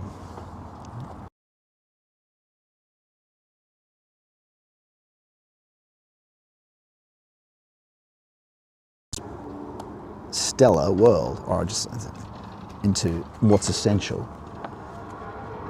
You hear stellar and you think space, that's just Earth. When he says Earth, he means the whole of facticity, including when you're in the moon, when you take a rocket out there to Alpha Centauri, that's all still space. So you grow into the you grow into the emanation, the different spheres of reality. Not outer space is just more Earth. It's more facticity. It's more surface physical. Beneath that is what he's talking about. He recognizes himself as this stellar world, or I would say as this unconscious, as this higher sphere. He lives and moves within cosmic thoughts when he has shed the sensing organization in this surface cognition. Or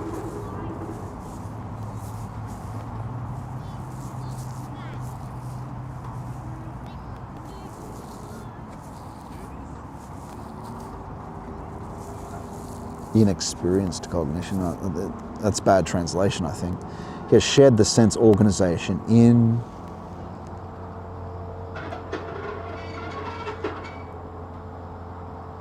maybe intuitive cognition, or in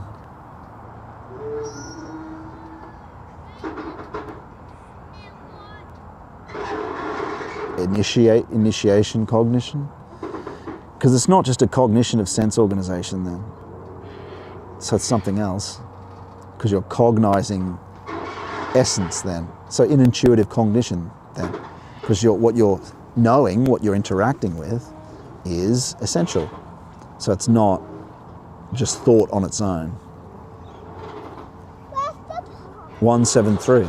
After shedding both the earthly and the stellar worlds, man stands before himself as a spirit soul being. This is summing up everything we just talked about. He stands before himself, his deeper destiny or his deeper being, for he is no longer world. I would say this is sort of midway before purification, when you're starting to experience more essentially, and maybe not yet at experience of Christ. But man in the true sense of the word, well, maybe he means that's what man in the true sense of the word is. The anthropos is Christ. Because Christ is you. Actually, he's been clever here in the wording, I think. After shedding both, the earthly and stellar worlds, man stands before himself. Christ is you, but he's the perfect man. But remember, he's more I than I myself am. You have no contact with him, but he is the perfect man. He's God. He is the truest human there is. You've got archetypal, as St. Paul says, you have this archetypal connection with him, right? So he's been clever with his words here, for he is no longer world. You're no longer world, but human. But you're human in the true sense of the word, anthropos. What's the true sense of the word? What's the truest human there is? What's the absolute ground of humanity? Jesus Christ of Nazareth, who is the Logos and incarnated. And so that he's being a bit, and to be conscious of which is who is he also? The eschaton. What is he also? The future. So when you interact with him, he doesn't appear to you as he can do that.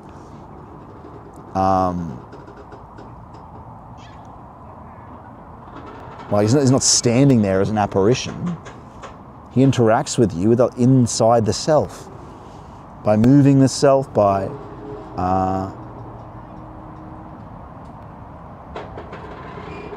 spiritual touch, by all these things, by words and thought. He can appear, if he wanted to, as an apparition, but that's extrasensory. That's less essential than the essential contact of being touched from within. But he is you. But think about it. He knows, he sees everything you and every individual see through their senses and everything, right? He's the ground of this experience that you've got right now. And so when he's going to interact with you, it's not going to be this external figure. It's internal, and it's through, like I said, spiritual vision, through movement, through the heart, in the blood.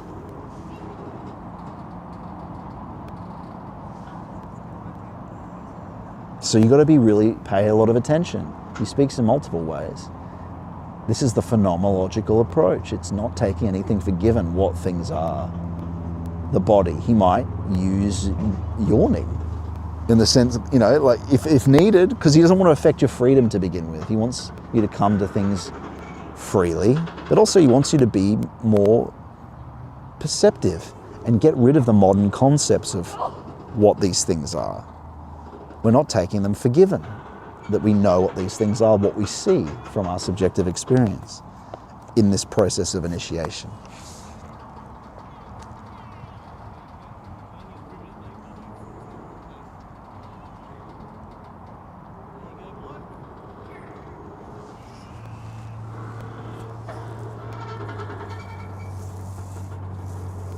Pay a lot of attention by feelings, touch you might have in your face.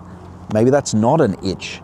I know that sounds strange, but once you've experienced spiritual touch, you'll pay more attention of what's behind your eyes, you'll be more sensitive to subtle movement, and notice the difference between when something is just an itch and when something's something else. I'm just giving you a really concrete example of you need to reevaluate what things are. Maybe that's not just an itch. Put your attention on it for a little while. What's going on here? Is it just an itch? Or is it something deeper below the skin? What's going on? Don't presume what it is, because we've been used to thinking that we're just this body machine and these things are just, it's just subjective, it's just psychological. It's just my body. Anything that's subjective has no value. It's not concrete, it's not objective, right? Well, hang on, because Christ and the divine can communicate through your subjective experience. This is called internal experience. He communicates through that. So what does that mean? It means what is truest and objective communicates from within you, not necessarily, actually more within you and your experience, because he is the essence of the self, than through the things of the world. Although he will use those, and he'll reveal the things of the world through his light. He'll show he's the master of both, but not, and so you've got to pay a lot of attention and overcome these fake concepts of modernity. To be born again, in a sense, you've got to become born again. And so after shedding both the earthly and stellar worlds, man stands before himself as a spirit soul being who is Christ. Man stands before Christ, for he is no longer world, but human in the true sense of the word. And to be conscious of what he experiences here is called self-knowledge. Isn't that what we're talking about? He's the essence of the self. So he's the ground of the self. So it's more than self-knowledge, it's knowledge of what's more essential than the self. And so maybe he's talking more about this in-between that I was mentioning earlier, that later on becomes an experience of Christ. So transcend itself, and then as you deepen, do you make contact with Christ. But still, it's very profound. And so he experiences here is called self-knowledge as being conscious, as in the sensing and thinking organization is called world knowledge. So that's self-knowledge, or the stuff, spirit, soul knowledge, and ultimately higher than that. And this is everything we were talking about that today. Didn't we talk today about the essentialist? His content is this, well, it's self-knowledge, or it's more it's divine knowledge, right?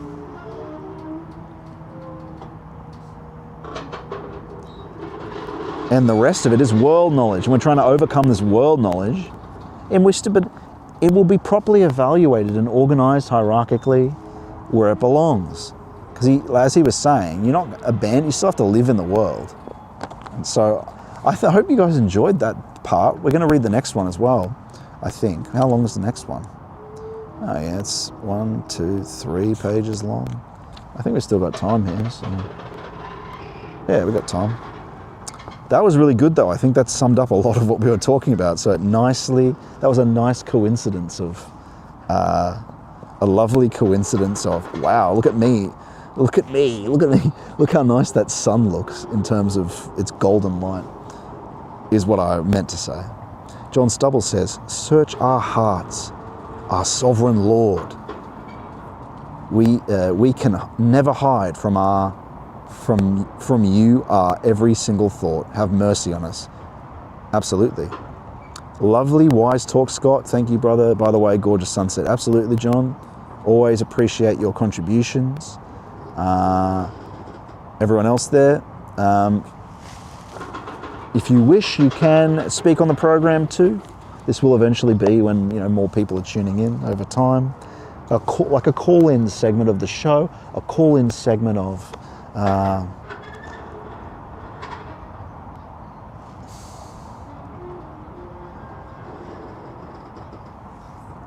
also the other time when I was reading, that's also a call-in part that we'll do. But yeah, you can. I'll hear you if you jump into the Discord. Go to scottmanion.com/fellowship and you'll come up on mic to discuss these things. The next chapter is memory and conscience. In the sleeping state, man is devoted to the cosmos.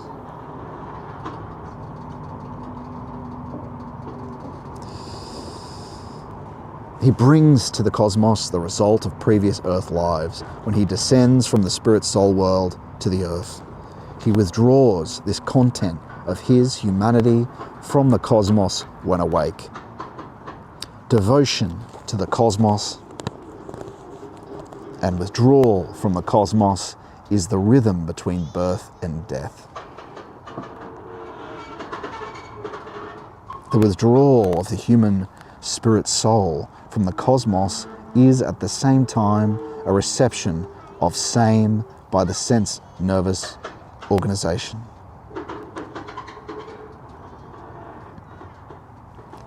So as the human soul spirit withdraws from the divine, I think he means to say, it's a reception of the human soul spirit by the sense nervous organization. So he's basically saying we die to where we come from, and our home, it's true, isn't it? Our home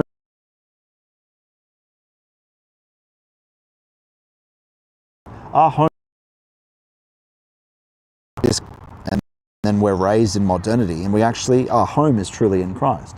That's where we come from. That's where our home is. And so he says the physical and life processes are united with the human spirit soul for unified activity when in the waking state. Sense perception, formation of memory pictures, and imagination are contained in this activity. These activities are bound to the physical body, that is, memory pictures and imagination. Sense perception, memory pictures, imagination. All these activities are bound to the physical body. The representations, the thinking in which man becomes conscious of what takes place semi-consciously in perception, imagination and memory are bound to the thinking organization, which, as we know, is of this world, right? In this same thinking organization lies the field through which man experiences his self-consciousness. It's the field through which man experiences, because our grounding essence is not from here. This is us, though. It's our body. We're incarnated. That's true. Christ has incarnated. We're not Christ sanctified reality, but it is also, there's two principles here. The will to power, as we've talked about many times, right? This fallen nature and virginal nature. And so, in this same thinking organization lies the field through which man experiences his self-consciousness, not self-consciousness itself, which comes from Christ, actually. The thinking organization is a stellar organization. Okay.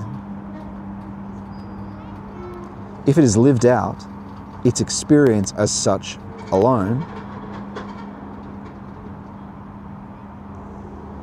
if it lived out its experience as such alone, then man would have no self-consciousness, but a God's consciousness.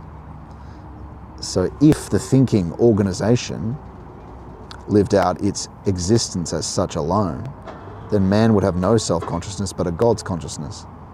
Okay? But the thinking organization is a stellar organization drawn out of the stars' cosmos and transferred to earthly occurrence. Man becomes a self-conscious being when experiencing the stellar world on earth. What do you mean? Oh wait, because when he's saying stellar, he doesn't mean facticity. What do you mean by the thinking organization? He just said that thinking was worldly rather than of higher spheres.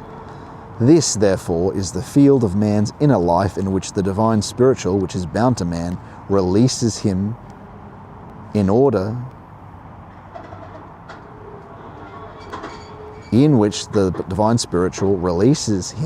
that he can become human in the full sense of the word. But immediately beneath the thinking organization, where sense, perception, imagination, and memories take place, the divine spiritual world lives together with humanity.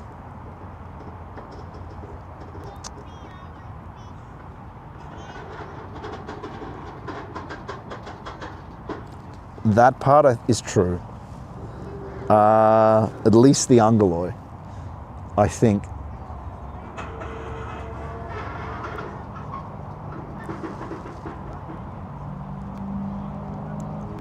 Articulated thought and word that we experience, as he said earlier, for most people and most of the time, we're talking pieces of impulses from the social organism, most of the time. But we can actually have individual impulses that are not mere provokings from what has been in the world. And we get that from Christ and his angels. Now, the proposition, the blah, blah, blah, the endless chatty Cathy of the mind, and even the dreams and imaginations, they are the expressions of these deeper things. As you do concentration without effort more, you will more come into contact with what is beneath the expression of the thought. So the longer you do this, the more you'll find you reject temptations before they're actually articulated as word. You become so sensitive because you're doing it all the time, right? You notice sometimes things like a flash of imagination or the power of deeper impulses and spiritual touch, right? You begin to notice patterns that are, well, you notice patterns of the devil, for instance. Oh, that's what the devil, sometimes certain things show themselves at certain times, and you, okay, that's what the devil, these images are related to the devil, for instance, or these deeper impulses are related to the devil. And so basically, when we talk about God's word, the word isn't a proposition. Deeper down, it's the voice that whispers, then it's wisdom. The word is like a trumpet of God's divine thought in totality, in a sense, right? It's a thundering, blowing horn. Because what does St. John say in Revelation? That he ingested the script or something and it tasted like honey in the mouth, but then, what was it? Suffering or something? It goes down. It's a very bad taste, and then that's the truth. When it's so intense and powerful to assimilate to begin with, that you'll suffer because you have to go through a contraction to have to absorb it. Or part of the word, right? The trumpet. That's encountering God and knowing of God as well. More essentially, he can speak to you as a proposition, but his word is the language of angels, for instance, is not blah, blah, blah. It's not a proposition. It's not a human wording. It's this trumpet. It's this glory, a deeper glory that a gnosis is beyond any perspectival knowledge, participatory knowledge, procedural knowledge. These are things that cognitive science talks of. Divine knowings, divine gnosis,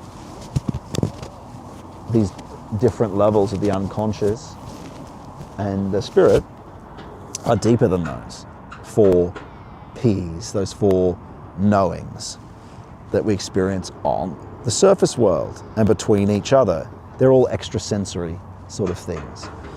Wow, look at that sunset, eh? Gentlemen, ladies. Let's keep reading.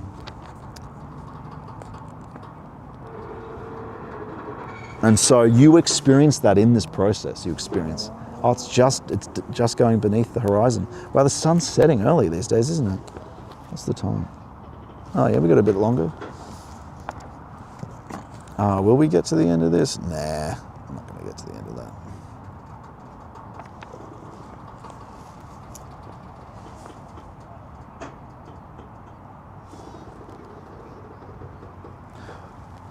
The divine spiritual world lives together with humanity in that deeper level of being. So essentially we live in this surface world of propositions in a pre-disclosed world based on the surface senses. But the deeper you go, the more you come into contact with what the impulses beneath the propositions, the thoughts that come to us. You get to their source, essentially. One can say that in the unfolding of memory, the divine spiritual lives in man's waking state. I don't know about that, perhaps. The other 2 activities, sense perception and imagination, are only modifications of the formation of memory pictures. The inception of memory pictures originates in sense perception. In the substance of imagination, what is retained of this substance illuminates the soul. That's very interesting. We'll pick that up next week. Memory and conscience, we finished. I'll fold that, we won't forget. Very good.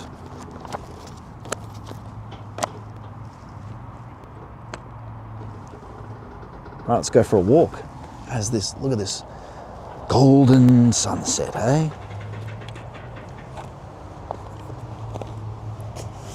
So what a day, what a day. Having those readings aligned, talking about the essentialist escaping a slavery of the surface senses, overcoming surface thought, the things of the surface sense world.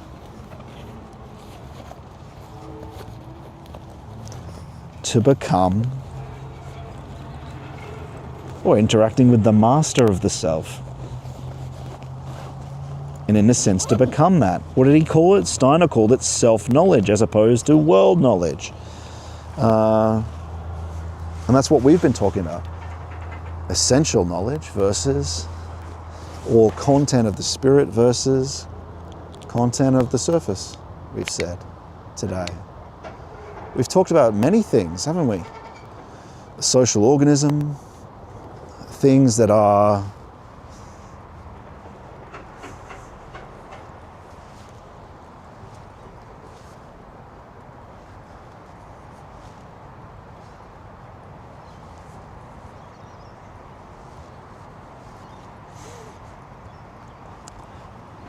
structural features that are accelerated by our low impulses.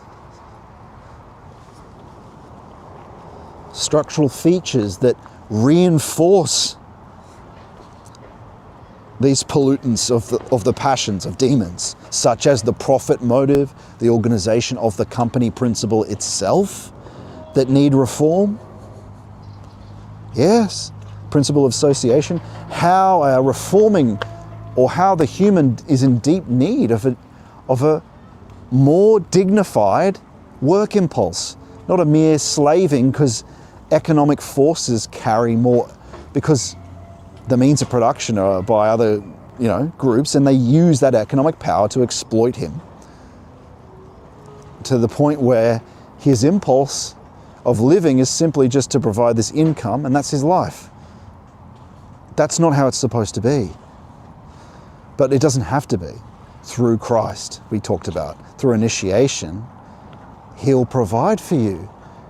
You're not going to be rich, but he'll provide enough food, shelter, to do his will. And then what will your impulse be? Your impulses will be sent from him, and your work impulse will be Christ himself. And it's a beautiful life, isn't it? What a meaningful life one can have.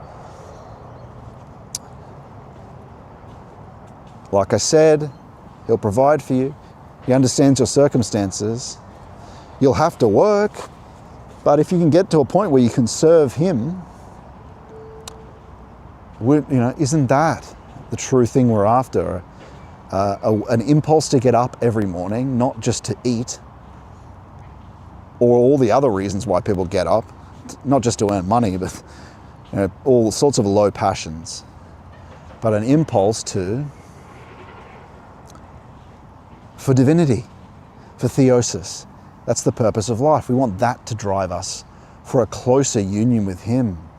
We wake up and the best time of your day can actually in fact be your morning concentration without effort in prayer, or that vacation on the weekend you've got with Christ himself.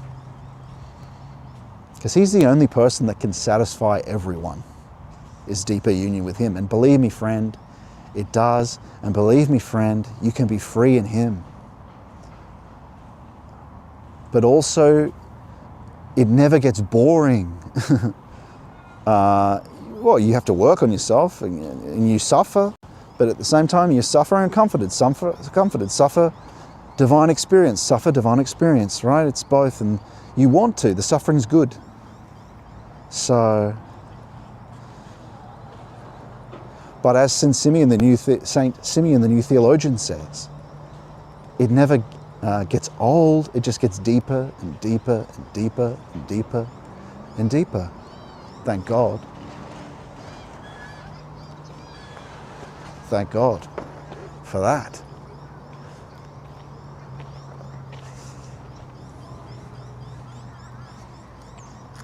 Thank God for that.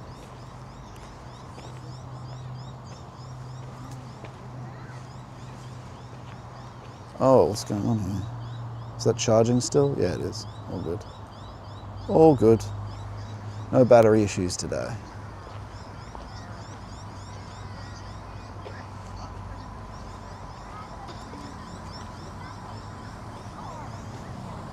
Look at this, beautiful. Never come here before. Most of these places we go on the weekends, we've never come before. But yes, like I said, you can be free of the low impulses that you're born into. Is that all there is that you're born into? You can be free of. The things you're taught to desire in state education, which I said is filled with these low impulses, it just seeks to fulfill its own agenda through the public education system. That world that felt wrong to you, you're right, it was always wrong. It was always something of the past, not future potentiality. Success and innovation happens despite the state education system, despite the economic interests actually seeking to maintain itself. I mean, I guess you could say the oil companies are an example of that. But even the low motives of rocketry and seeking, there's still a kind of materialist conceptual base. It's still the past asserting itself. Even though there are innovations, it kind of stifles innovation in a way.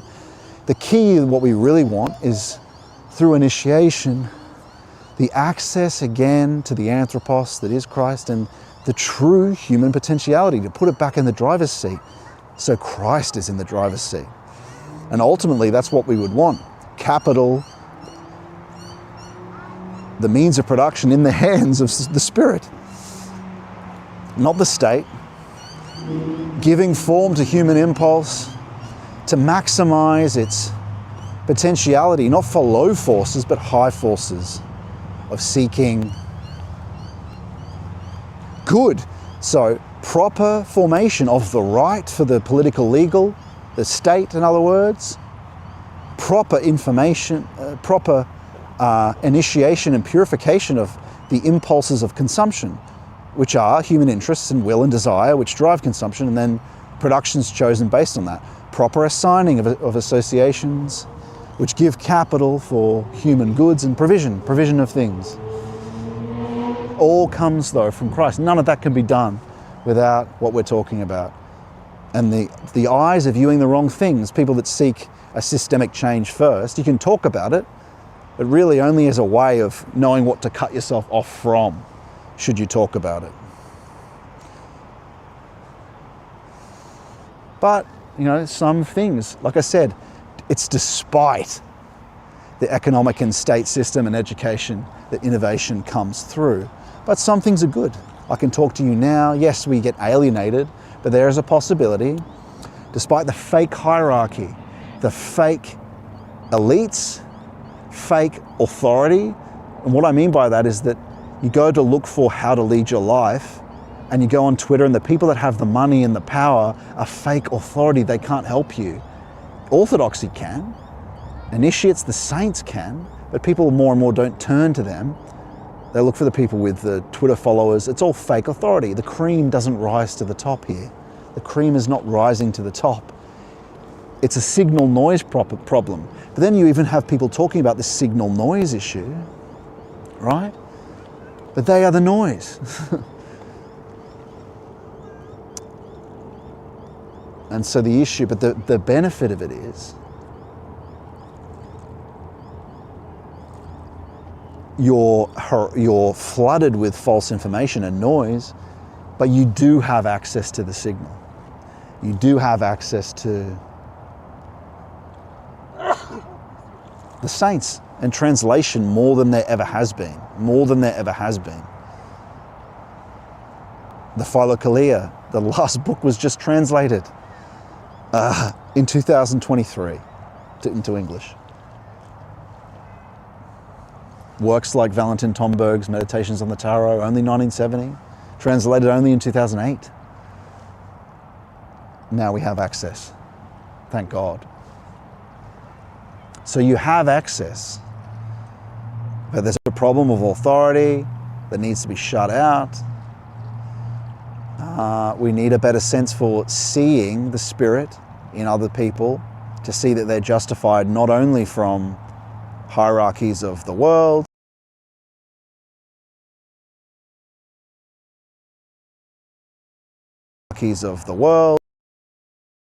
that we can to be helped by them. Anyway, we have more time, that's true, to do these practices. We are more alienated, we are more harassed, but if we can find the signal, if I could help you, if you can, to find Christ and be able to just discern, it would only take you between 6 months and a year. If you're doing for 6 months this practice, concentration without effort in prayer for about 6 months. If you can do it for an hour every day, it won't take you that long. You know, there's no secret. It's freely available in the lectures. Even joining the fellowship, where there's guidance on what to do, is if you can't afford it, is a free option. Go to scottmannion.com/fellowship. But you have to do this practice though. And the point is to get you to a point where you can ask questions and follow Christ himself through discernment, guided by the saints. There's 2 people in the fellowship doing that, and they've been doing it for about 8 months to a year, and they're doing that. Aniran and Bram, you'll see them in the Discord. And so Aniran more so, Bram just starting, but he is experiencing it. So it's not just me, Christ is granting it the way it works, quote unquote. But that is so important now, to be able, and he said this, he said, if you follow my commandments, he said, I will manifest myself to you. Can't be clearer. Can't be clearer. Oh, what a beautiful day. Look at this sunset. Cracking sunset. Look at it on this fine day. I hope you've gained something. I hope you gained some inspiration. If you want to have a bit of inspiration and you missed it earlier in the stream, jump to the start. I go straight into, after the countdown's finished, I go straight into an inspirative hymn of St. Symeon, the new theologian.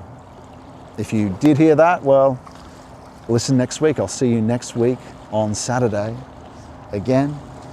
Our next pilgrimage coming up will be a Michaelmas pilgrimage, and then we'll have our pilgrimage at the end of the year, which is going to be in Scotland. So I look forward to seeing the European Fellowship, which for the most part, it's overseas. There are some here in Australia who watch, but mostly the people are overseas in America and in England. Like I said, go to scottmanion.com/fellowship, join there, or on Substack. There's a free option there if you want to be a part of it. I'll see you soon. Is praying to be healed in conflict with long suffering? No, you can pray to be healed, Kit. You can pray to be healed, absolutely. Absolutely, you can pray each day for healing. I do every day. I pray for the healing of the fellowship. Because the suffering is just part of contraction and expansion, Kit. That's fine. No. The suffering's not going to be it just means that you're always going to have to deal with temptation from the devil, but he'll heal you of these things. Yeah. That's not in conflict. That's an individual. That's an illness. As we become more like Christ, yeah, you absolutely pray for healing. That's fine. It's not a paradox. It just seems like it is.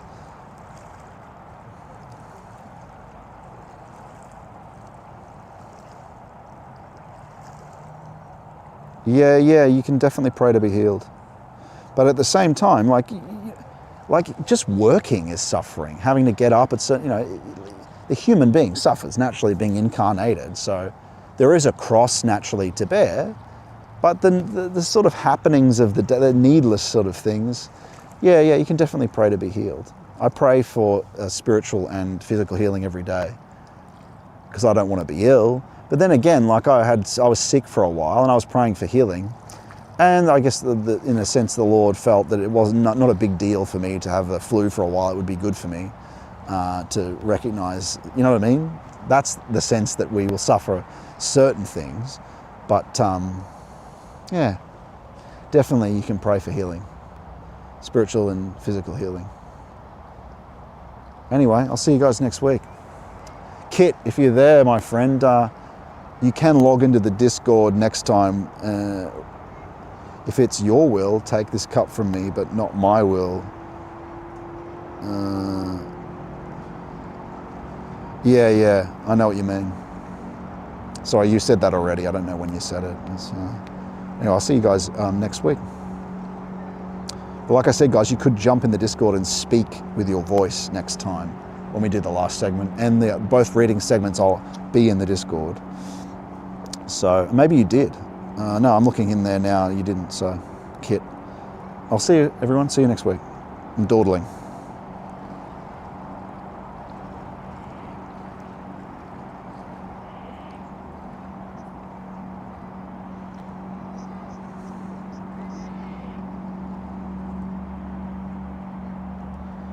All right, panning off. See ya.